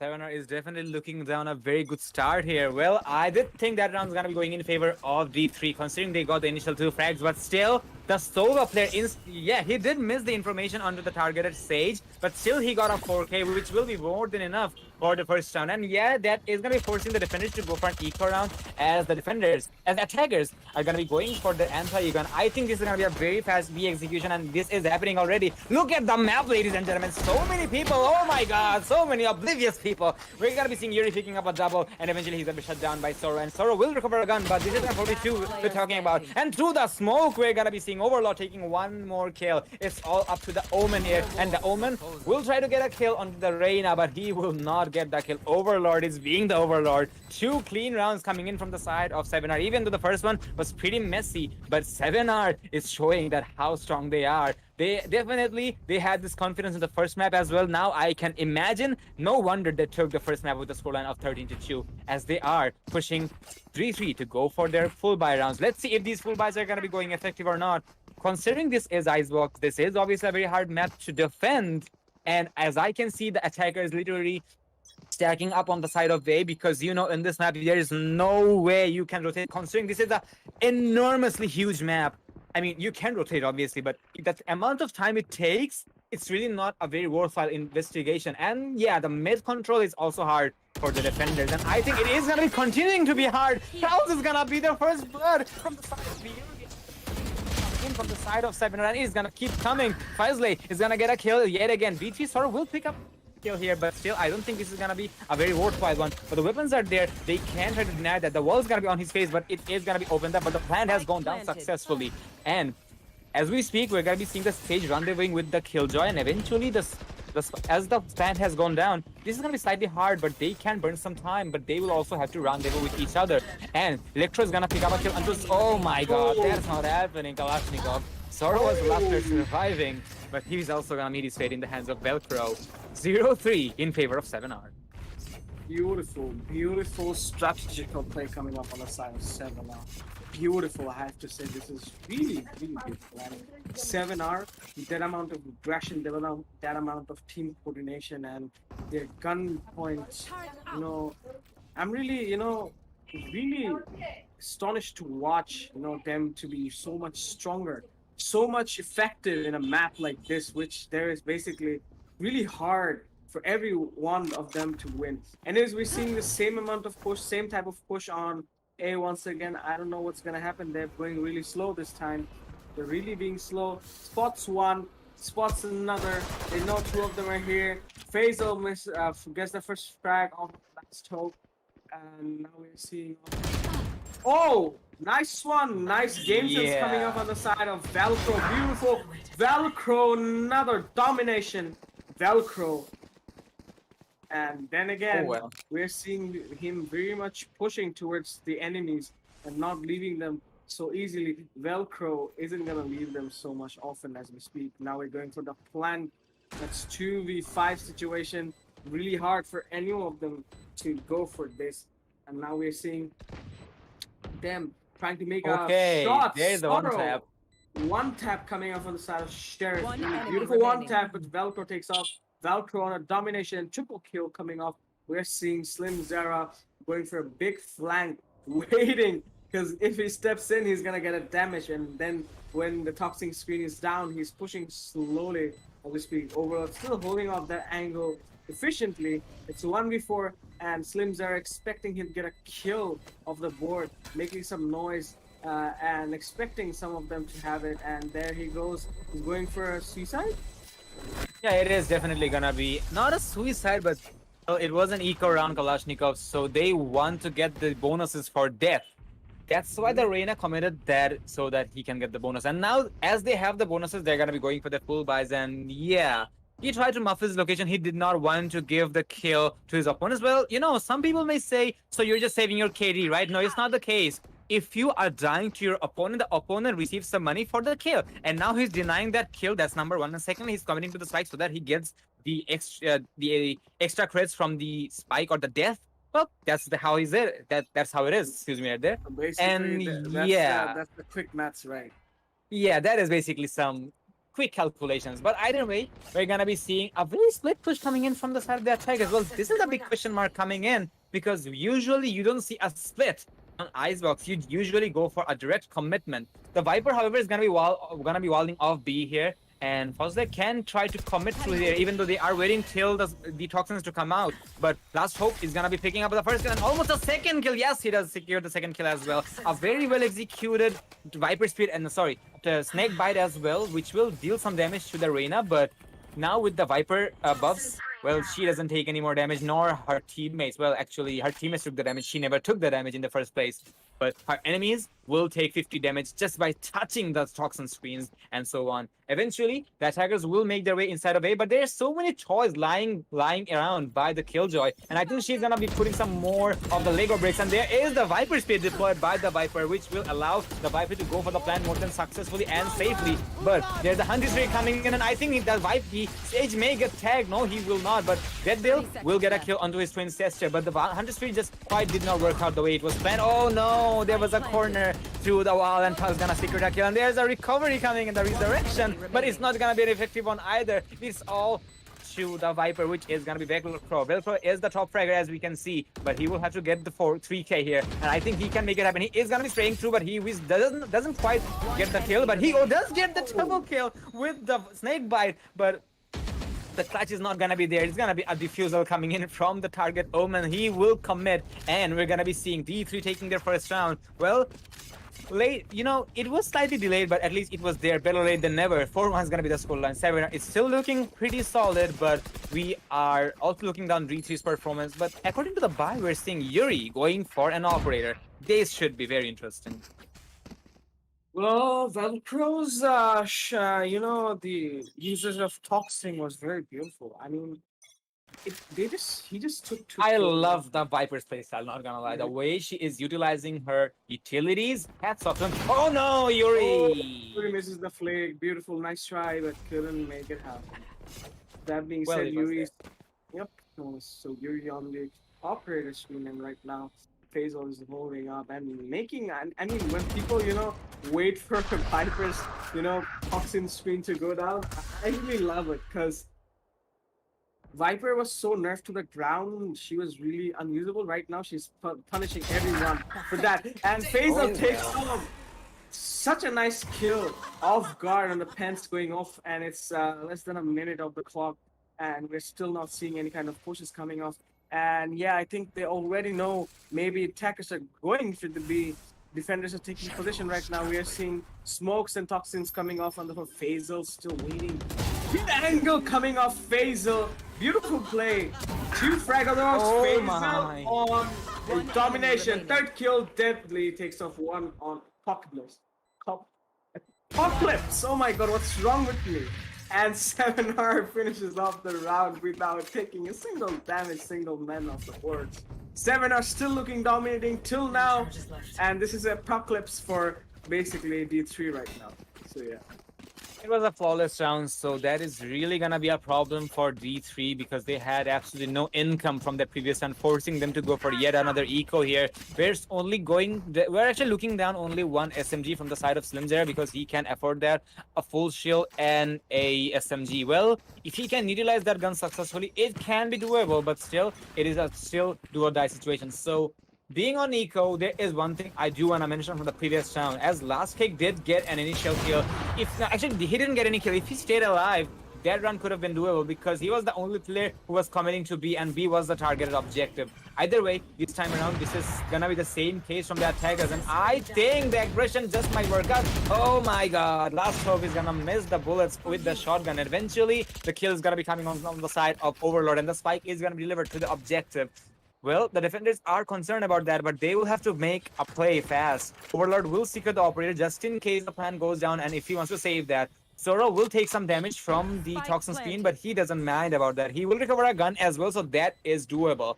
He is pushing in, and if he can find a kill onto Overlord, that is gonna be wonderful. That is gonna be huge, and they will find the kill. Zoro with a double, and the Omen with 1. That was an eco run, but it did not even feel hard for D3. They will take the thrifty round without even doing much, and they will also share their spike defusal so that they can recharge their ultimates. A very well execution coming in from the defenders, and that is something the attackers really was expecting. Well, on top of that, the operator is also lost in the hands of Sorrow. that is really gonna be a problem for 7R. But I wonder if 7R is gonna be having too much of a doubt or too much of an issue losing that operator. I don't think so, Kalashnikov. What's gonna be your thoughts? Well, my thoughts gonna be is that yeah, maybe D3 is showing conviction in this map right now. It's really nice to watch D3 still standing against 7R after they lost in their home ground. But right now, after this round, I'm pretty convinced that D3 isn't gonna give up this one too soon enough, and maybe we might see third map after all. And now we're seeing Prowls holding this aggressive, and sadly, maybe not still with this crosser, it couldn't get any kill, and it's really hard to watch something like that.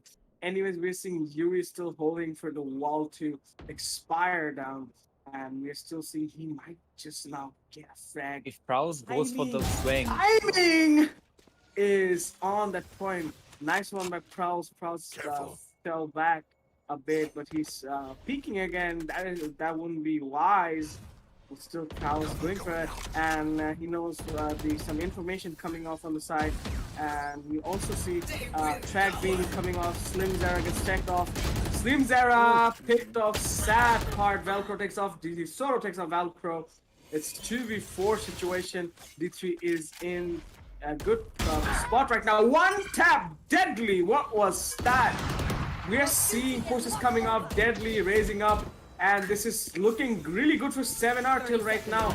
Don't know what's gonna happen. Plan goes off, 25 seconds on the clock, and this is really looking not too good for the team of D3 right now. 7R is really on the very good position right now. D3 gets in a very close position. Really hard to see what's gonna happen. Oh my god, what was that? Apocalypse not giving up. 7R Apocalypse Deadly. What was that? What a close round coming out of 7R. 7R just didn't give up that round, and that made D3 fall in the hands. And it was really quick succession of refrags coming off, making it really hard for D3 to come by. And 7R was extremely successful at making that happen. Especially Overlord and Velcro's good teamwork on cross was really nice to watch. So that's that. a very nice try from the side of D3 as well, as they did get the initial frags and they almost went for the retake, but the retake just did not work out because on the post-plant situation, the setup from the side of 7R was just that admirable. You just cannot miss that Kalashnikov, and that is why, and that is the only reason why 7R is going to be able to take the 6th round in the game. 6-2 being the scoreline. This is still looking bright for D3, and looks like they have heard me as Slim Zera is going to take the initial frag, but there is going to be the refrag from Deadly as Sorrow will be lost in the Sorrow. And Slim Zera, however, is going to be there, and he will swing wide and he will get another kill, but he will spot the Viper in the process as well. But now he is pretty low on HP to get yet another kill. The attackers will proceed to the objective and eventually they will make their way, and I think the plan can go down successfully. There is the snake bite coming in and there is a Viper Speed coming in as well. I think this is the second time we're seeing the Viper deploying his own Viper Speed, and I think what is Last Hope doing here, because he does have his own as well. Prowl is going to be picking up a triple kill without allowing Last Hope to get any kills, but still it doesn't matter. The retake is going to be the successful one. These two duo will do a lot here, especially Prowl being the top fragger of the team. He is going to make sure that his team is not going to be losing too many rounds. 3-6 is going to be the scoreline. Things are looking bright for the side of D3, but there is one thing they will have to keep in mind. 6-3 is doable, but now there's 3 more rounds on the board. 7-5 can be maneuverable after the half, but 8-4 and beyond, that is going to be a huge problem. So I think at this situation, D3 must take at least 3 more rounds in order to take the attacking rounds, because I've said multiple times, this map is an attacker favored map, and if they can at least have a respectable amount of rounds in the defensive half, I think they are going to be able to go for a comeback on the attacking half. What is going to be your thought with that, Kalashnikov? Well, my thought is like fairly straight, you know. Like, yes, they're looking good, but right now we also know. Okay, so I think we have a technical difficulty yet again. We are seeing a Viper Speed deployed instantly when the round begun by Last Hope. So B is going to be a hard nut to, you know, crack here. But still, that is a big question mark from my end. But I think Last Hope can get an off-guard kill because the players are still pretty much oblivious. But he is going to take an entry, or actually an outro from the side of the Viper Speed, and that is going to allow the Viper Speed to come down. Well, the frags are not there, but Apocalypse is making sure that Apocalypse is bestowing from on the side of 7R. 2 kills are already with the operator. And the Spike, however, is going to be on the side of mid. I think it is going to be making its way to A, but if 7R was trying to bamboozle V3 to flush them out from A, well, it just did not work out.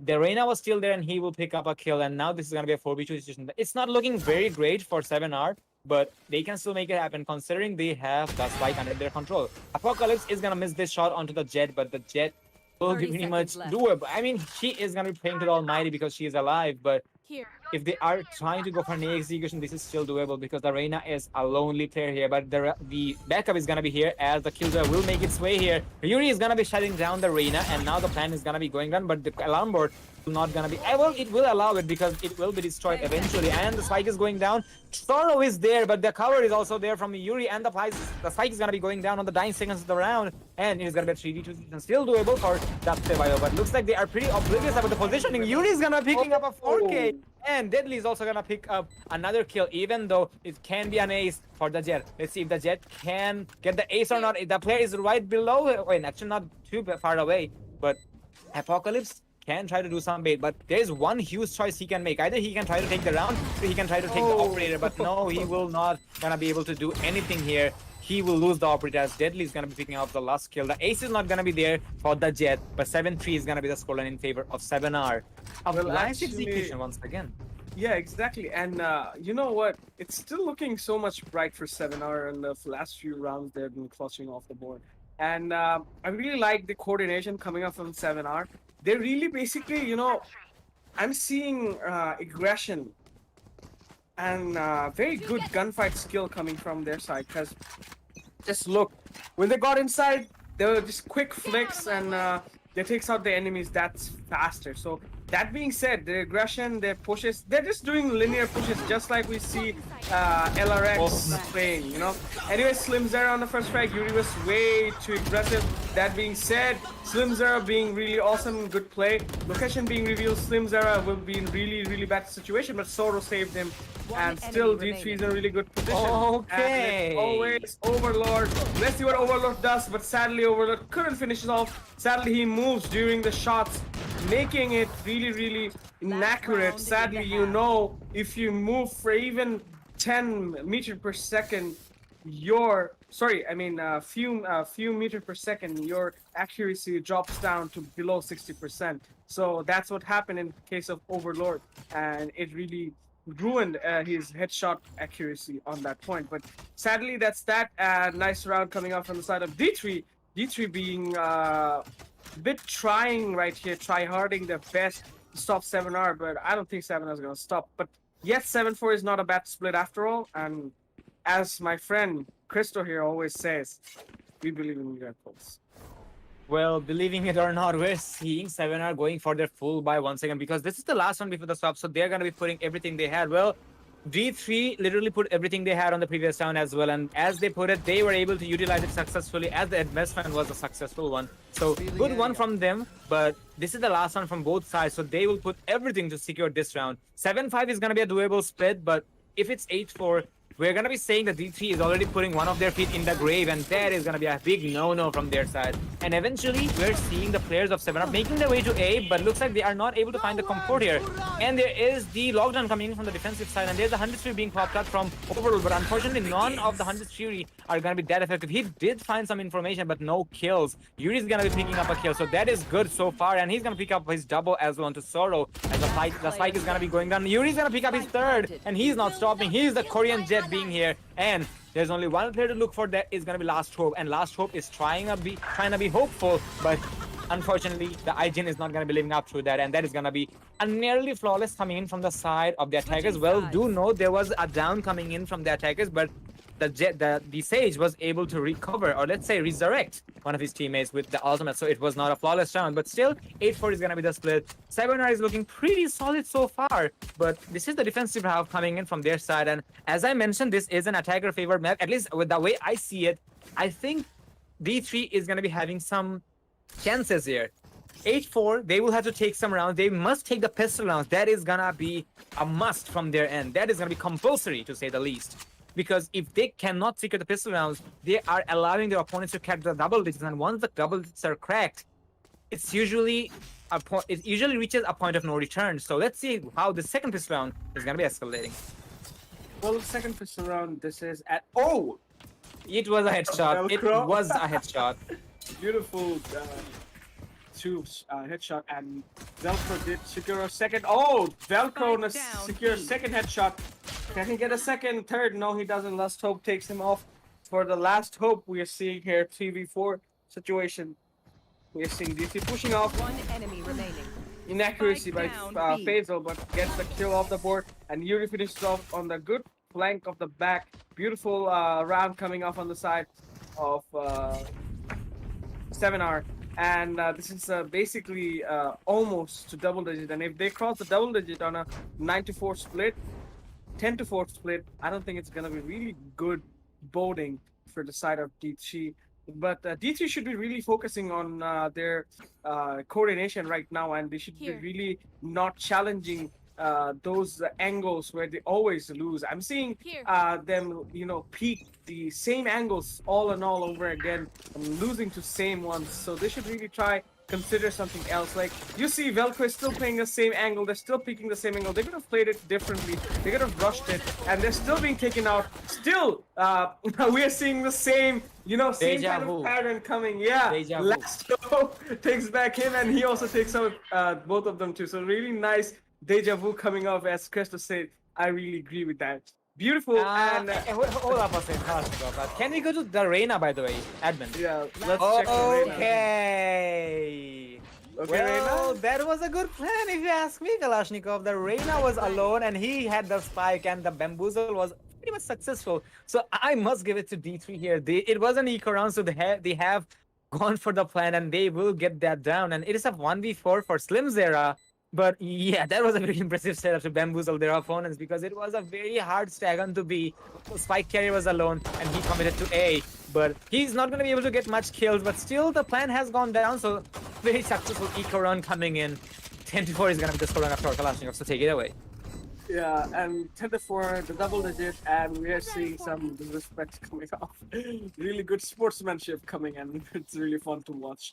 Anyways, to be honest, if you ask me, Crystal, the last match for D3 was worse than this. I mean, yeah, D3 tried their best. We also saw some beautiful rounds, and what I always watch about D3 is, in the early rounds, you also saw the match in the Heaven too, like, D3 takes off some frags, okay? They do secure frags, but they are really bad at finishing, right?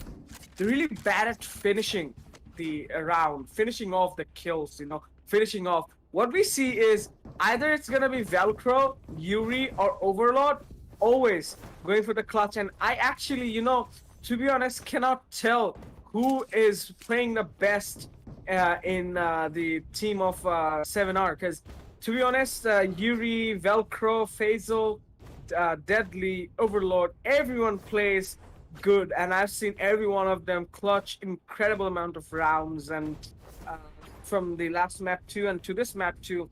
So I can't really say what's happening on the side. On the other side, we're seeing Sorrow sometimes making some good moves. Prowls wasn't, shining in the last map 2.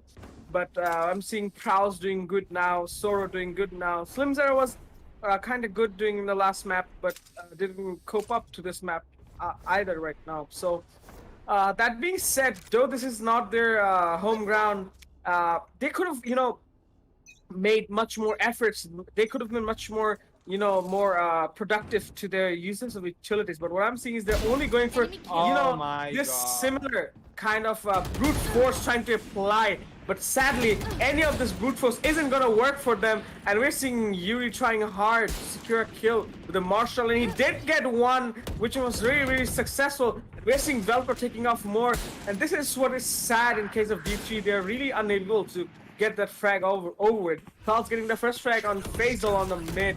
They're trying to pressurize mid push, but I don't think it's gonna be really good because they have the mid controlled over, and I don't think it's gonna be really effective right now because Apocalypse does take off Overlord, sadly, and it's still 2v3 situation. Sora going for the plant, might be seeing Clutch coming off. Let's see what the defenders have to say about it. Well, the defenders are definitely going to be answering to that. Even though it was a buy run from the side of D3, their initial kills, I mean, the initial casualties were really not very respectable. But still, I think they're going to be able to secure that because there is only one Jet surviving. But this is Yuri we're talking about, who has recovered a gun from his opponent, but it's not going to be a successful. Soro will secure the kill, and the buy run is going to be going in favor of D3. So, despite of hitting the double digits, we're seeing, despite of seeing their opponents hitting the double digits, we're seeing D3 still doing fine. And they will secure 5 rounds, but they will have to make those rounds doubled in order to get the equalization. And if they're not getting the equalization now, I really don't know when it's going to be happening, because trust me, 10-5 is a doable scoreline, but still it is a bummer to say the least, because one more round of the board, D3 is going to be facing down one more round away from their opponent's match point. And once it hits match point, this is usually do or die, because you have to go for the force buys. You cannot maintain your economy very wisely, and that is really a downside. But either way, we're seeing Semifinal going for a very strong execution on the way with the Viper Speed activated as well. But how effective is it going to be? I really wonder. D3 is going to see the heavy setups, and they will tend to go for the rotation. The mid is going to be a heavy traffic area thanks to the Reyna and the Omen as well as the Sage. But Yuri is going to be expecting some players from the side of B short. And I think if they are really opting to go for that right next to the containers, this is going to be a surprise for the attackers. But let's see how they will be maneuvering to that. They are waiting for the screens to come down. Well, the wall, however, is going to be popped up, and there is a slow wars which will put D3 in their own problems to deal with. And I think the attackers, pretty much knowing that the defenders might have rotated to B, they're still trying to commit this. And if they are doing that, this can be a huge problem for them. But still, Prowse is going to be getting the initial kill on Puzzle, but the reflex are going to be there. But in the end, we're seeing D3 having the manpower advantage, so they can go for the execution. Yuri is going to recover a Bulldog here. A gun you really do not want to use in a long-range competition or gunfight. But in the end, it's going to be all up to Velcro. Velcro will pick up a kill onto Prowl, but the swag is going to be going down. And this is going to be slightly hard for Velcro. But Velcro, he is doing pretty good so far. And as I go to the scoreboard, we can see that he is having 23 kills on his name. So this player can be an absolute unit to be recognized with. So Velcro will be pushing to the side of CT towards B, but I think he can also try to save the gun. But I don't know how effective is it going to be, because the economy does not look too shabby, but I think he might do that. Or no, he's actually not going to be doing that. He's going to be going for the kills instead. But the Spike is going to be going for the warnings that, come on, defuse me, or I'm going to be exploding. I'm going to steal all of your radiance. And we're going to be seeing the baits coming out from Velcro, but Velcro is going to get another kill into Slim Zera. This man is keeping to get some more kills on his name. He's going to pick up a triple kill. Is he going to get the last one? But I'm pretty sure he's not going to be able to pick the Spike Diffusal because it has went to a point of no return. Velcro is going to be taken out, or should I say KIA, due to the Spike. But in the end, it was a round for the side of D3. 6-10 is going to be a scoreline. Pretty good from the side of D3, but must admit, Velcro tried his best, and 25 kills on his name. I'm pretty sure this lad is not going to be stopping Kalashnikov. This guy isn't going to stop, because to be honest, one thing, number one, is that he has skills, all right? He has really good gun skills, I have to say. His game sense gun skills are really good. That's number one. And number two is, I'm really astonished that D3 isn't learning from their mistake. They're always picking the same angle that guy's picking. They know they cannot win it. They know they cannot push it every time. They could have gone for a different, strategy. They could have done it another way. They could have tried for another way to do it, but they didn't. They refused to do that, and that really cost them a lot. Couldn't get any, gunfight won against a player like Velcro. Let's watch what's happening next. We're seeing some spamming here. Wait up. Okay. 7R, Velcro on a double kill. What is this? What is this happening? We're seeing Cross taking off. Velcro isn't stopping. It's all up to him. Oh my god, 7R. Nasty kills coming off. What a teamwork. What a teamwork coming from the side of 7R. That was unwinnable round coming off, and they just won it. Special consideration to Valkyr's triple kill. I mean, most important entry kills coming off of the board. Velcro did it, and this guy isn't stopping yet. I don't know what's gonna stop him. I really don't, because Prowls couldn't, Sora couldn't, Apocalypse couldn't, Slim Zero couldn't, Last Hook couldn't. Then who? Velcro indeed is a one-man army, and on top of that, 7 are just won a, I forgot, eco round. So that being that, this is really gonna be a problem for D3 to deal with, but I think they can maneuver because they're still going for a full buy round. They are pretty much broke if you go to their economy, and we're gonna be seeing an initial Viper Spit deployed by, right there, by Velcro, and I think 7R is looking pretty confident as they are literally trying to get as much information as they can onto D3. D3 is really not putting so much aggression because they know the setup is established from the side of the defenders. Yuri is gonna be getting the initial counter last hope with that's also gonna be the spike carrier, and he's looking for more. He is trying to get he's trying to secure a kill through the screens, but still no success. But either way, he will almost get a kill on the Omen, but it's not gonna be that successful either. Fazla is gonna be picking up a triple kill right there, and it's all up to him. But he's also gonna be shut down, and looks like Slim Zera can make it happen, but it's a 1v5. It's him versus the world. Sadly, the world won. It's gonna be a 1v5. He will secure the first kill, but the remainder 4 is not gonna let him go unpunished. And as I mentioned, Kalashnikov, speaking of the point of no return, the match has just struck that 12-6 is gonna be the scoreline, and I just do not see any anomaly or hope for the side of D3.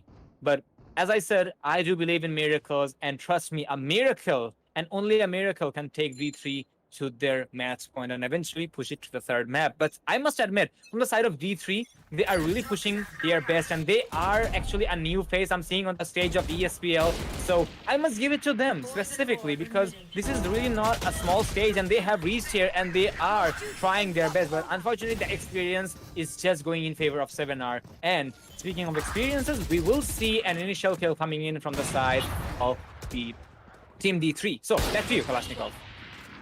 They fought the world, and world won. No! What is happening? They fought the world, and world won. They fought the world, and world won. No! You're not doing that, Yuri. Nasty, Yuri, nasty. What did you just do? Wiped out the team. What was that round? Really sad round coming off some side of D3. Sad. But all in all, it was definitely a good game, and we're gonna be seeing 7R taking the victory here on against D3. Well, D3, I must admit, I was not here on the first map, but according to what I can see, I must admit D3 had a good improvement on their opponent's map. Heaven was not a very strong point, but still they have taken a good amount of rounds on Icebox. So I must admit that was a good game. We have seen fair plays and good gun plays from both sides and strategies as well, but D3 is just lacking that experience, and obviously in the long run they will gain that. It's just a matter of time. In the long run, we all do that. Come on, we even had our shares of playing competitive, isn't it, Kalashnikov? Yep. Exactly.